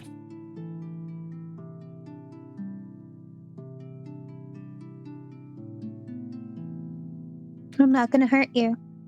It's not that you would even on purpose. You just kind of being who does that.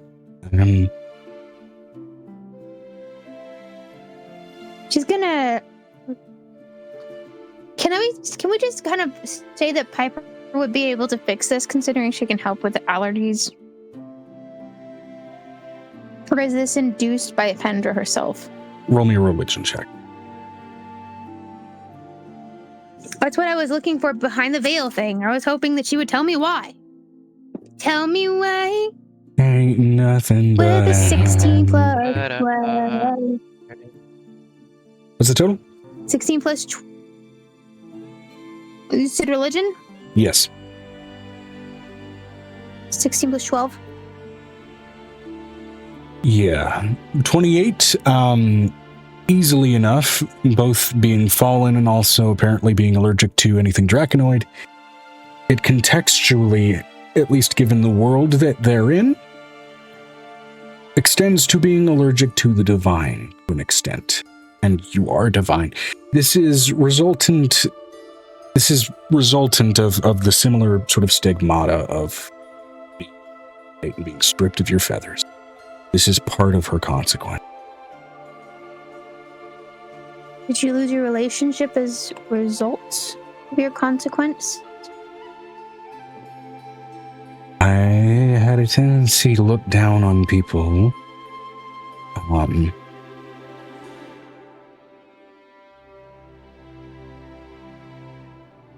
Who weren't really that fortunate. But realizing your mistake and regretting it isn't enough to get your feathers back. When you're someone like me, there's a long, long process of atoning for that. And it's been long, and it's obviously not been long enough. So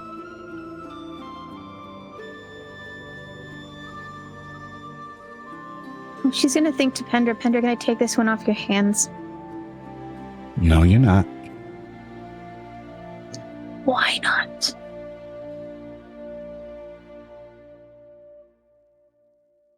This one's mine. I can make. You can even make see her she regret it. has this, like, deep brown skin reminiscent of Pendra, but it is rough. Even just in the visible texture. She thinks, Defender, this is not going to help her job.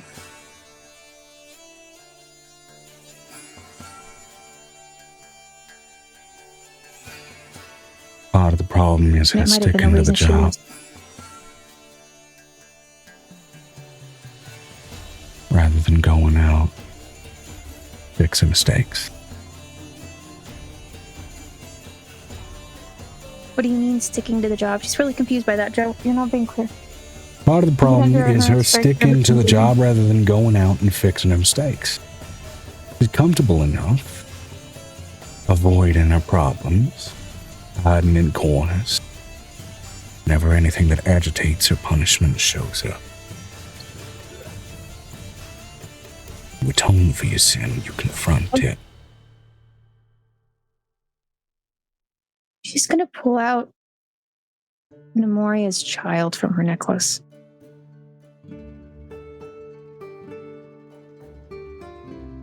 The Eye of the Gods. He's not a Draconoid. Correct. But she's going to put all of her experiences through this woman's head and show her what it's like to love the less fortunate.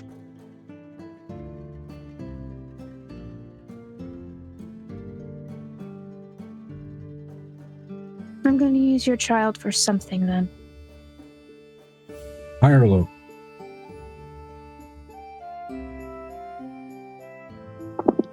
Let's go with high.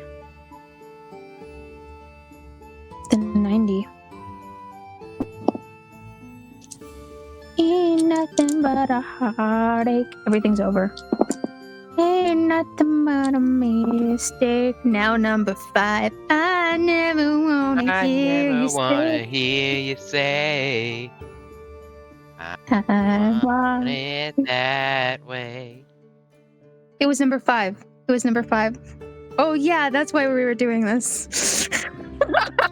Oh, I forgot about that part. You catch with that sea beyond the veil and that forced observation the slightest appearance of Pendra over her shoulder. But not in the same way that it normally appears for Azamar, where it's like over the shoulders, like a gentle mother. It's distant, but connected the same way it would be in some cases a warlock. You see the lightest bit of leaves kind of start to sprout from the edges of those hidden wings. Good. You might have set her on a path to stop. You still got to take those steps.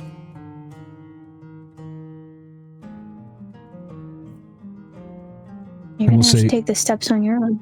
In the state that you're in, you're aware that probably sometime soon you will be taking adventuring levels in Celestial Warlock and go on an adventure to attempt to atone for whatever it was that cost her her way. She's also giving her the images of what happened during the war. Which means she has a Context. path toward atonement. You may see her again. Have a good day. She walks back over to the assassin. That was terrifying. Bounty hunter, not assassin. Wrong voice. Bounty hunter, not assassin. A little different. Then we don't have the same job.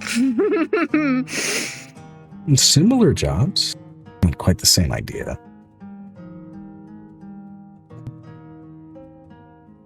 Mine are a little An dirtier assassin's than yours, job apparently. isn't to bring someone in alive. Mine is.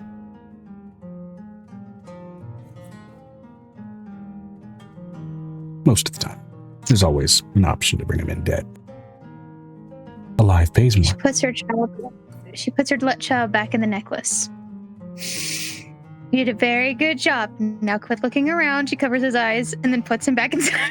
There's this one eye in the middle of his face. Shield innocence.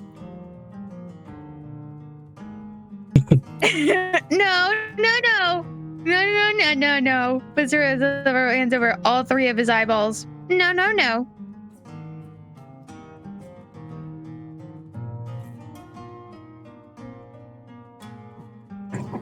All right. I'm either going to challenge you, and you need to decide if we're challenging you, or we're going to go the long route. But I make more than enough money as it is. Fair enough. I'm just offering you more. I'd like some first steps night. on those bounties. And yeah, I'd happily take a more productive night. Not for my own coin pocket or anything like that. I just enjoy really indulging in my hobbies and making people laugh, smile, or get flustered. Really enjoy flustering people.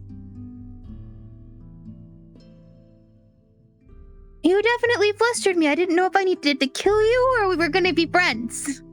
I have that effect on people.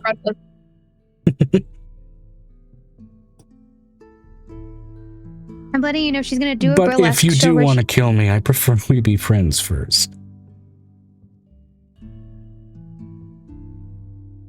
If I kill you, you won't see it coming. And I wouldn't do that to you. Especially because you kept your things away from my friend. Well, of course.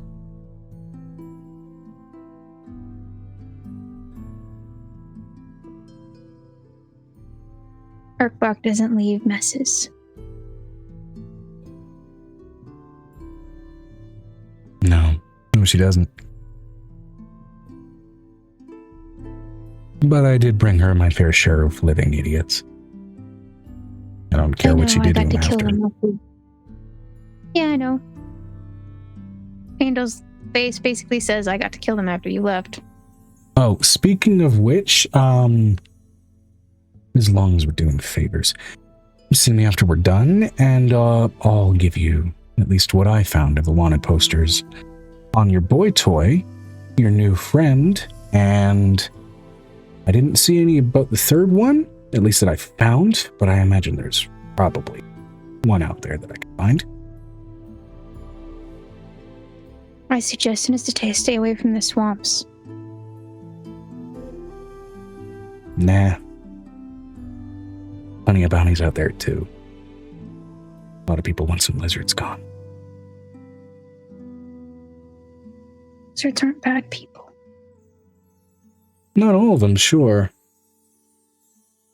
But the ones holding the chains, that's a pretty price. The ones holding the chains are the ones using them.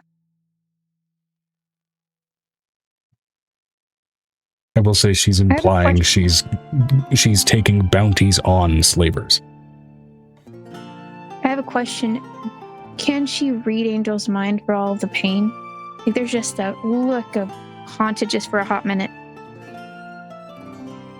I'm going to roll an insight check for her. Her skill set isn't specifically magical in its nature. At least that's not the main focus of it. Okay. 16, I'd say, if that's kind of within your range. She's able to easily read some of it, especially with Haunted One background.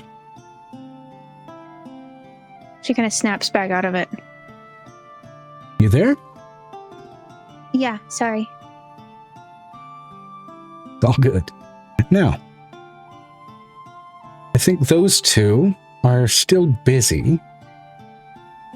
They're really busy. They're always busy. I gave them mushrooms that are going to give them a high from just having sex with each other. Oh. Ooh. That sounds fun. Yeah, I come from the Underdark. And I have a couple. We grow mushrooms in my closets. Yeah. She pulls them out of her pocket. Oh, baggy. Great. She digs into the bag and eats one. Let's get dancing. Oh my god.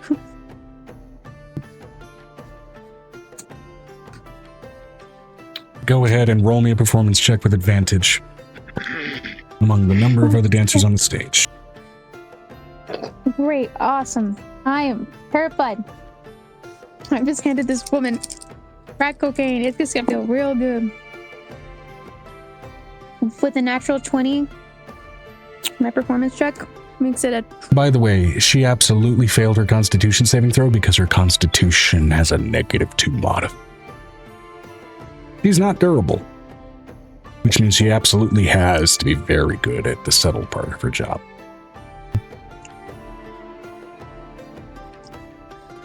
She's not subtle. She's laying it on too thick. Angel's like, this is way too thick. She's laying it on thick in public. What does that mean she does in private? Vinestra said, "Hey Joe, sent you a few questions." Absolutely. Let me take a gander. Ah! Angel's gonna do her rope show from the ceiling thing that people haven't seen before. They just kind of add that to this. They just recently added that to the Oh yeah, so as far as that goes, you can absolutely engage in really any part of this you feel appropriate. This is kind of designed to be a cool down after that sort of initial engagement with the fire hag as it is.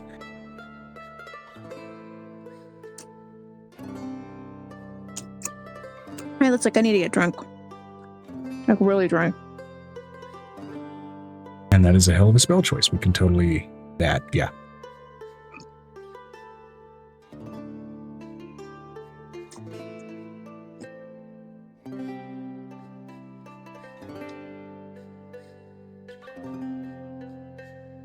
So while Angel is kind of engaging in a rope routine, what do you kind of want to get into? And also, yes. Ooh, spicy. I will say what or who. Because there is also still the person who is very much inclined toward doing your sketch rendition, which I believe you ended up getting settled with the dwarf, if I remember correctly. Let me see here.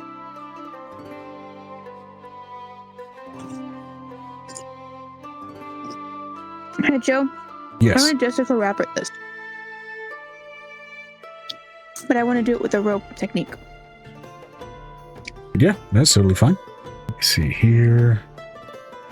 It wasn't that one. It was up here. Was it this one? Here we go. Yep. Brennan.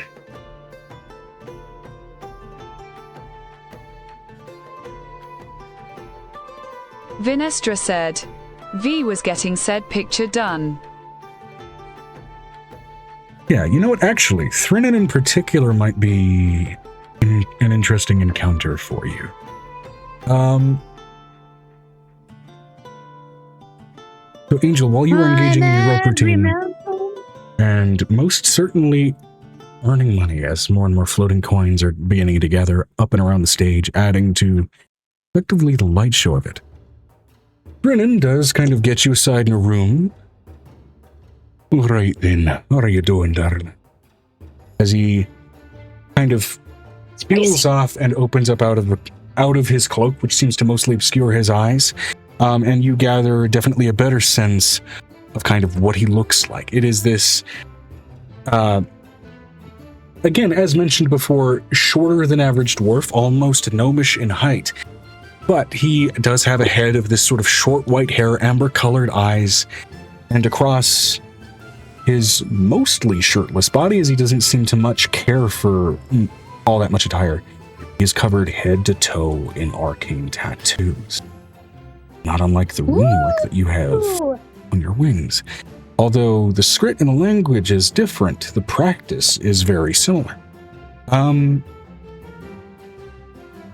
With that as well, he's got his garments are fairly modest. It seems almost like commoners wear, but given especially the presence of the arcane tattoos, it seems less like choice modesty and more like looking to limit things that would obscure the ability to channel in the arcane, all accompanied by a fairly heavily runed copper amulet about his neck, which itself is also, to a certain extent, somewhat patinaed and covered in runes that seem to shift in their language. A second glance.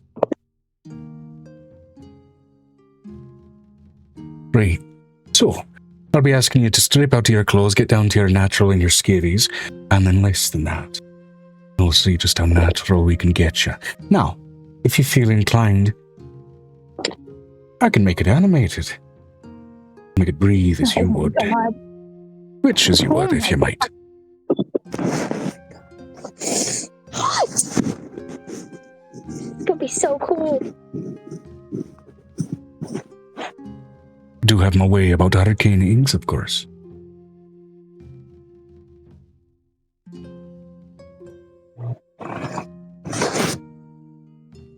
I'm just curling into this corner real quick because it's a little chilly in my bedroom.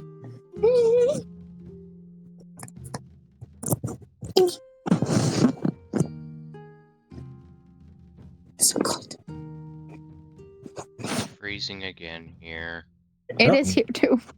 It's like 22 degrees. Vinestra said, Vi would be getting naked unbothered to be seen nude. Sure thing if that is what you'd like to do. Rightly then. Now, do you want it animated or do you want it static? I've been freely supplied the means to do either. Animated. Animated, that'll do. Now, do we want to include the wee one there? Familiar looking like.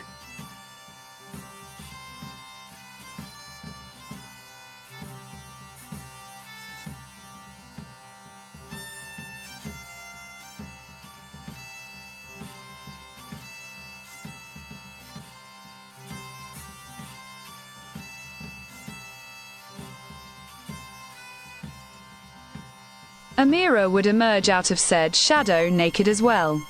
Of course. Tiny and Tiny did it. Let's do it.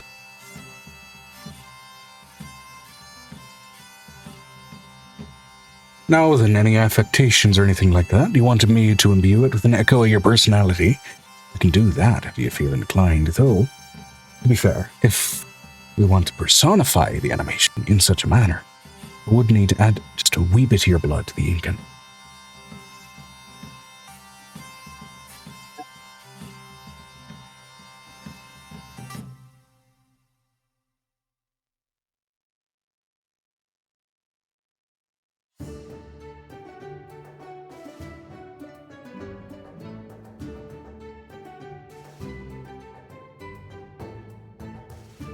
Which, to be fair... Very well. Let's get this animation progressing. Well, certainly. Now, as far as in-depth detail, I'll only draw as much extra as you expose yourself to me seeing. Understood?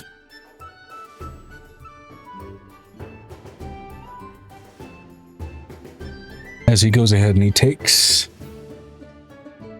what for a moment after some arcane runes light up on his arms.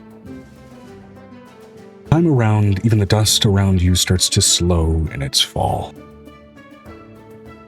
As especially the patinaed copper amulet lights up in a very familiar set of pattern. And a mere couple of seconds later on the outside, the door opens and the work is complete. Within, though, he was sketching you out for a good 16 hours.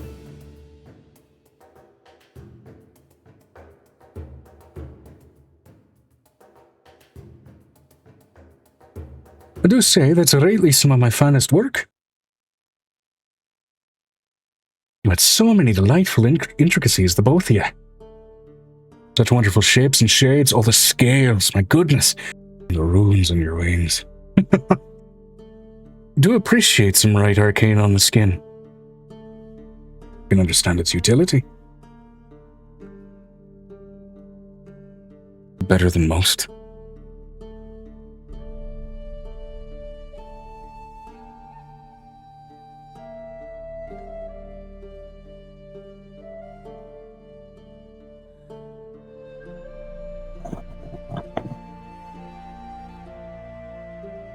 Though, if there's anything in those 16 hours, which on the outside is a mere few seconds, that you'd like to address with this figure, you may. Or leave it as is.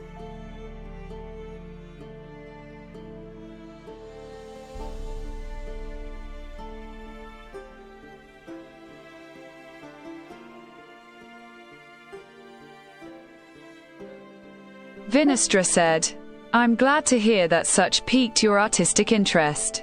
Leave it as is for now. Rightly then. Now, in the artistry, there is plenty enough of my signature, so if you feel inclined to scry or contact me, you need only reference the sketch to get a means of linking up.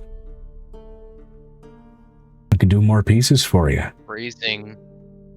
Or what you have on your wings. I'm particularly gifted in arcane to town.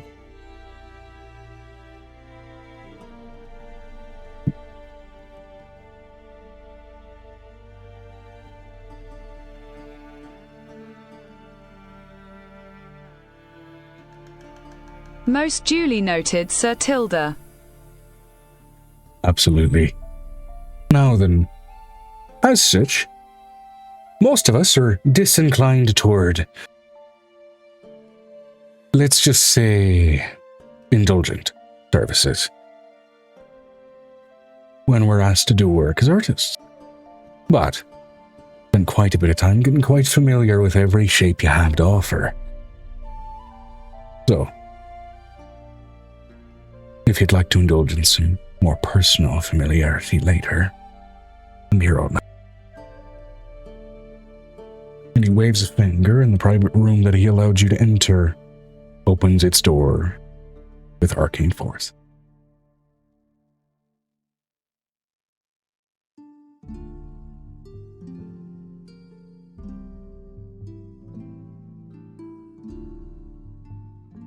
V will take him up on said offer. The door closes with arcane force, and we cut to black.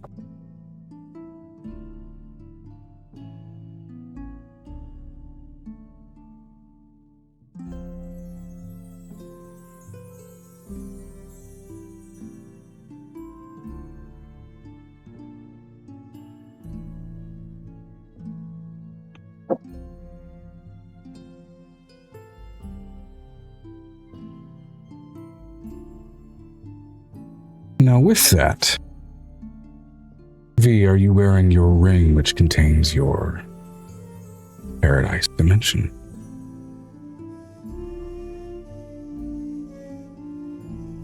She would be. Fantastic. I want you to go ahead and roll percentile for me and DM me the number.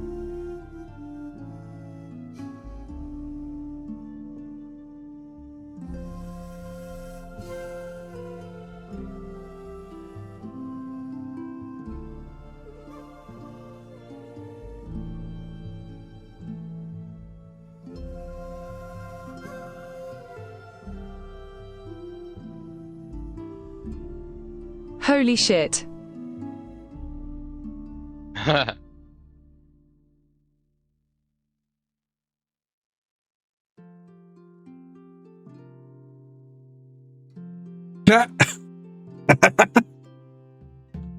Okay. Was it a 69? Nobody but the pair here need to know. Oh, man.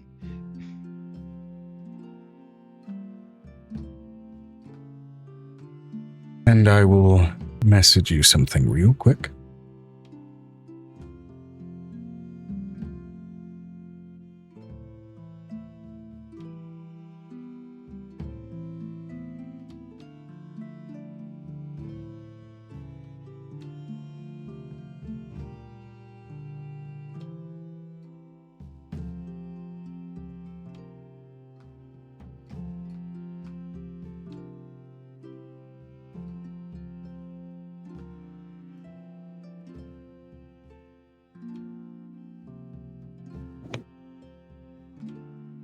I can spell correctly. What the fuck? Okay.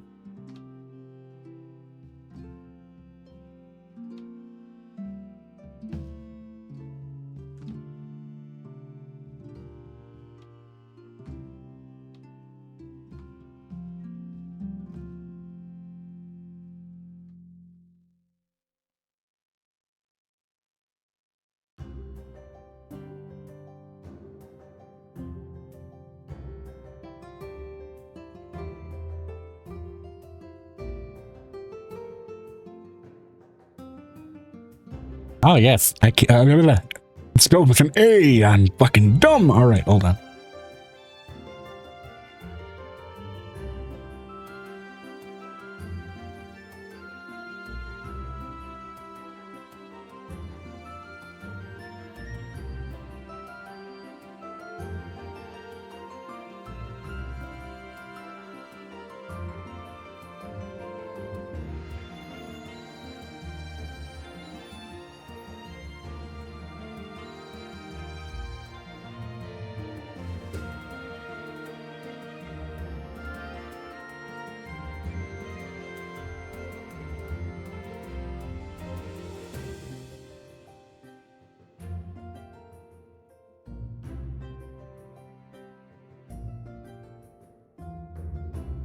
I was waiting for a good place to show this guy.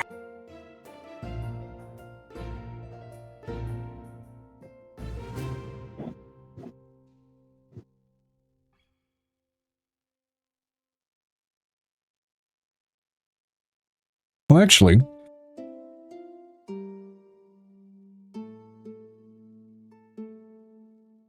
there's no reason I shouldn't say that verbally. Unless you'd like to keep the information private.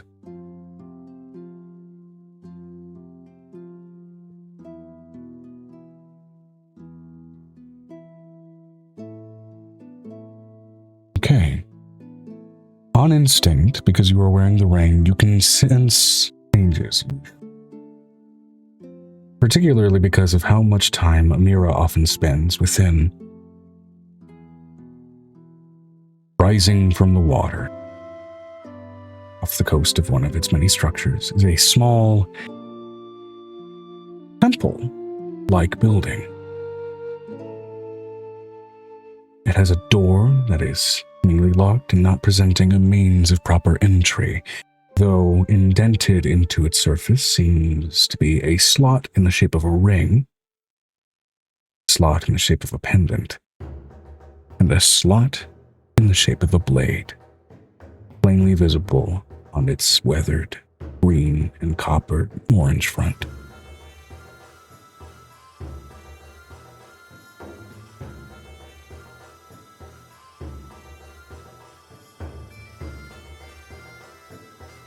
What shape was the pendant, Joe? Simple, rounded copper. But, as mentioned, the pendant around the dwarf's neck. Rounded copper, shifting runes that seem to shift languages every second glance.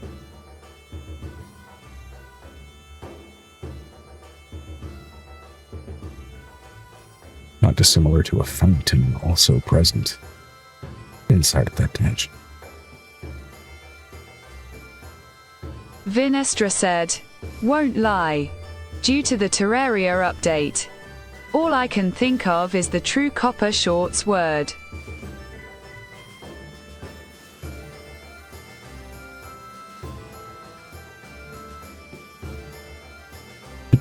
I mean, fair. Although I haven't played Terraria in probably well over a year. I don't know, I only ever play it with Megan when she feels inclined to play it with other friends that she usually... What do you mean? It's a very occasional... I play it very occasionally. I only ever play Terraria with you and usually with also another friend of you. We love Terraria. We love Terraria. Very, very occasionally, of course. And it's an occasional nice game where I always fall to my death the moment I see a pit and end up somehow just at the bottom of existence, dying in lava. But I digress, back on topic. That's because you forget to space bar right as you're getting to that lower part. You still have a jump. I'm just accident prone. We've established this. Yes, but Joe, you fall straight down. You don't jump. Come with up. me and you'll see a whole world of OSHA violations. You ought to put railing around the death pits. So that dumbasses like me don't fall to their death. Anyway.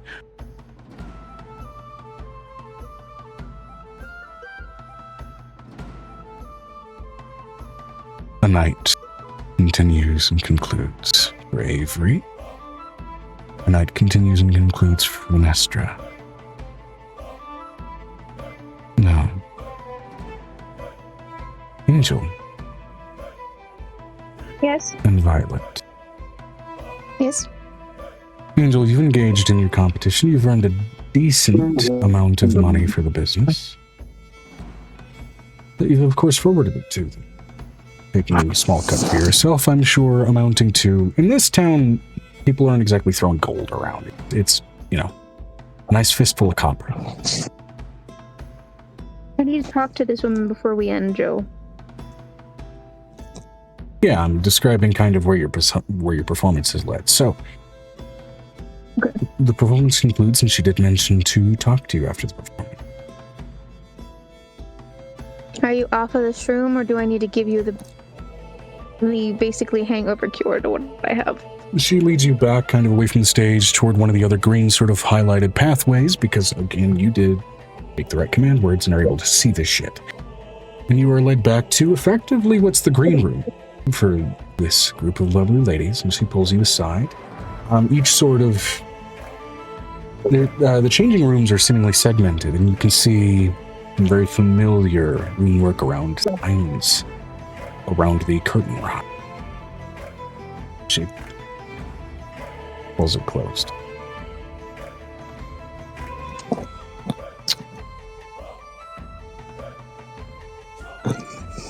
You were going to tell me where you saw the signs?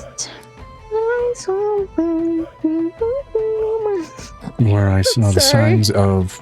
What? It's a little vague. Are we talking about you, or are we talking about the mess going on in Jihu? Both. One thing at a time, then, right? Mm-hmm. Well, Buckbox pet projects always interest me. She likes making people into weapons.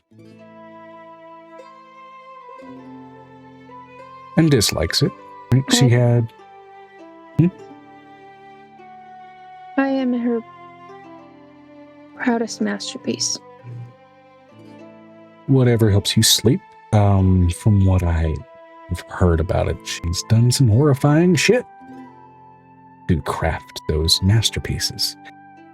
So I don't really envy you. I can kind of see a slight hollowness in your eyes, and I imagine she was kind of part of that. No. I was that way before I met her. Okay. I'll take your word for it. She also does take in a lot of traumatized. So there's that. These aren't judgments, mind you.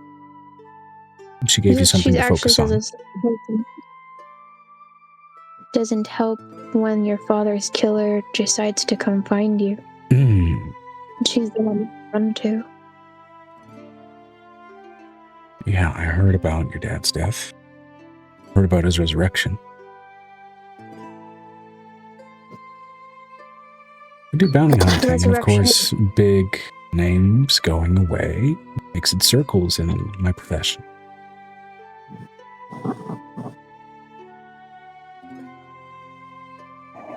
No one can get to him because I have control. Well done. It's interesting. She speaks to you with this present and youthful naivete, but also oodles of experience on top of it at the same time. It's a uniquely elven trait in conversation. It's also the same thing the angel does on her own. Yeah. What do you want to know? Because I have things I want to know. I want to know who is chasing Nicodemus. I want to know who I have to kill. I want to know who falls under my blade. Yeah, I'm going to need that in writing. Something I can bring to my handlers so that I have it in official capacity. I don't do hush-hush work unless I'm paid extra for it. And even then, I still have to bring it back. I'm done with it. I know who might want him, and I wouldn't want you anywhere near him.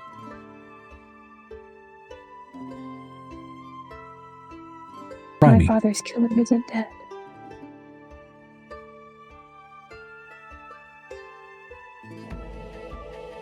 You want to drop a He's trapped contract in right the now? cloud. We can get started on this. This sounds like something opened you up- need done. I just need to know where he is. I don't know where the construct got put. I can do information bounties, yeah. Construct.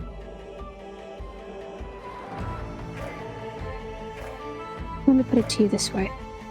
I'm talking about an Abishai that basically got the last love god killed. Okay. Yeah. All right. So, all right. Yeah, let's drop an informational contract. Naturally, of course, I'm getting first dibs. You're gonna need to make it public, and some of my competition's gonna have to get a hold of it too, but, you know, after me. Unless you want to pay I'm gonna extra make for it private illegal. work. I'll pay you extra for this private work. She pulls out a whispering coin. It will have the equivalency of this coin. Okay. I'm gonna still need this in writing. I have paper in here. Goes digging through some drawers, gets out some rulers and some proper ink. We need to draw this up and draw this. Right. So,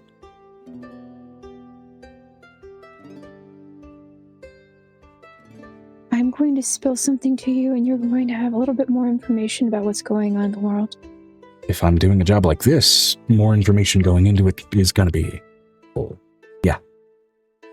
She's going to open her mind to this woman. Open your mind. That's a rush. Actually, I'm gonna roll a. Let me double check her stats.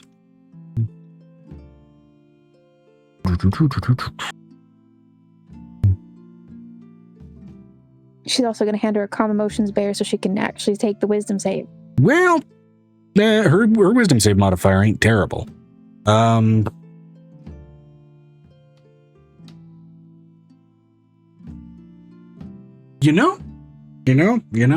That's a crit. It's not bad. That's a 26. So, not bad. She's going to let That's her a rush. smell Okay. everything and see everything.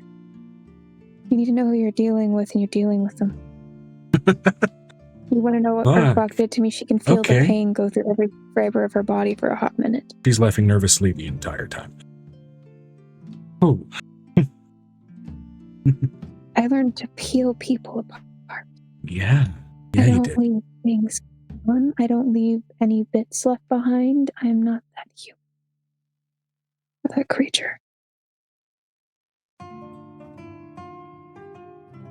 I've been in dragons' noses, killing them. I've been in between a god and a molehill before as far as getting killed. And she lets her feel a stret and fear that a stret caused, and the choking and the sensations.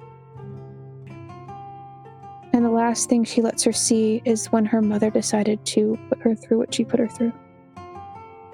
Man, okay.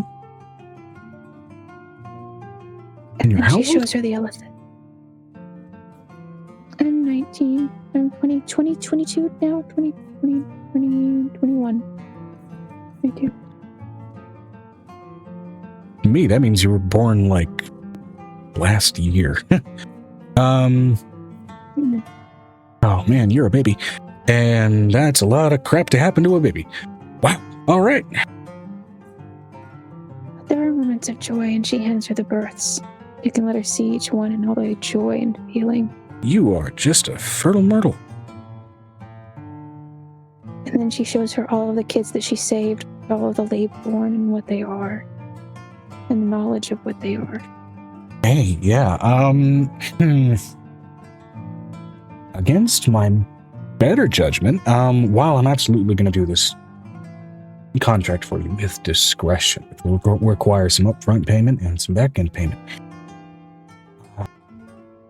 And then I'll submit this out into the wild. Your hands in case I fuck up, which is possible. You know, I never dismiss the possibility. This is where it gets serious. She shows her father's death. Oh, The monster that chases her. that's heavy. The monster, yeah. The blood under the door, the head being removed in this world compared to the other. You are remarkably well put together for all of that in such a short amount of time. The white wings that it tried to steal from the dragon, those silver wings. Mm. Mm-mm. And the Okay. spinner dragon that it tried to steal from.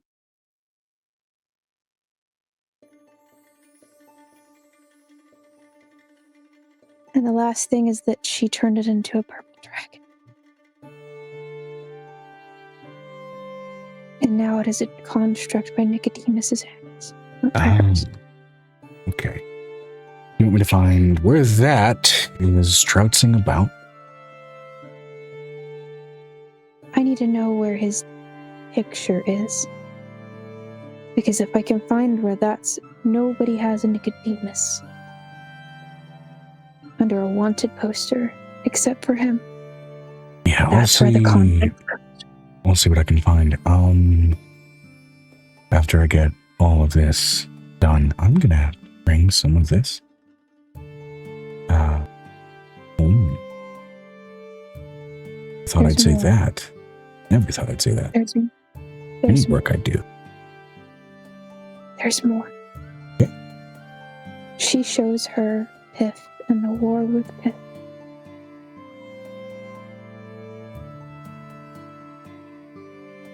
And it takes her a minute.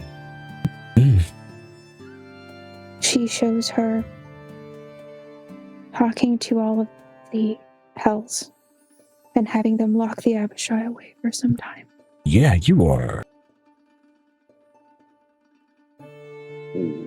Greater people would have gone insane. She shows them each god that she has connection with. She shows him what Estret used to be and what she is now, or what who has taken her place. Mm. The last thing she shows her is the monsters that are going to come and kill us all and drive us into the dark. And she just shows her the shape and the outline. Nothing too serious, nothing too scary. But she does show her a Menidna in a small and wrinkled state. Yeah, you have shown her everything. This is something that even skilled normal people aren't always prepared for all at once. So I'm going to go ahead and roll a wisdom save. Well, yeah, wisdom saving throw for her. I'm going to give her advantage. I'm going to steady your arm. Tell her it's going to be okay. She's not really known for being emotionally unstable, and she's always very excited. She's got that going for her. She got double 16s. So, yeah, you've had it rough, babe.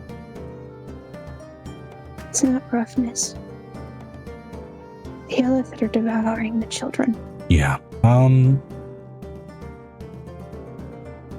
This war is old.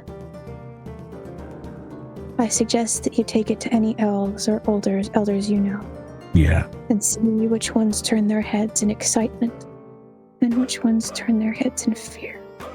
Yeah, I'm a blade for hire who hunts down people that, guards couldn't catch. I'll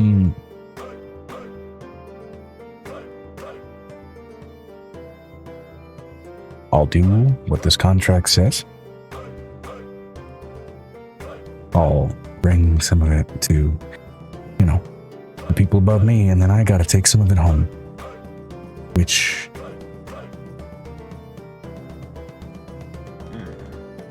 don't know that I've ever been keen on that, but I don't see another option there, so... But I gotta pull my hair down. My head hurts. My head hurts. It feels bad. It feels weird. Okay. I know that's even worse, but it's better than up. It really hurts. She starts to write up this contract using the quill to write one of those quills that reads her mind in order to write as fast as possible. Okay, great. I'm gonna go ahead and consolidate the grammar here, because this is Scatterbrain City, but let's go ahead and... No, She's doing it extensively like she does. She's been writing contracts for a while now, so it's not hard for Angel to just do it.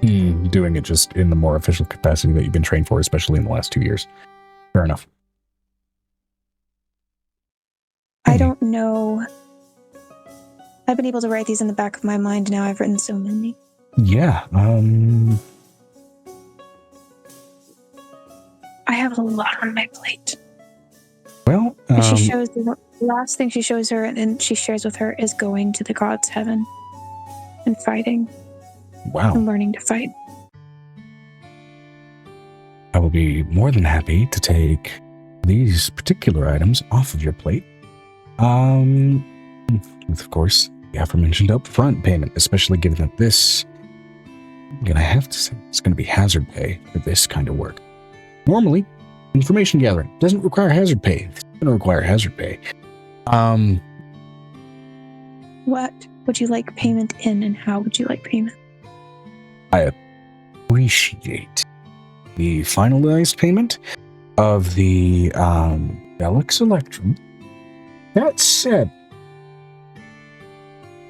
I will offer you 3 should this job be completed correctly. I want a house. What kind of house? One I can take with me. I go on the road all the time and I get sick of sleeping in a tent. I'll let you meet with Savinius. He's our local... The Shadar Kai from Request? Yeah. The dull motherfucker who constantly talks in monotone? He's a dragon now.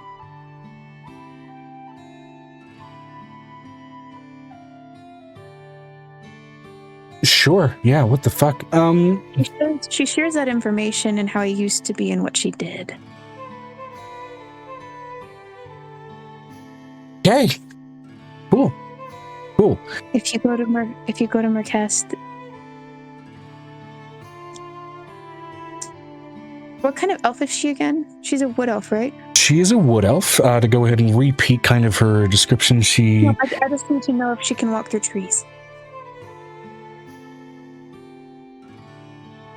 You go ahead and roll me, let's say, a wisdom check to see if you can glean precisely what her skill set is.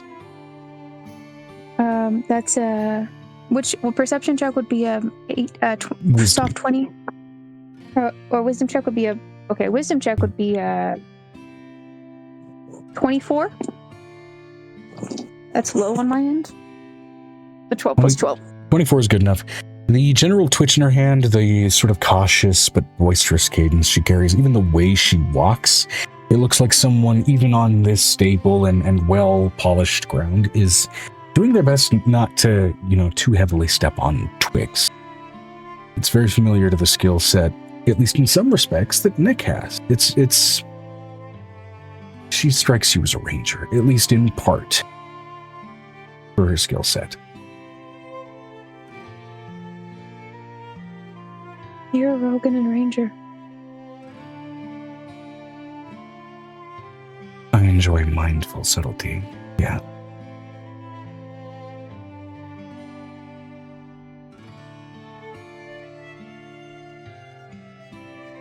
Subtlety.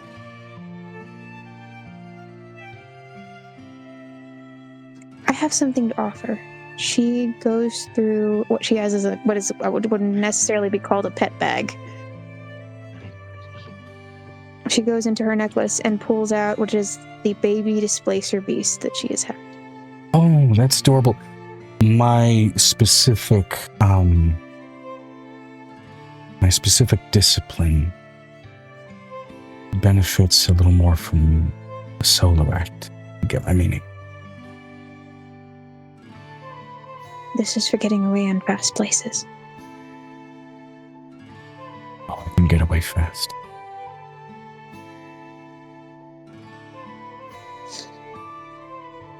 Then I'm going to ask... She pulls out instead one of the many puppies that she has to get rid of, considering they keep breeding. Tell you what. And that there's always a chance I fuck this up and I don't come back. Make that part of the final payment with that whispering little coin. I already told you I'm going to make you a home. Secondary part I have is a question. I need you... What she's going to do in the next minute is pull out her own pile of paper and make what is a mini zine. What they would call a ZINE.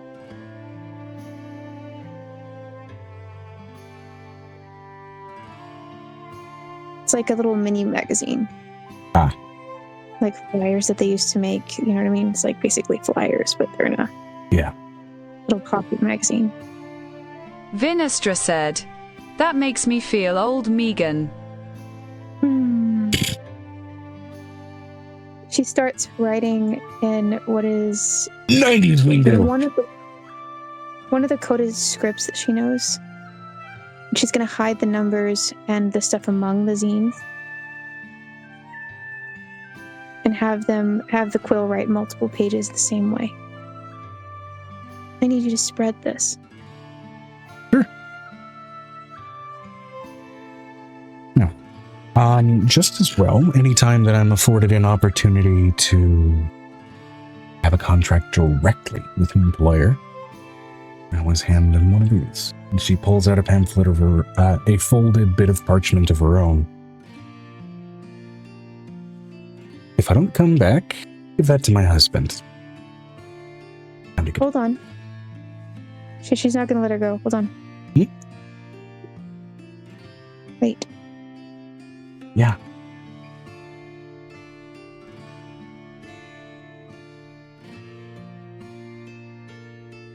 If you're in trouble, she pulls out a piece of what is a Fey phone glass. All you need is turn this on and think of me, and I'll pull you through. And this is an emergency use. It's a one-time use, and when I pull you through, it will break it. These are not sturdy ones. These are meant for a single use. I do hope that I should not need to use it, should I need to use it. And I hope that I'm fast enough to get to work.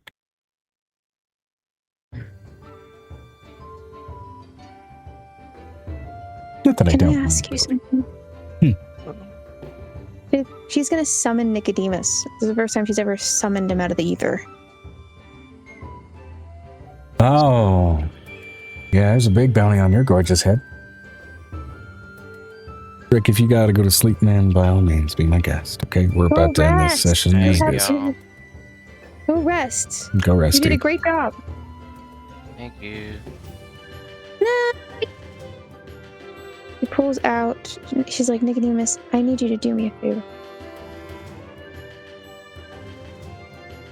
Oh, also, thank you, Lucky1438, for the follow 4 hours ago. I'm sorry. Hey, she looks over at Nick. She's like, can you do me a favor?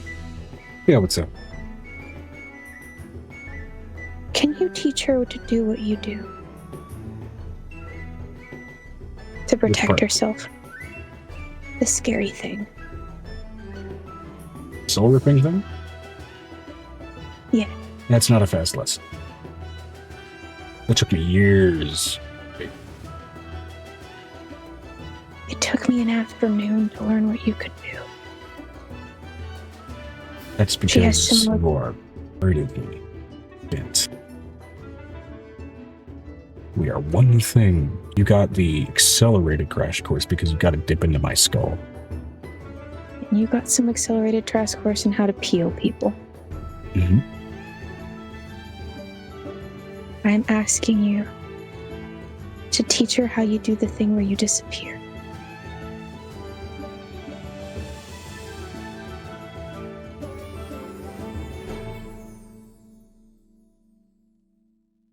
You covered so much distance to get what you needed.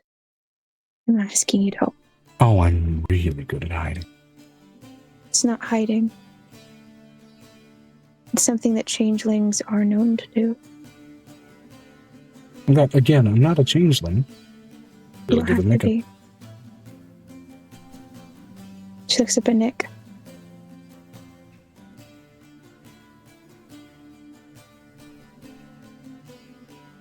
If we're going to be, she looks over at God. Look at Nick. She's like, if we're going to be a neutral god, Nick, Yeah. This is the dark underbelly of what we have to do. Yeah. I'm asking you to make a pact with her. Oh, I appreciate it. My tickets are punched. To where?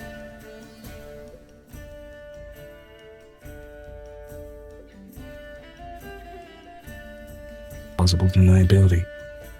And some previous loyalties. I have a question. What do I see? Is that makes that thing activate usually?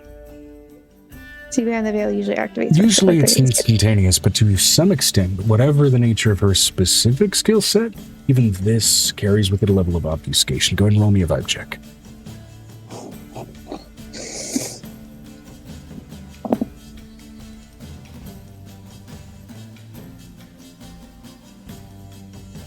Uh, 18 plus 12, 18 plus 15. That's what Amber said. 18 plus 15 with my wisdom bonus. 33.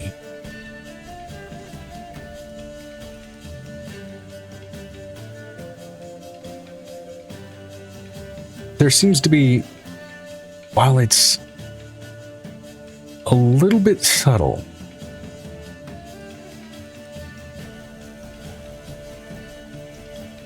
to the extent where usually that subtlety carries with it kind of more an ancestral attachment than anything else. You can see almost light rays kind of reaching for her, even while it's night, like sun rays peering through leaves.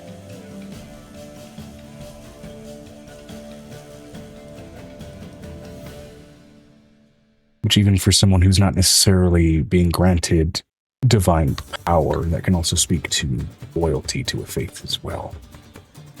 So there's a couple of possibilities for what precisely that means.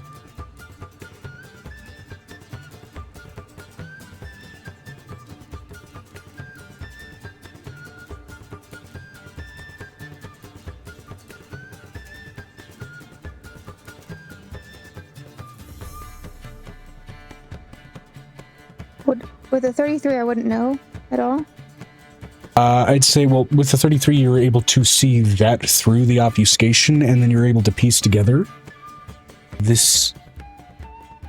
While there's no iconography to speak of on this, seems to be a very, very.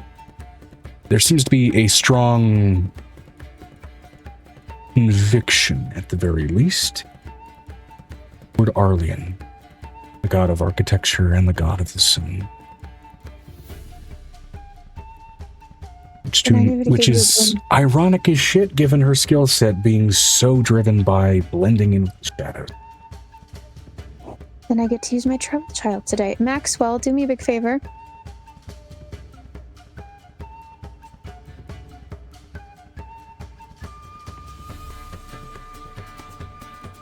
Yeah? Can you give this person a boon to help us? Yeah. Boon or a boon?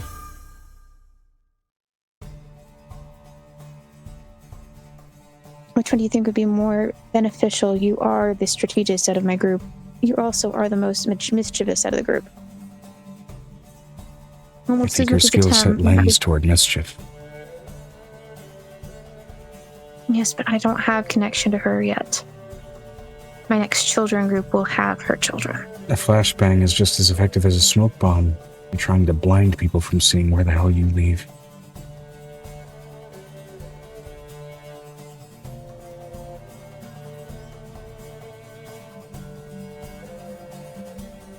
And or something like that.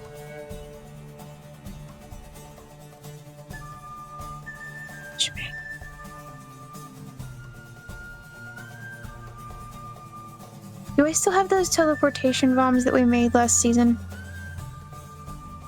I think you still have a couple left. You didn't explicitly mention that you've used them. I haven't used them. It's like a smoke bomb and a teleportation circle to where you want to go. It's like a runed bomb. That's what it is.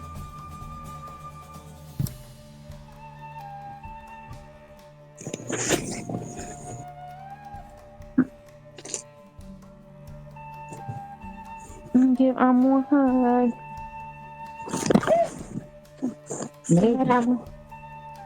Okay. Good night. Good night. God bless. Ow, ow, ow, ow, ow, ow, ow. My sticker. Are you gonna get up? Probably early. I don't know what time. Whatever time. I didn't set up for 7. Okay.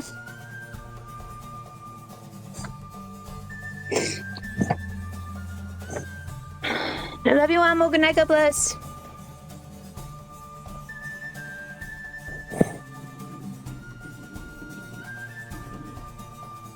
So she's gonna take out those teleportation smoke bombs. She made about 20 of them. I don't need these with what I can do now.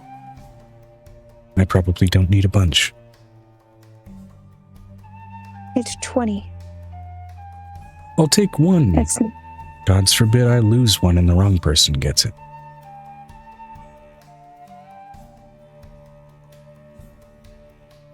take 5. I'll take 1. It'll be a stipulation of the job. Take 5. Fine. 1 for each finger. They won't go off in case you move your finger along the runes in the top, and it will take somebody a long time to figure that out. Angel shows her the runes and where you run your hand along it. It activates the runes. Make good You have use of a this. 10-second. You have a 10-second throw rate to give you and maybe 3 other people a way to get through a hole. It lasts for less than a second. I don't plan to take anybody with me. That's why I'm giving you 5 other jobs or a possibility for you. One thing at a time. I don't like distractions. It's not for a distraction. This is part of your payment.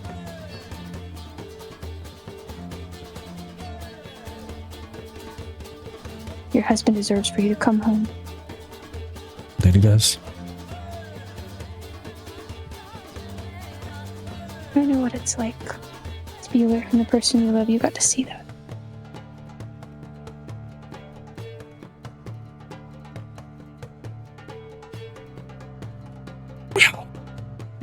I want you to share everything with him. I always do.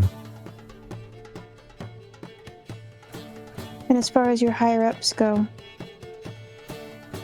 I want you to let them know that Morel died by my hand. But they know.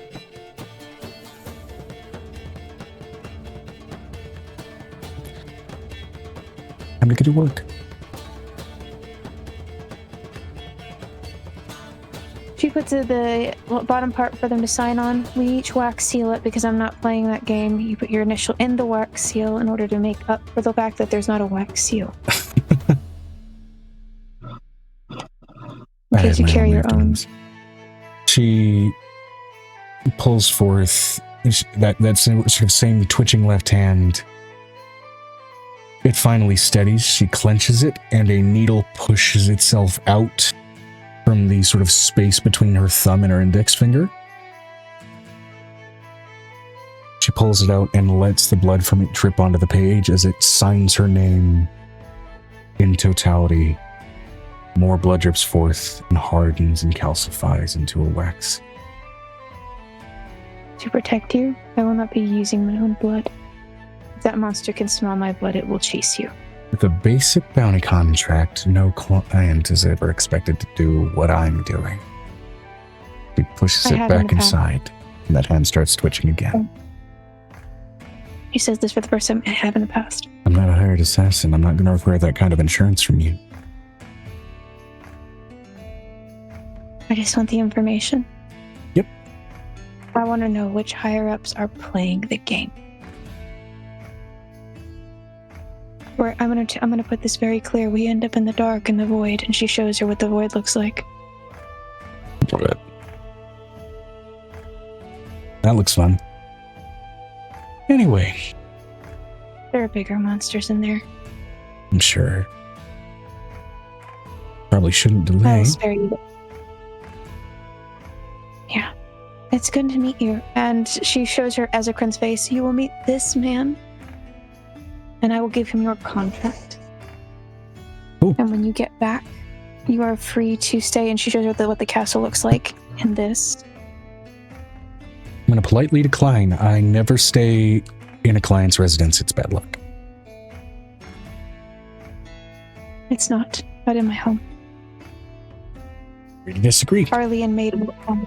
Arlian made my home. He helped fix my home. Have apartments close by in Sharney. I'll happily nab one of those. No offense. Superstitions like that, small as they may be, kept my job and my life until now. I plan to keep going. So. Nicodemus, where do we put that 9 lives cat? Please stop trying to give me things. You're gonna get me mixed up. It's not a mix-up. I've carried it around for a long time. This cat has nowhere to go. Like the puppy then, save it for after I'm back. Okay? Okay. Angel's looking at her like, trust you. We'll get it done. Call me on the payphone if you cannot get out. And she heads out. The moment she opens the door, it's like ADD kicks in for a second and you just lose track of her. She walks over to the bartender, finally getting her beef bourguignon. It's delightfully done. Bartender. Remarkably hearty for this environment. Now I'll say mechanically what has just occurred. This is considered sending off a hireling for an information gathering job. This is an elite hireling. It means I'm going to roll a couple of skill checks for them to see how effective they are in their effort. I roll particularly low. It means they may die in the effort regardless of what insurances you've given them. That said, the insurances mean I can roll more times. Okay.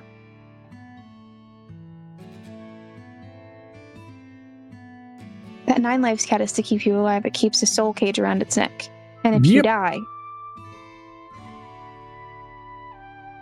the cat loses a life, but your body comes back to life and you become all of the information you gave her, she was well past being overwhelmed by all of it and was just trying to kind of settle into being focused.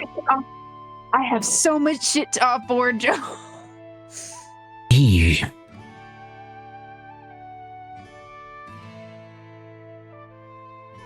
Gave her advantage, Joe. Yep, I know.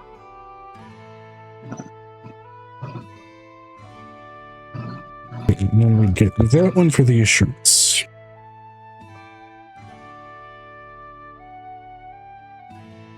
It'll take her about a week to get this done. It'll take her about a week to get this done. And you'll see what comes of it, if anything, by the end of that week. She's gonna look over at Nick. I need you to astrally follow her when we sleep. I'll do what I can.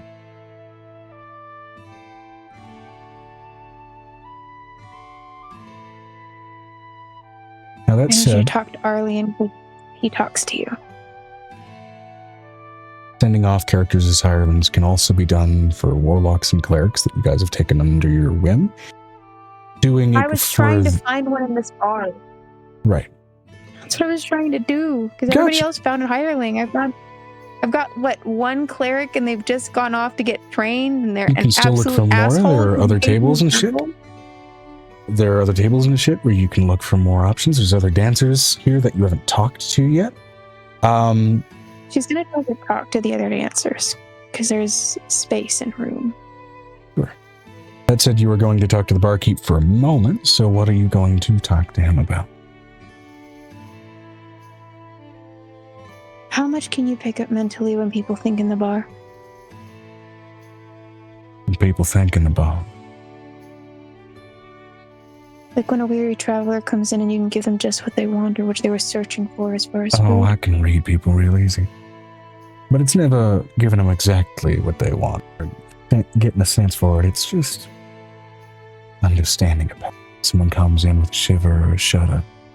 They might need warmth, and if they don't have it and happen to have a kid with them, kid might need it too. Case in point. Things like that. Can you put the hitchhiker sign on the side of your space for safe haven? Anybody who's been to a place like this knows to look for a place like this. I need the human markings for it. They'll know. The Sunrise Rebellion is happening. Again. Yeah. Sun never sets just How'd you once, already know? does it? Clock is right twice a day. Broken clock is right twice a day. Clock ain't broken. It's taken away.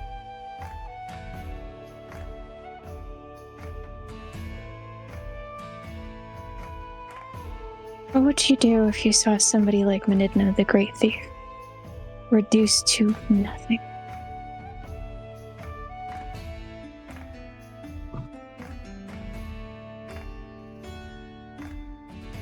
Get ready. A great beast like that. I'd get ready. There's always a bigger fish, but the bigger the fish, the less they pay attention. Smaller. The smaller things. Yeah. And smaller things can carry some dangerous shit with them. Take a bullet shrimp or a parasite, for example. Small things can do a lot of damage.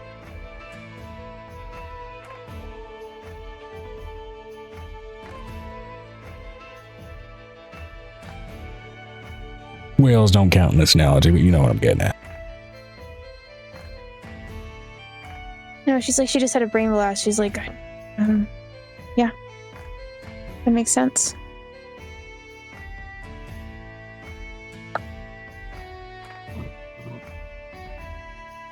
Now then, How many vamps have you had come through here? talking when it was a problem in the town or just people casually with the affliction? When it was a problem. Not a one. Makes sense.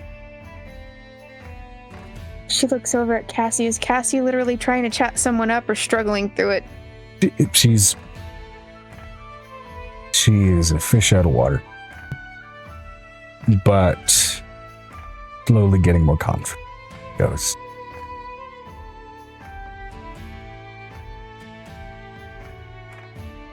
Should I bring people here to house? Will you hide them? With what space we have, there's plenty of places like this. Just for that too.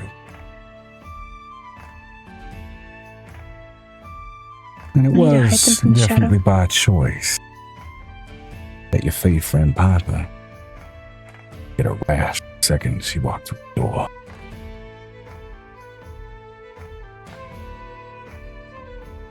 Like me going to the hells. My skin feels like it's on fire. Yeah. Also by choice that you didn't either. Because you ain't normal. Not no more. I am and I'm not. Keep believing But I that. was never normal. It'll keep you grounded. I was never normal. But I It am mortal. really is. The boring people who like burnt toast. Oh no, it's the people that think they're normal and are so boring that are the ones that are truly, well and truly, have something wrong with them. Sure, There's the goofy people. Sane people trying to act crazy. The boring people you have to be careful with. Because that's always a crazy person trying to act sane.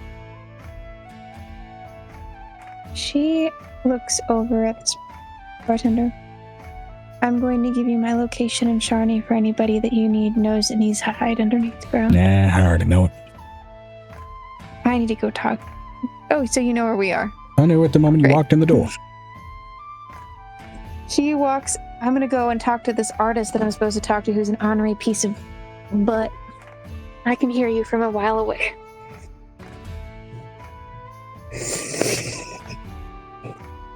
She goes and sits in front of this artist, this elf, putting her halfway naked body, like her halfway naked feet, on top of the table.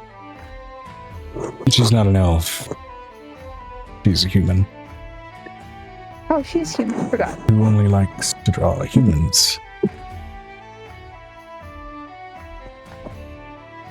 There's the people who didn't like Underdark people. And then there's this person, particularly skilled, who's got her own breed of some extra layers. Problem. Hi. She's gonna put her feet up on the table. Okay, so we're doing this. What the fuck? Why did you send me an invite to join this? What? That was a while ago, man. Just hang up, dude. Go to bed. Mm-hmm. That was 6 hours ago.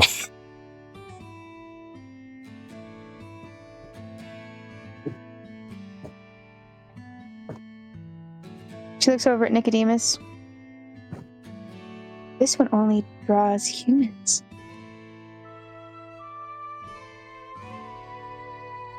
Only wants to. I don't think she knows how cruel and scary humans can be.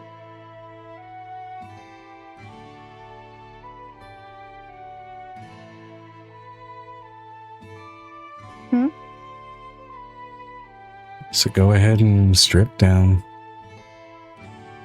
Get this over with. You just saw me, all of me, come down from the top of those rafters. Yeah. And you decided to not start? How Not unskilled. supposed to start until the client's ready. It's called dynamic posing. Doing a dynamic pose. Do that. What is your problem? What is your problem? What is your problem?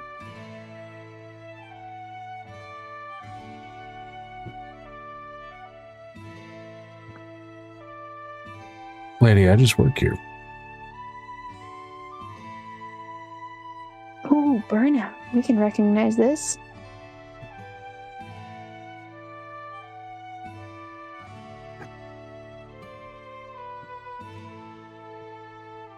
Either that or heart sickness. I wonder if the only thing you can draw is your partner. Hmm.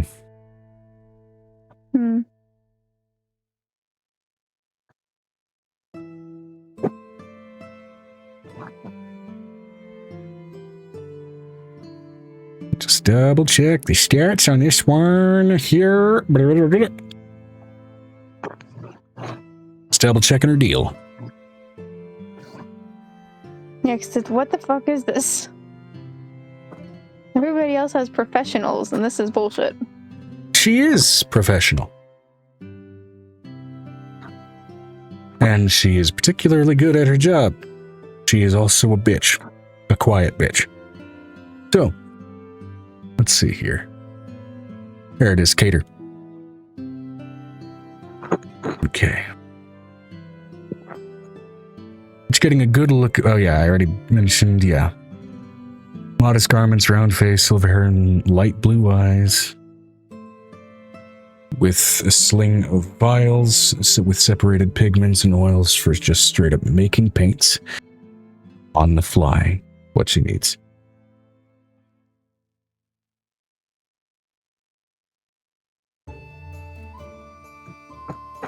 So, kind of composed do you want? How spread out do you want to be? You got human proportions. I'll give you that. Kind of weird for a gnome, right? Yeah, gnome. I'm a type of read. Say that again. I'm a type of vaulted dragon offshoot. Okay. And I'm a type of exhausted professional. Shut off. So. Nick, do me a favor. That wasn't very professional speech. Yeah, I'm not getting paid to be polite. I'm getting paid to paint. Draw. Sorry. I don't even need the paints, do I, right now? I just need the... Where's my charcoal? Nick, what's this person's... She's like, can I insight this person, please? This is absolutely ridiculous, Joe. By all means.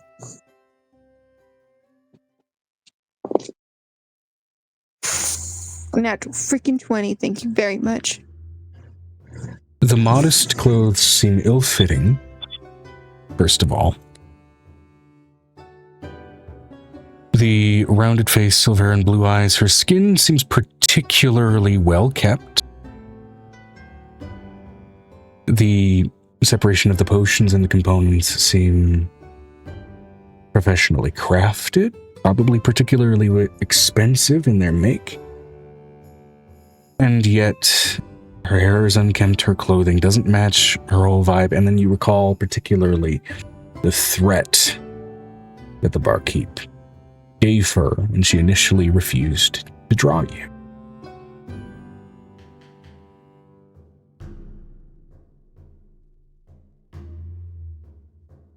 Strikes you as someone likely from nobility who is currently being given a first-hand exercise in being knocked down a peg.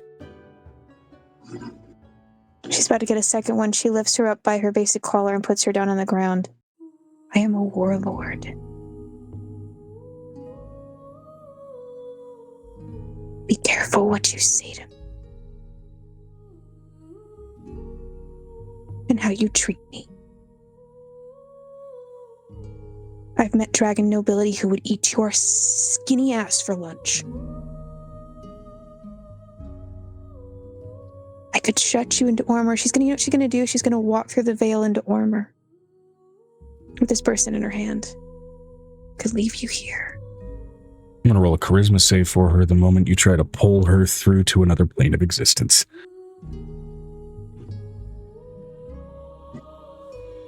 Okay.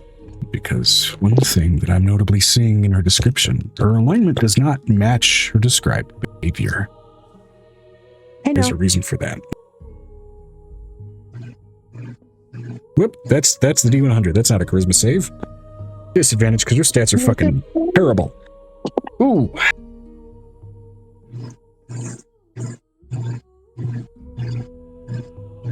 That's a failure, which means... What's the point you were trying to make?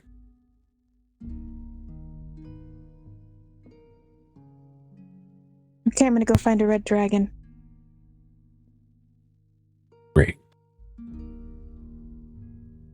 Placed it's warmer than the frozen hellhole I've been stuck in. Keep talking. Roll me an insight check. I can't.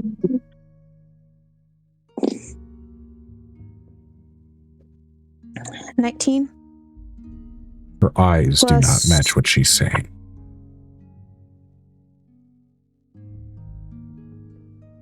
Her monotone, But I know how to. apathetic disillusionment that's coming through her voice does not match the frantic, desperate energy in her eyes.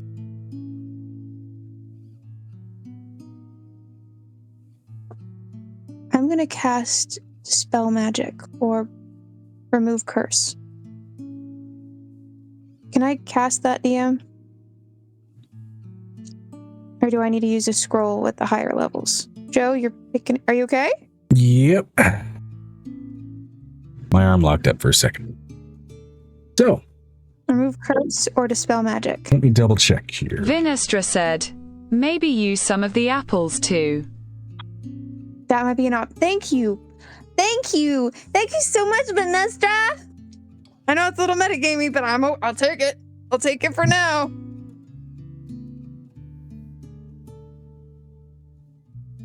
You know what? Let me roll and see if Angel would think about the stupid apples. Wisdom would be a Okay, roll for natural common freaking sense. So, I mean, yeah. Yeah, no. Yeah. Okay. TBF, that's not metagaming. Angel should know. Think of such as it's her everyday thing, not ours. Okay. Yeah. Offering something that the character already knows isn't metagaming. It's sometimes reminding a player that may be fucking tired because I know for you it's 1 a.m. Right? She hands her an apple. And she goes to immediately throw it away, but her grip isn't letting go of the damn thing. Eat it. That's weird. Eat it. Eat it before I give you the concentrate, because you're about to get some concentrate. Roll me an intimidation check, and I'm not rolling her saving throw against it. Natural 20 with the advantage, my Legend of Adventress clown die. Hey. Chuckles. Natural 20. With focused eyes, even as the face is trying to turn away, she's pushing the apple to her face. And she takes a bite. This will allow her to roll a charisma save, once again, with advantage.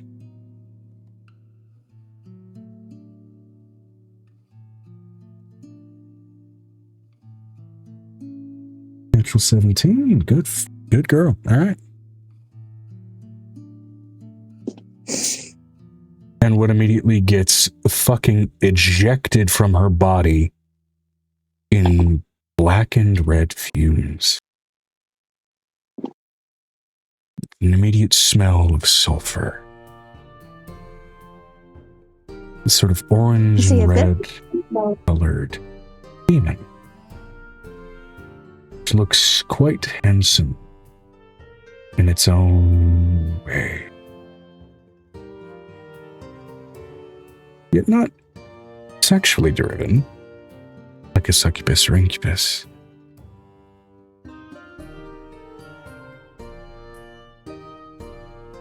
It's just not a devil. It is a devil. She's going to take that black ring and she's going to rub it along this kid's skin. Oh, fuck yes.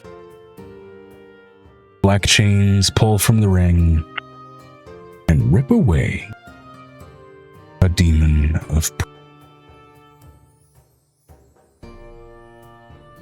pride. Of pride.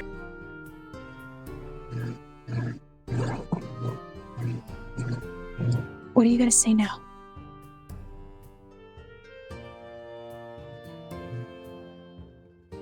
I'm going to say that my head hurts. Oh. Hurts. Keep eating the apple. Downing it without a second's. It will heal you.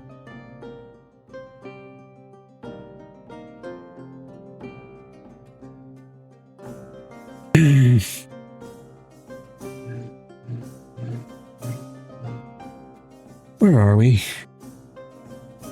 In Ormer. Oh, One of the dragons. Okay. I've read about this in books. This is... Oh. Take it in before you take you back. Already did, just... Oh, I've been such a bitch. Oh, I've been such a bitch. Ah, I'm a racist bitch. It's the worst kind. I'm not that stupid.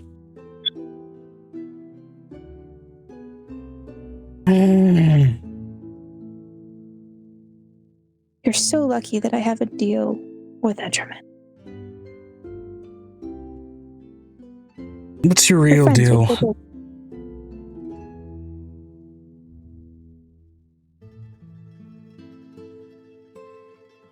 She pulls one of the baby dragons that's pink out of her necklace. Cool. This is one of my babies. That's cool. Deep breaths. Uh, She pulls out a calm emotions bear so she can gather herself. Deep breaths.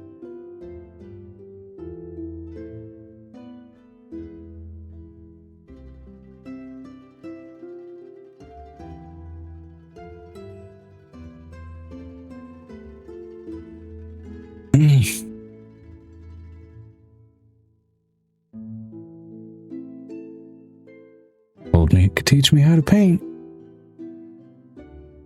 Definitely taught me how to do that, and then it only let me paint one kind of person. Oh, God.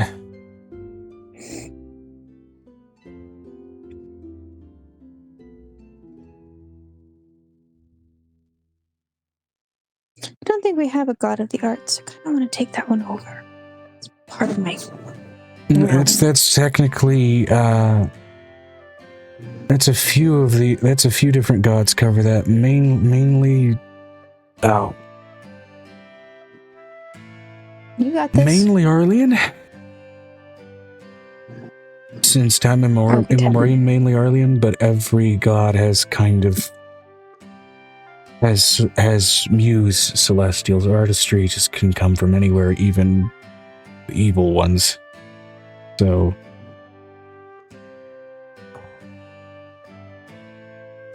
Do you want to be able to paint where you work? I was kind of already doing that, and I didn't like how I was doing it, and I'm just... Do you want to like how you do it? Yeah, I want to like how I do it. You smell Good. like stress and really expensive perfume. I haven't had really expensive perfume in years since I tried to get this little self-imposed exile because being around my family is so much worse. And my dad was trying to help, and I was being a massive bitch to my dad.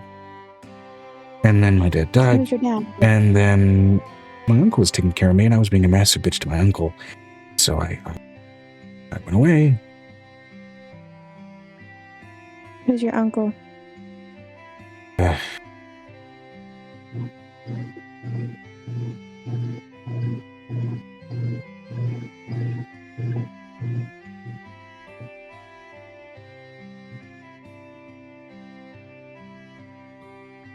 Sorry, I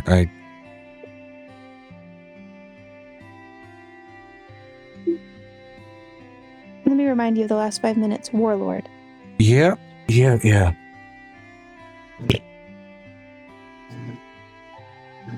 His name is Baylor Yannon. He's a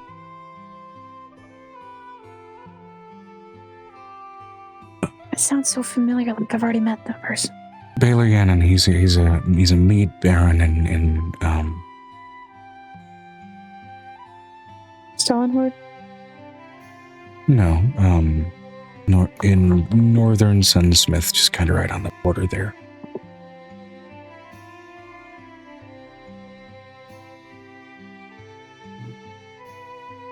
I'm Cater Yannon.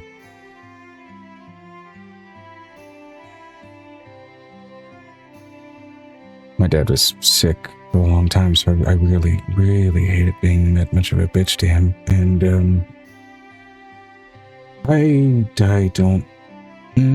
I don't know how I'm gonna deal with that. Do you want to talk with him about it?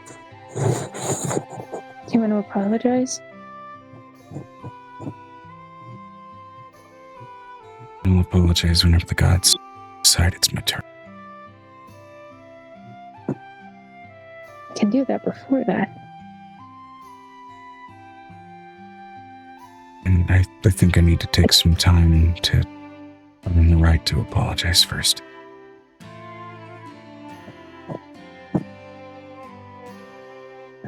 How would I give you a path to redemption?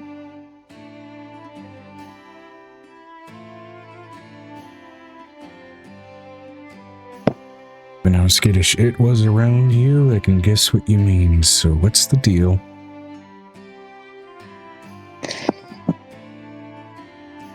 If I have a pact with Enderman, and when I go to his realm, I get my skin feels like it's on fire. You can kind of guess what I am.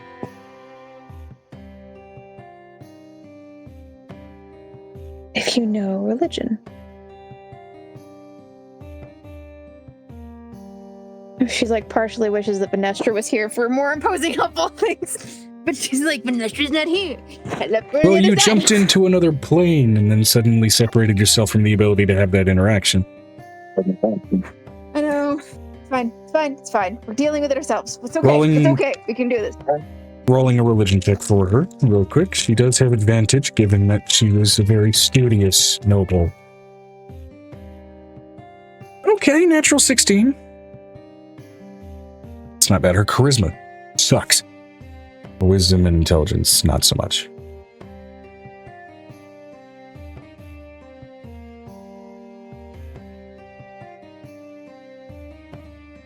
I'm 1/2. This may be my personal opinion, but I think you're late.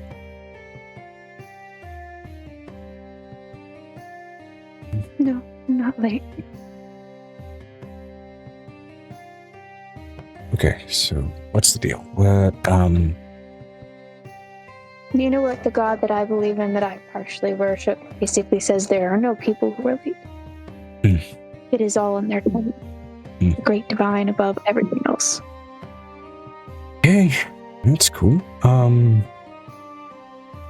What's the deal? How do we tie this thread? Because I don't want to be a skin suit for that thing again.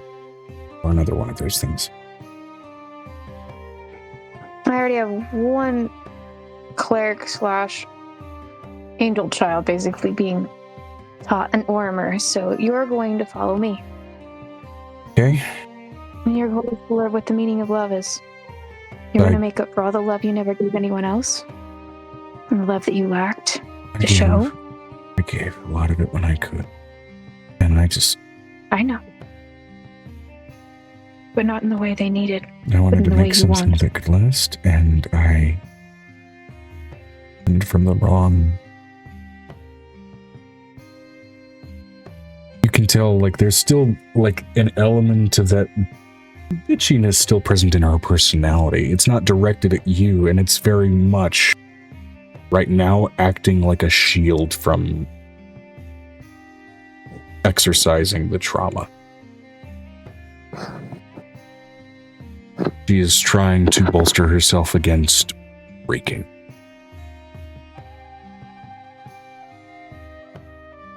Do you want to see something beautiful?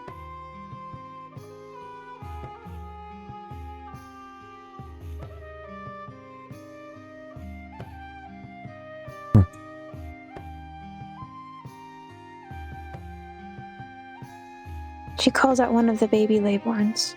He's made of pure light.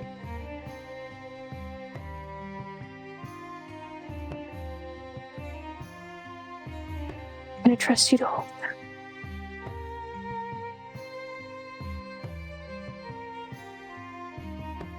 I'm on a very quiet mount, like cliffside, right near the silver dragon. I'm sure fully prepared to push her off if this didn't go well. Bye. Bye. I'll suffer the consequences later. Bye, Felicia. Consequences later. She looks over at her. This is what they call a Leyborn. They're made of pure magic.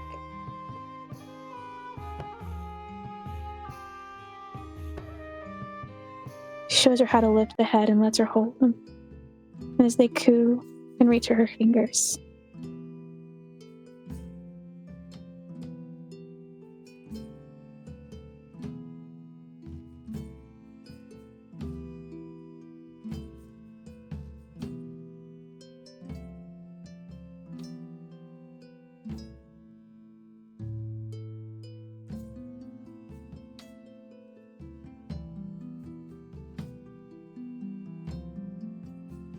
Even just with the passive see beyond the veil, you begin to see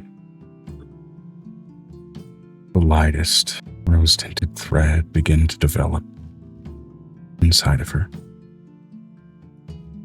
Steady, it's lower than some of the others that you've done this with. And you understand that that's because it's likely because of the guilt, stifling just how much this is able to form in some strong capacity, but to that extent,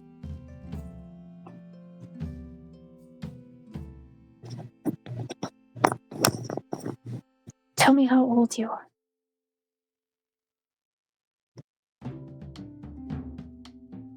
Checking. Am I checking how old Bitch McGee is? Here. Her name is Cater. yes, Hader Yannon, niece of Baylor Yannon, Baron Baylor Yannon.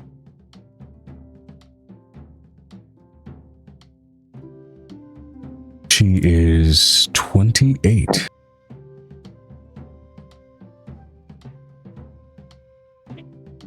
I'm going to offer you something because you need healing. Because I know that the only way that I learned not to be a jerk was by having siblings.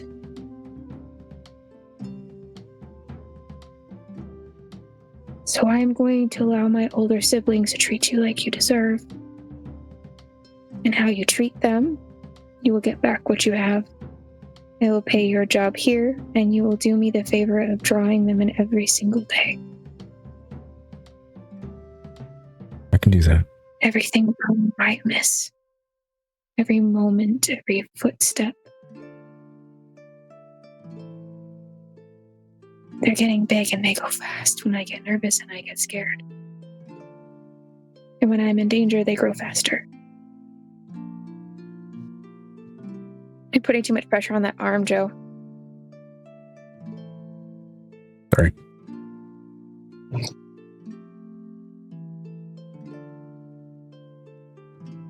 Okay, You with have that, the ability. You have the ability to make beautiful things happen. You are going to work under my employ from now on. I will pay you for every picture, every moment captured. But they're going to treat you like a sibling, and you are going to go to art school.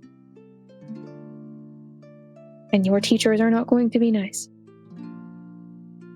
I will enroll you myself. Everybody's in a different college.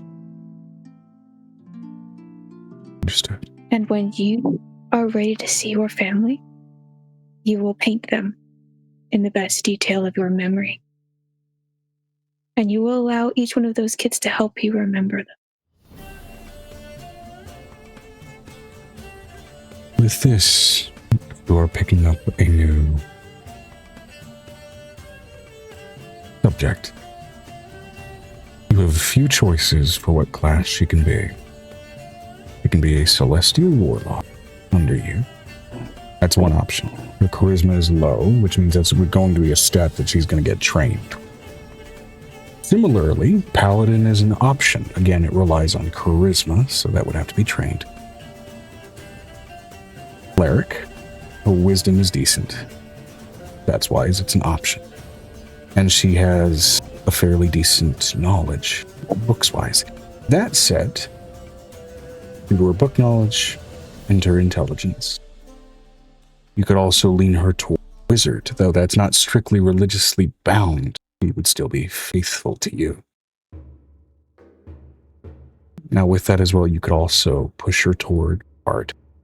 In this case, while I will have to either find one that fits the name properly, or I will have to write it myself, this would be under the choir subclass.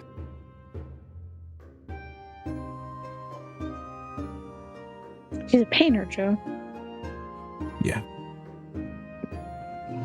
Whatever subclass you take in Bard, however you excise and exercise that skill and that power, is however you do it. The idea of choir subclass, whatever I should find, it's I'm going to be looking for a bard subclass that has a religious lean.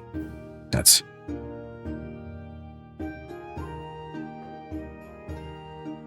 If you make a pact with me, you will get your curiosity. Your curiosity to learn about everything and everyone. And you will never... That's if you choose to be a warlock. She's going to give it the choice. If you decide to be a bard, you will lead people with your artwork. Your music will be your art will be what gains you money and gains you power.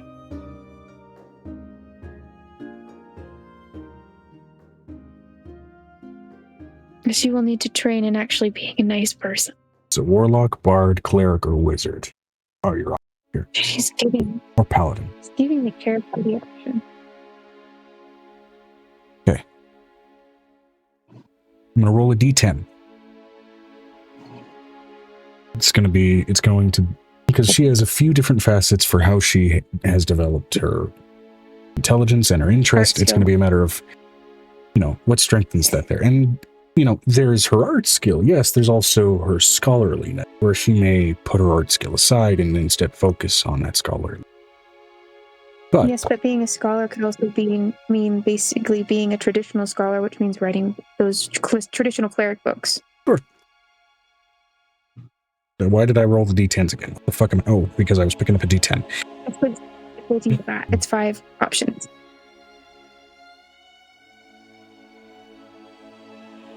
Okay, that is cleric. And given her particular proclivities, I'm going to say cleric of knowledge would most likely suit her best.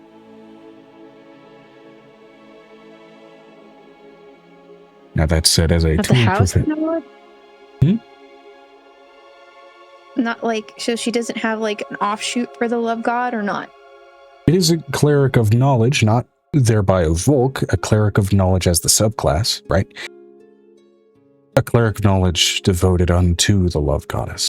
She will have proficiency with painter's tools as her tool set. And with this, she will be able to use her intelligence for its use. She will become very, very precise in the way she paints, which was how she originally did it anyway. That doesn't mean it will diminish in any way her path.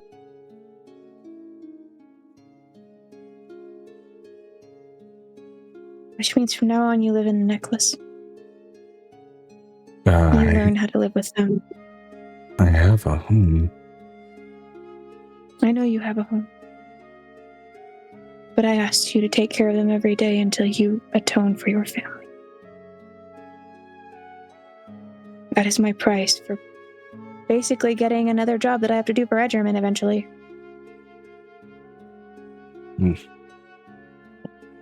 Okay.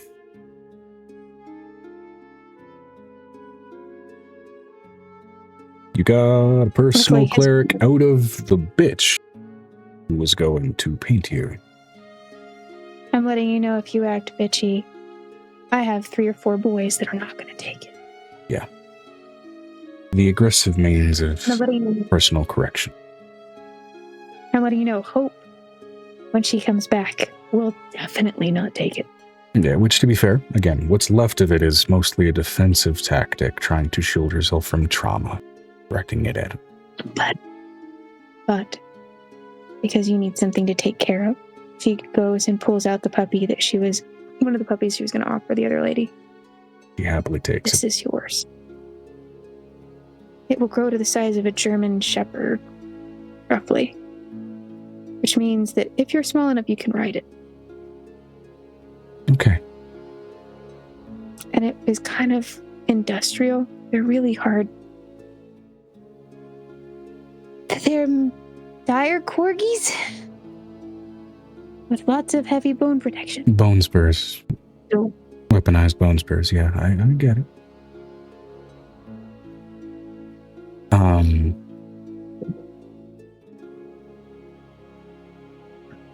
Let me figure this out. You write your family, and the kids will take it. Depending on which kid it is, take your family. I'll get something sent to my uncle. Okay. Just tell him that you will be traveling with me as far as a warlord and being my cleric and underling.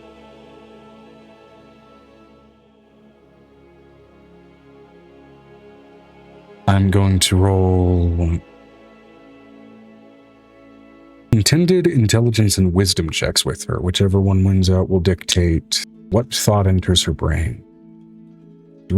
She was a noble before she went to go get, knock down a peg. And so there is something in her that is a little bit politically minded. The wisdom side, which would though, be helpful as far as the cleric goes. intelligence wins.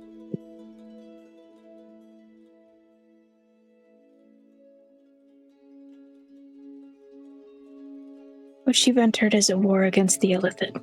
Well, Or what we would call before you get Alex. into anything that's going to scare me. Okay. My mother died when I was born. My dad got sick and died. My uncle, by all rights, is a guardian. Quickly, you're younger than me. But you take me on as a war. Or meet with my uncle with the pretense of possibly bringing me into your family officially. You have an ally and a trade ally in Sunsmith. And then I won't have to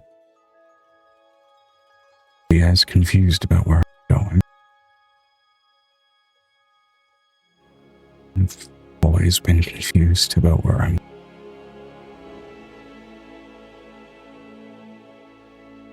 Despite being 28, the dialogue she's delivering and the way she's speaking says to an extent. Like a 19-year-old. This is like a 19-year-old. This screams of someone who has not had a chance to consciously be themselves in a number of years. And you don't think that's the noble restraint as much as the possession. How long is that demon in her? How much farther has her body developed?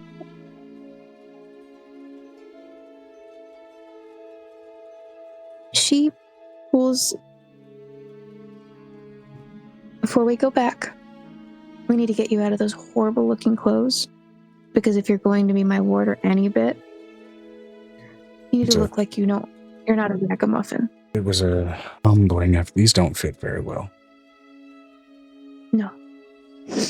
But she pulls out a number of beautiful dresses that kind of just form to size considering her children. You get to decide which one you want to wear. He goes for the plainest one of the bunch. I want to be able to earn something better. She pulls out a pair of boots. These will form fit to you. Because I have too many kids and you're going to find out there's a planetar in there. Oh boy. And she's a baby. And she's going to want to hold your hand all the time. You'll learn real quick. The baby dragons, I would avoid them. They're still teething. So unfortunately, while you have hired one follower to take something off of your plate, you've gained one follower who has offered to add a small thing to your plate. A meeting with her uncle to adopt her political benefit. Have them meet me in the Rusted Peaks. It's closer to where they are. I'm not going to be able to reach out. You're going to need to talk to the barkeep. He's the only one that has access to his contact information. And in the position I'm in, I have no official channel to use that they would believe me. Hold on. She goes and takes out a thing of dragonberry wine. I think he might, considering he is a little an ale baron? Spared on this. Yeah. Considering that this little bit of drink hasn't been grown in our area in a long time. Which, notably, you've been running a tavern for, or at least been part of running a tavern for most of your life. Go ahead and roll me, I'd say, a history check, lower DC for, specifically someone mentioned as an ale brand to see if you've come across any brand familiarity. I'm going to get a natural 1 at one point. I got a natural 20.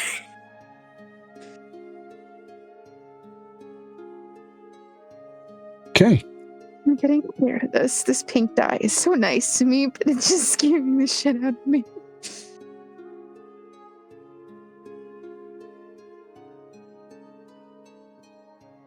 Yannon Yellow Orchard Ale. It's come across your bar once or twice. You saw it a lot more prevalently when you were, on the main continent where Sibylhearth and everything were toward the south, but it was fairly prevalent. It had a lot of reach. Then again, it's come into your bar once or twice. It's not a bad ale by any stretch. It's fairly well balanced. It is an apple ale. Normally apples get developed into ciders. To turn it into ale is a very, very specific choice. But it turns out well, and they apparently do refine it from yellow golden apples rather than traditionally like the use of reds or anything like that.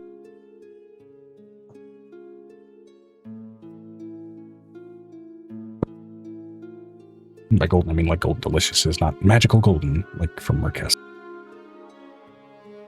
I'll see if he can meet us here. They have a way to get you here, or if I can get in contact with him so we can do that as quickly as possible. I would like to get that done as fast as possible, because in the Rusted Peaks, I have to go and investigate like an old ruin. It's going to be really toxic, tense. But we're also going down into a giant tunnel. You should see the If one you're thing going I to the think you Rusted should Peaks, see. you could have him meet you there. I mean, an ale baron That's what wouldn't I call question it. going to meet dwarves. I know, but the thing she also says is this. I also want you to go down with us in the tunnel so you can paint these amazing creatures. Okay. She shows her like a visual of them in her hand, like an illusion, what they look like. They're these giant, beautiful, encrusted creatures that live in water sources, and they renew the water source over years in time, and they live like the pools are connected almost throughout the entire surface world that we live on. Isn't that cool? She's like all the cool things she's learned, sharing her with. If she's going to be her cleric, that cleric is going to know so much more about this planet than everybody else.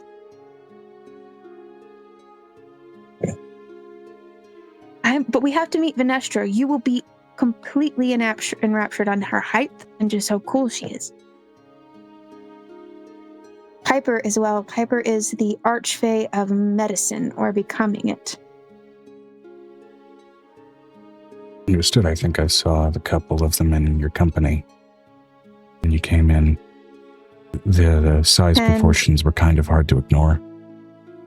You being incredibly tiny, her being incredibly massive, and then the other one being incredibly fiery glowy.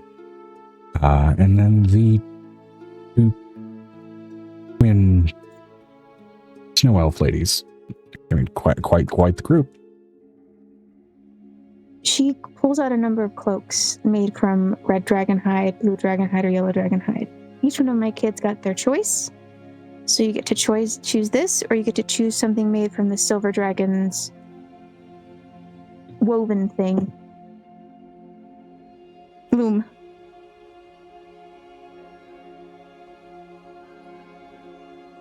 Pick a hide color. She goes for yellow, kind of leaning into what element of pride she does have with her normal family.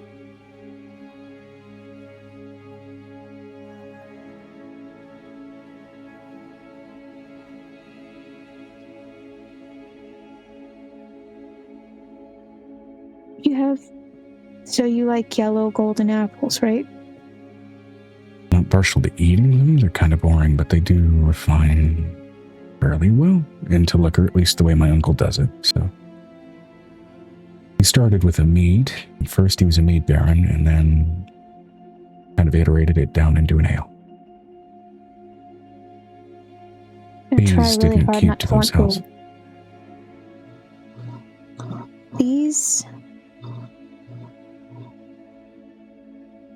This world, she looks over at Ormer, is more dangerous than our own. Yeah, By there's far. dragons everywhere. I can tell that. We sit in the shadow of a silver dragon. Nothing will get near us right now. Oh, great, With great, protection. awesome. Stellar. She's really nice. She has 2 kids now. I'll take your word for it.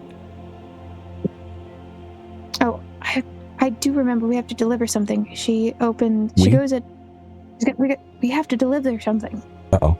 I forgot to deliver a baby. Forgot She to goes deliver a and baby. knocks This on the door. baby, this lady has been waiting in the hospital, straining and holding it in for however long. I'm letting It's you know, been but she years. has It's been crowning for 8 years. The white dragon had the silver dragon egg, Joe. Yes. She goes and knocks on the door. That's her baby. I think Been a while. it's that silver. I have something for you. She pulls out the silver baby dragon. This is yours. I found it in the white dragon's area. Dale swoops in and pulls the child in and hidden by the wing immediately. Dale seems to fall from above, but Silver Dragon, you know what's happening. They know your name. They wore your face. So they would know it was you. Thank you.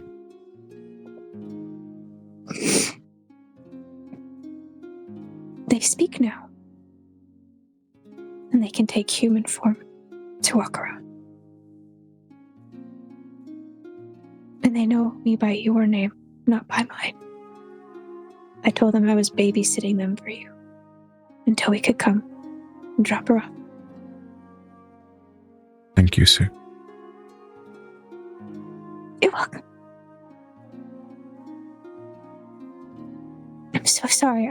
It slipped my mind. We just got them yesterday. Out of the horde, so. I'm sorry. I would have brought them sooner. Got them yesterday, which means for me, you got them last year. You waited a year to tell me. I'm so sorry. You can tell to a small degree she's being a bit of a shit. The tears. Slightly mad. Slightly giving you some shit, yeah.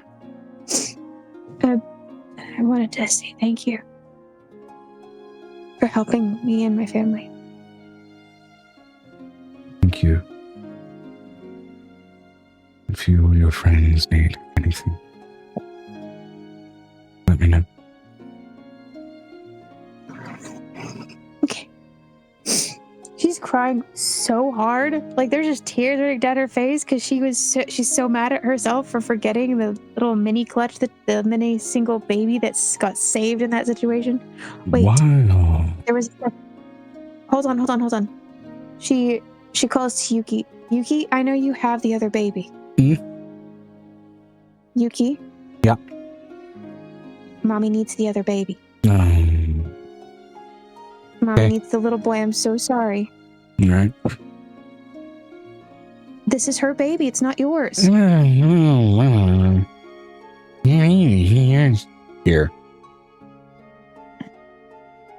And this is the little boy that was in the same clutch.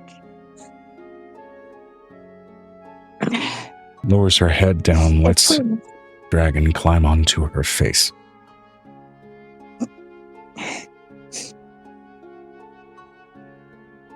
Moves her head. He's a good boy. He's a really good boy.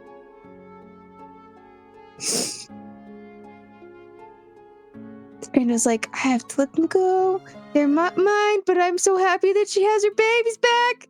She's crying, and then she's like, She walks out of there, and then she takes her back into the place they were before. Reconcile all of that. Wow. It's something I do. You're gonna find that out. I have a really big heart, and I have a really hard time with dead children. Really big heart and a really little body. She walks and sees Nicodemus. I have a question. What is Nicodemus looking down at her right now? It's like, is he pissed off? Like, where the fuck did you go? You were gone for like 2 seconds. I know what you're doing. You feel better? Yeah, I feel better. We finally dropped him off. I told Yuki to do it, but she was holding one of them hostage. Hostage, sure. It's not her baby.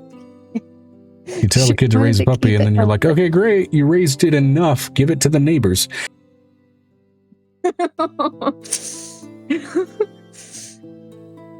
How do you think that kid's going to feel? They needed to go home, Nick. They needed to go home. We still have this silver baby from the unknown mother. You didn't want to try for 3 for 3? No, because the other one has family that is already collected too. Yeah. We can't do that to them. Nick, this is Katarina Yannon. No. Close, but no. Would you like to say it? Because I can't. Yeah. Nick, this is our cleric. Your latest one, from what I can tell. Mm-hmm. Oh, what the fuck is your info fact? It's too good. What did you do with it, Jeff?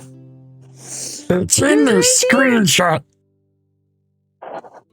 I am Peter. Peter. That's my name. Peter. My last name is Yannon. Peter Yannon. She is niece of Baron Baylor Yannon. She's the niece of Baylor Yannon.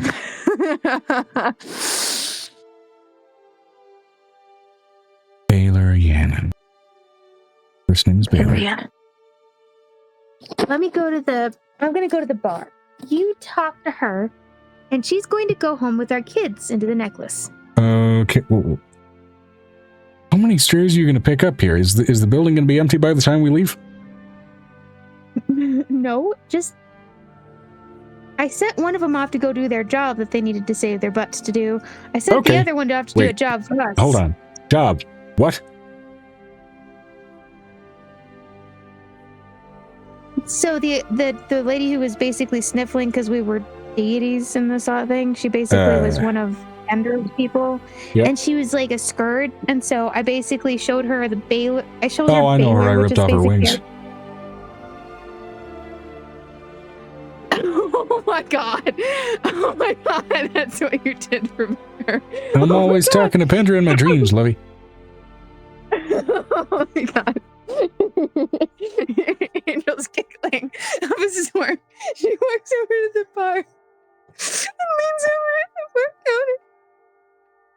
Starts giggling and starts almost giggling across the counter. Oh my god! She says, "Barkeep, can you come here, please? I have a question." Sorry.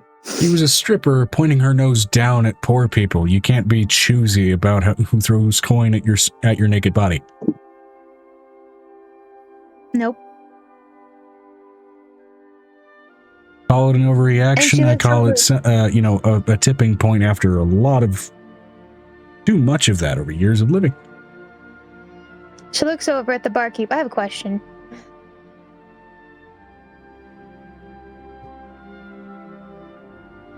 Yes. I need to get in touch with Baylor Yan, and I will be taking Cater with me, and she's going to pass 3 large gemstones over the counter. Right. So you're gonna need to sign the release form. Okay, I can do that.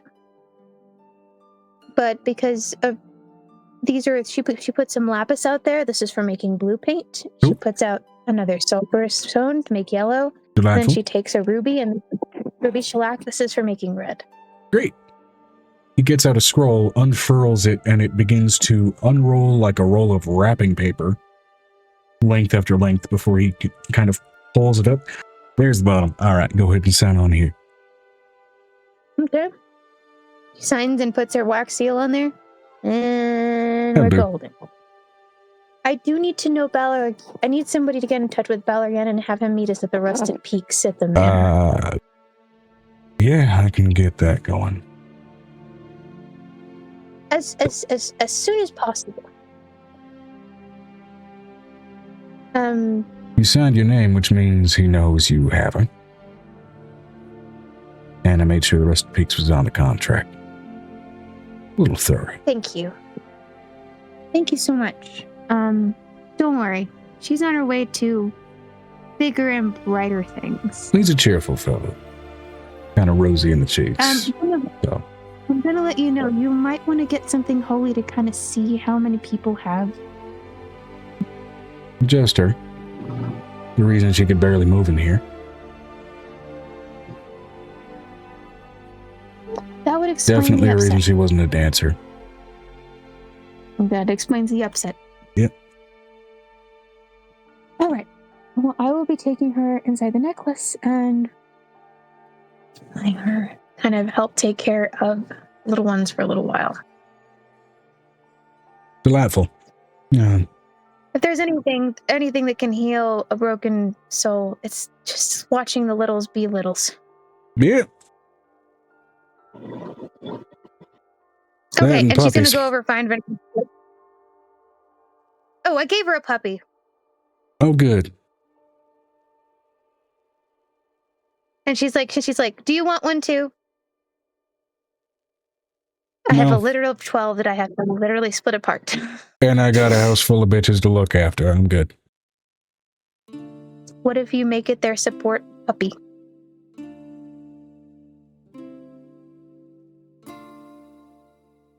They already have one.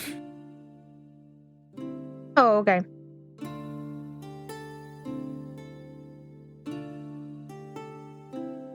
Her name is Brittany. She's a fairly temperamental,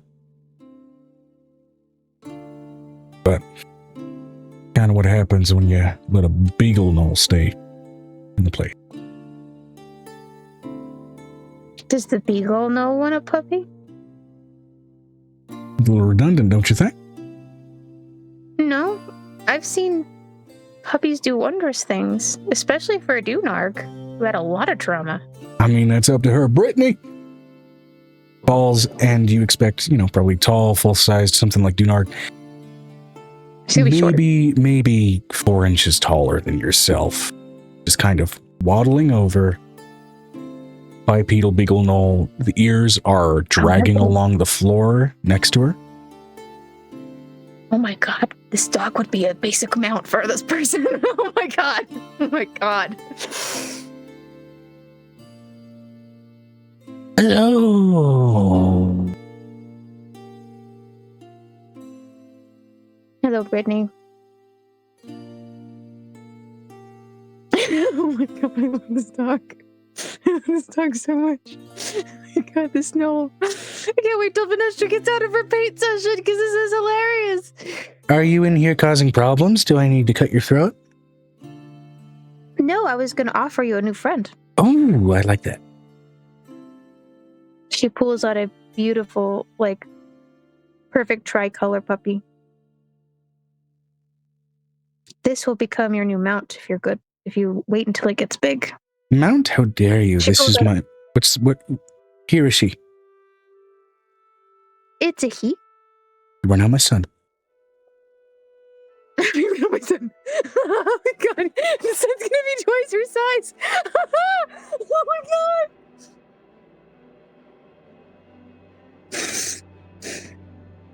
She looks at the owner.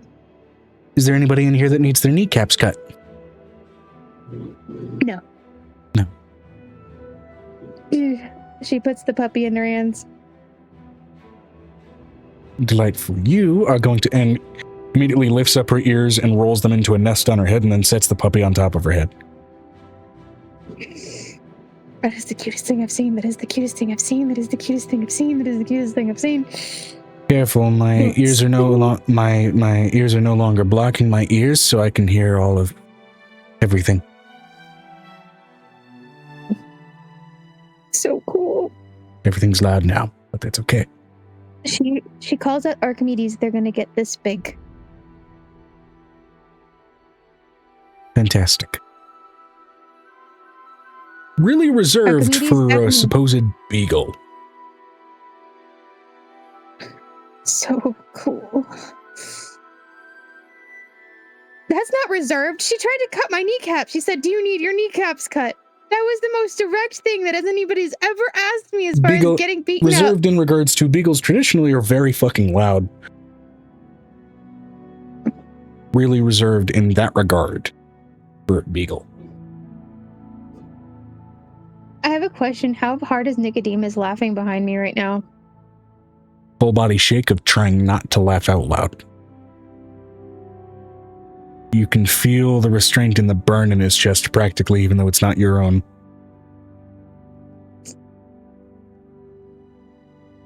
So cute. They're so cute. She's trying really hard not to have cuteness overload.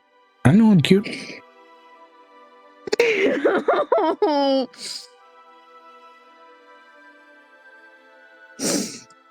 Now you are tall. Do you need your ankles cut? Looking up to Venestra.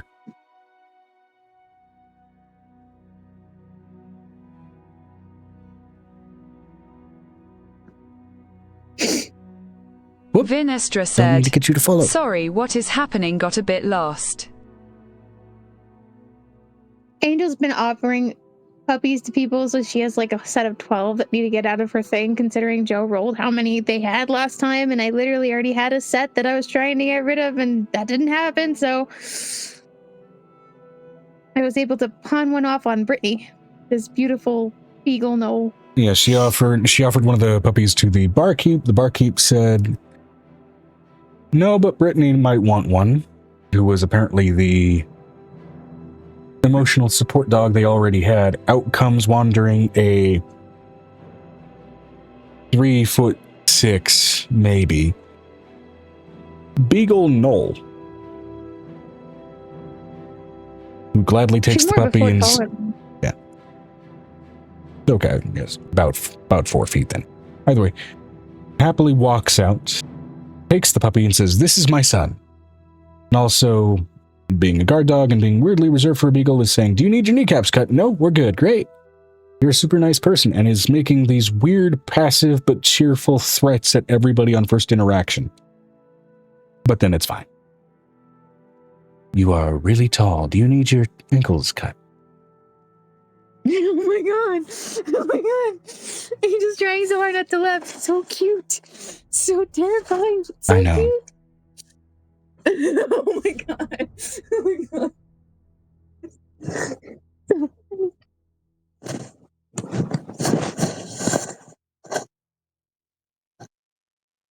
So funny. Waiting for Venestra to type.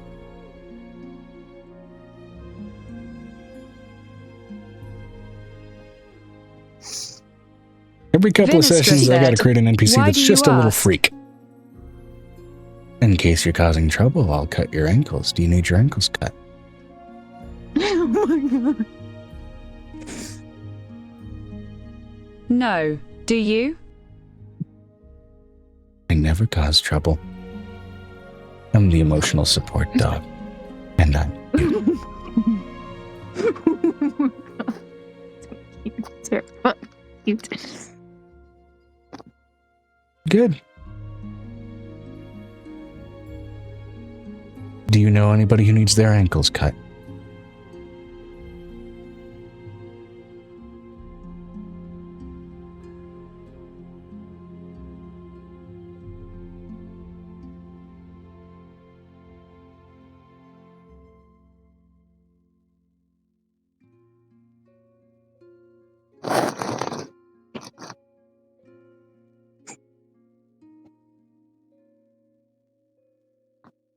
down. 10 weed Not off at to all. go. No, okay. Great. If any of you need emotional support, find me in the basement below the stage.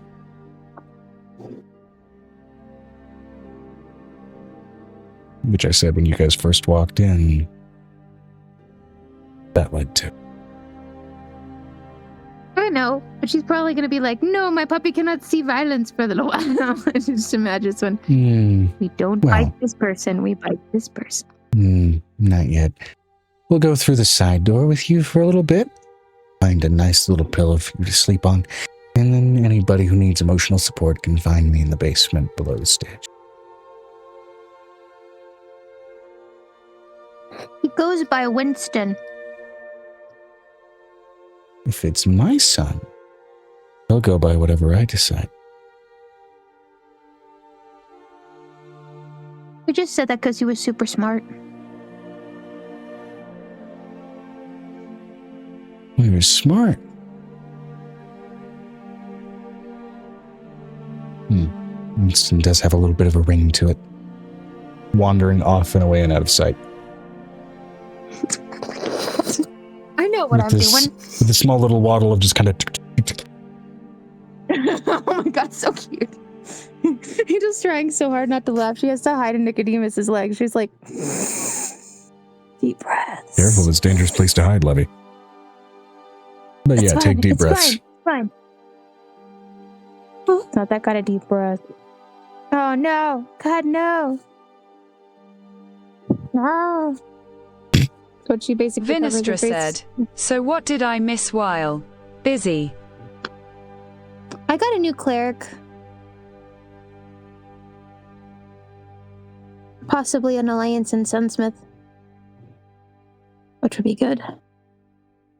This is Cater, by the way. Cater, meet Vinestra. Vinestra, meet Cater.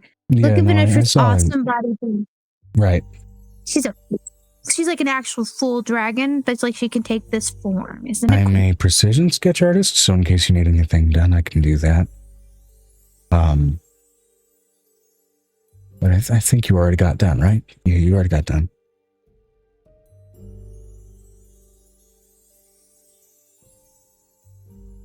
Why don't you just focus on sketching your puppy first? Yeah, let's do that. I was possessed by a demon for a minute when she stepped away from you.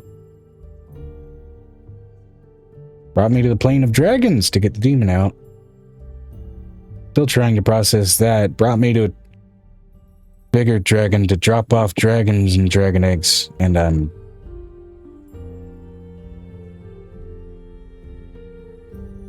wondering when I'll wake up in a cold sweat and realize this is all a very strange alcohol-fueled dream. It's not alcohol fueled, and it won't change. Oh boy. Illusional coma. Great. She literally. Vinestra said, "I and welcome. Vey would pet the new person's head. Welcome to the team." That is demeaning as hell, but I get it. The demon made me racist. I probably deserve that. Don't do that. She looks over at Cater. She's like, okay, so I did not tell you what your puppy's name is. I don't get to name it. You can, but you're going to have to train it out of the name of Bubbles. Bubbles. Its collar had bubbles on it. Okay. Yeah, I can work with that. It's just a stationary name until they're ready for barding. So you can get them used to a new name. Their parents are named Archimedes and Artemis. You'll get to see a lot of them, and they do a lot of procreating. So if you also want to trust them, Onigiri and Mochi have at least 3 kittens that are about to wean. Understood. Cool. I am probably going to sleep for days. I don't know how long I've been possessed.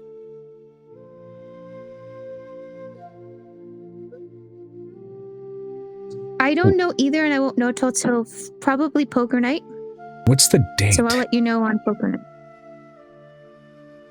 She looks at the Barky. Barky, what is the date? Give me a moment. She's looking at Nick like she's starting to yawn. You can tell it's sleepy time. Like almost sleepy time junction right now for her. Right now, it is dead of night. I had a cast 27th. You want the year as well? Yeah, could I get the... Right, well, it's 198. What's the last date you remember?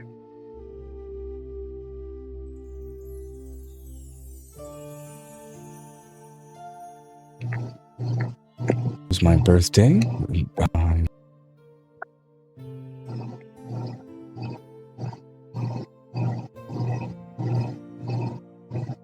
Sherlow's 4th, 189.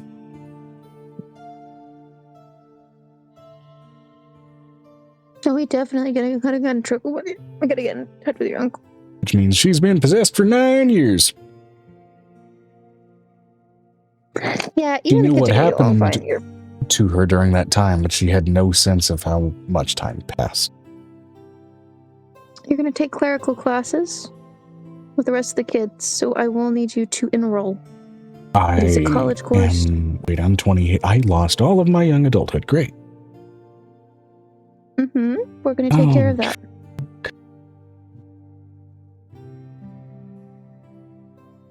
I know you can screw up your head if you smoke hemp before 25. How screwed up is my head if I've been possessed by a demon since I was 19? You should ask the child who's literally 11,000 years old. What? That's what happens when skags live in Links the to the world. calm emotion stuffed animal you gave her purely just to avoid a panic attack. Okay. I'm gonna put it to you this way. You can recover from this. You tell me what day your birthday is. We make it a thing. Like I said, Sherlow's 4th. Okay. So then on your birthday, you take the kids that you like and you go to Lilu. Assuming that I'm not fucking up my own date system. Hold on.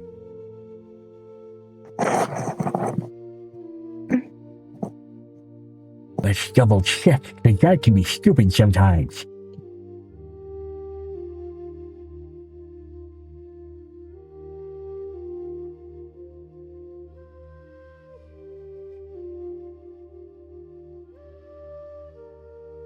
Restore. Sherlow's is not a day of the week. Good, I'm not fucking stupid. Yep, Sherlow's 4th. Basically, April 4th. At least in the context of this book, right? 1, 2... Yep.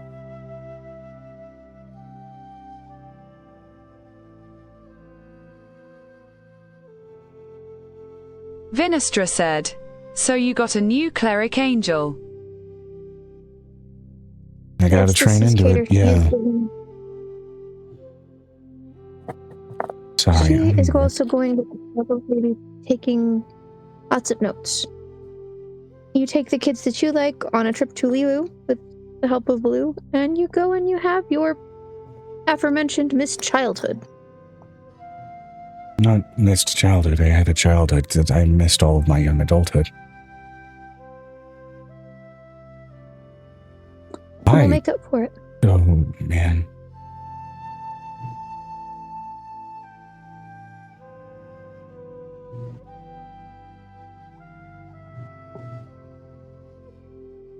I missed all these chances to date and everything.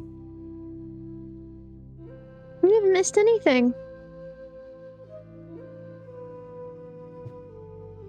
Most people don't actually find their true love either until like their early 20s or their late 30s.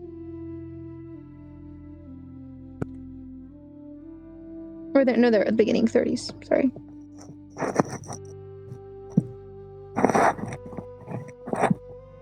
I'm gonna roll those aforementioned 3 for her right now.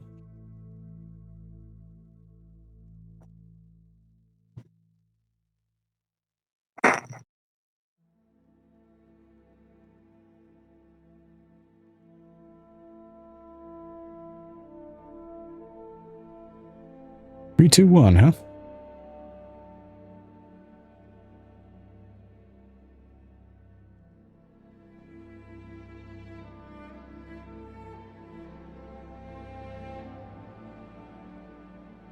Bye, monogamous bottom.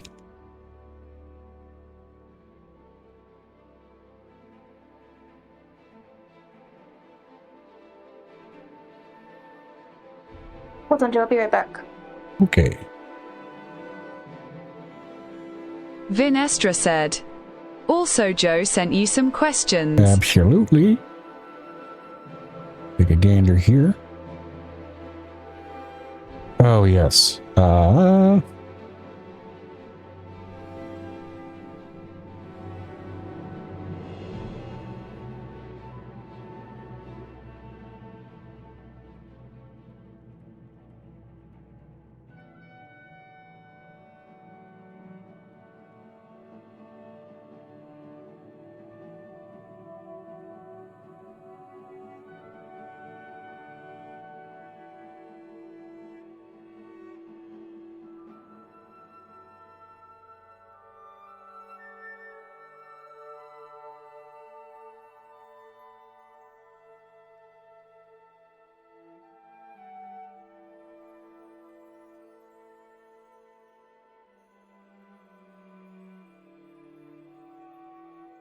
One, two, 5.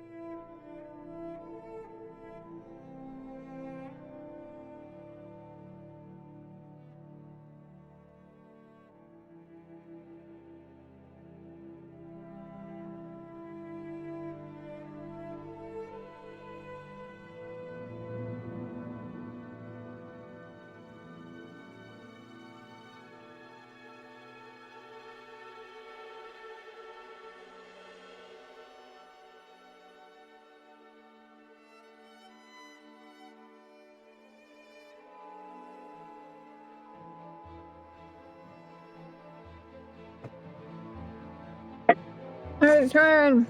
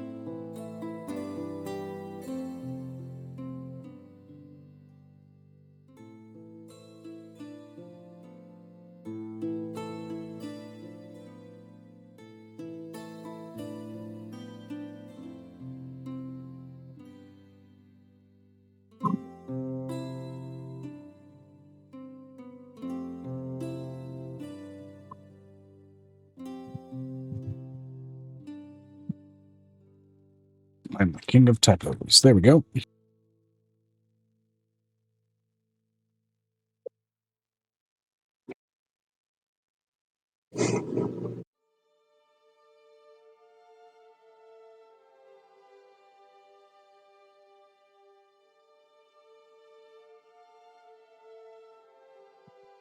Vinestra said, "Thanks, Joe, and welcome back, Megan." There's that about exactly 2 hours after those questions. I apologize.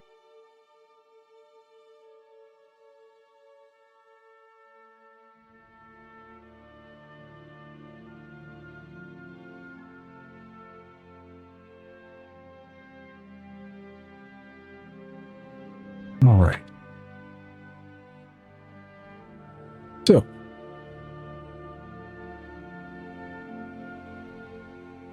now Megan, Yes. I think Angel has found something to settle her night into should she choose to stay here for the night or go back home for a time. Now finally, what we have left is between Violet Cassie. and Cassie. Violet's gonna look over at Cassie. So how was your night?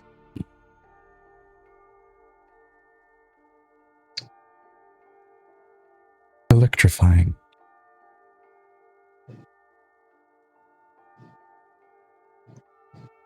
In what way? Do you still want all the juicy details? Absolutely. You got all of my juicy details, and I didn't even want you to. Okay, well, let's get into the emphasis on just how juicy, and we're going to go ahead and call that a cut to gray as she goes into explicit description. Oh my god! She has no filter. I forgot this kid has no filter. Yeah.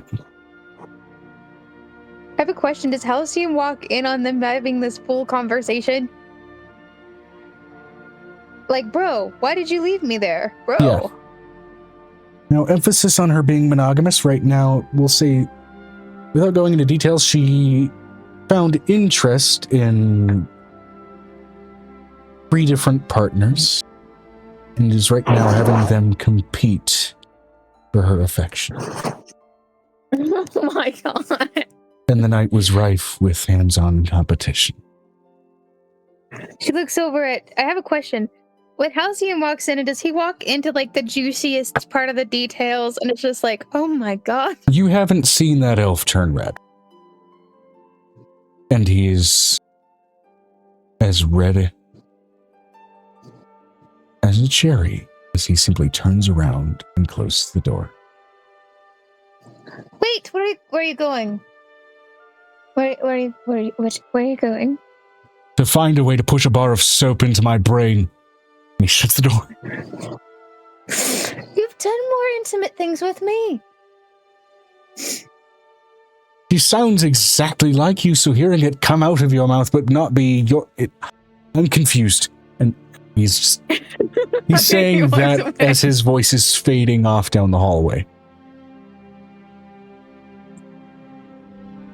I'm sorry, sister. I'm And very I'd say into with your nobility. passive I don't- insight, an element of that is also a bit of jealousy. Because it's still your voice, but talking about indulging in other people.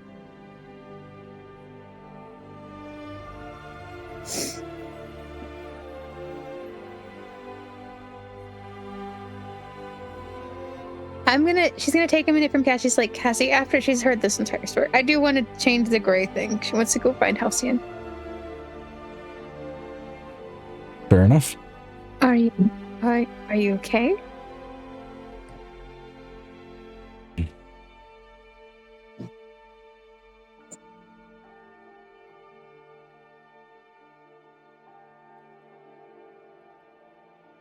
It's not like you can't tell us apart, she. I understand that. Let me re-emphasize. You are mine. That is understood.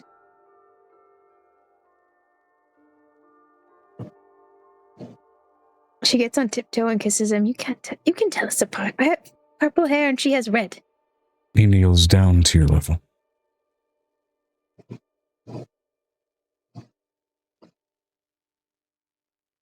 After we get done in the peaks,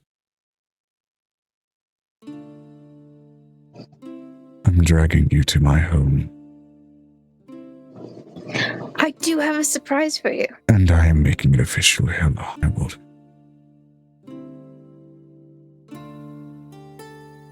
She hands him the painting. Oh my. I had it made for you. Just for you. Come along to the bedroom. I need to make sure this pose is accurate. Cut to black. Oh my god. She's like, I guess we're staying here. We don't have to deal with the two lovebirds making us almost get pregnant. Again, because of Angel saying effectively the password, you all are afforded rooms without need to pay for them. And any food that you would like to indulge in, you need only pay a few pieces of copper for, even the Banhawk. Because this place is not one where they're desiring to charge much for anything. Can we also say that Angel established a trade link so they could get more supplies? Yeah, that's simple enough to do. For their establishment in particular, they won't be engaging in anything too ostentatious. They want to keep their establishment, as well as many other establishments like that, designed to be on the down low. I'm letting you know you can make beef stew or beef bourguignon with roast as well, by the way. Just normal chuck roast. As you do. She basically just like looks so like I'm letting you know. It's just like, and then Blue's like, from the inside the necklace, everyone got busy today. Slips, I think we're gonna have to get busy. We have to compete with that. That we do. Yes. So if you would be a dear, bend over. I'd like to see you make me try. I needn't try to do it. Oh, I'm so sorry. You're gonna have to try harder. So basically, she's the only one that's like full on brat. We're talking about the full on brat. It is definitely Blue.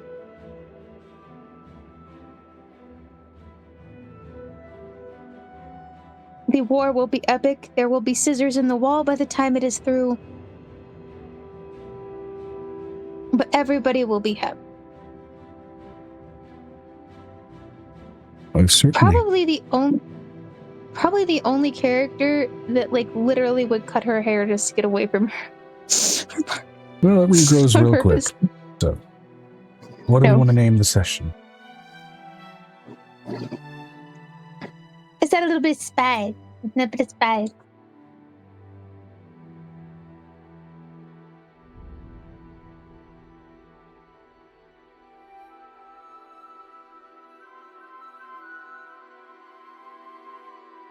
A little bit of spice. Vinestra said, "Spicy downtime." Spicy downtime. Oh, now I want rice with lemon.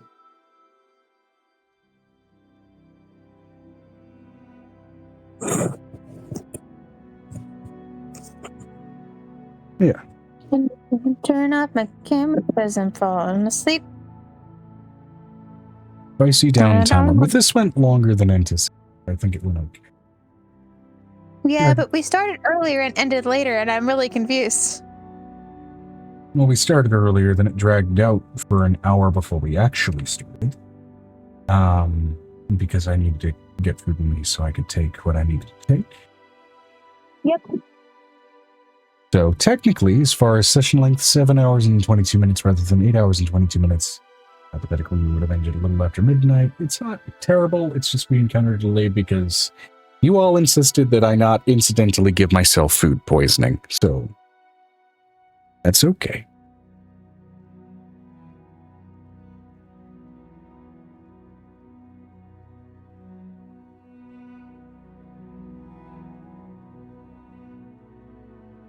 Session 101 Spicy Downtime. Now, I don't know who I want to raid at this hour. It is obscenely late, but there's a group of, I'm like 90% certain,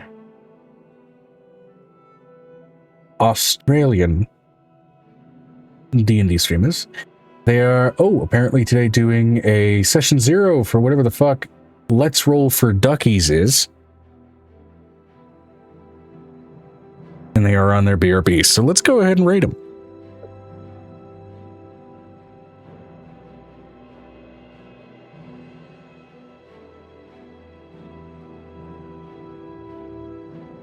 Because why not? For those of you that have popped in, stuck around, viewed, watched, whatever, thank you for your patience. I thank you for your time. I thank you for your steady entertainment in what I am doing, have been doing, and continue to do for the course of these last many weeks and many years. As of now in my time zone, it is February 1st. In 20 days, it'll be the 6-year anniversary of this.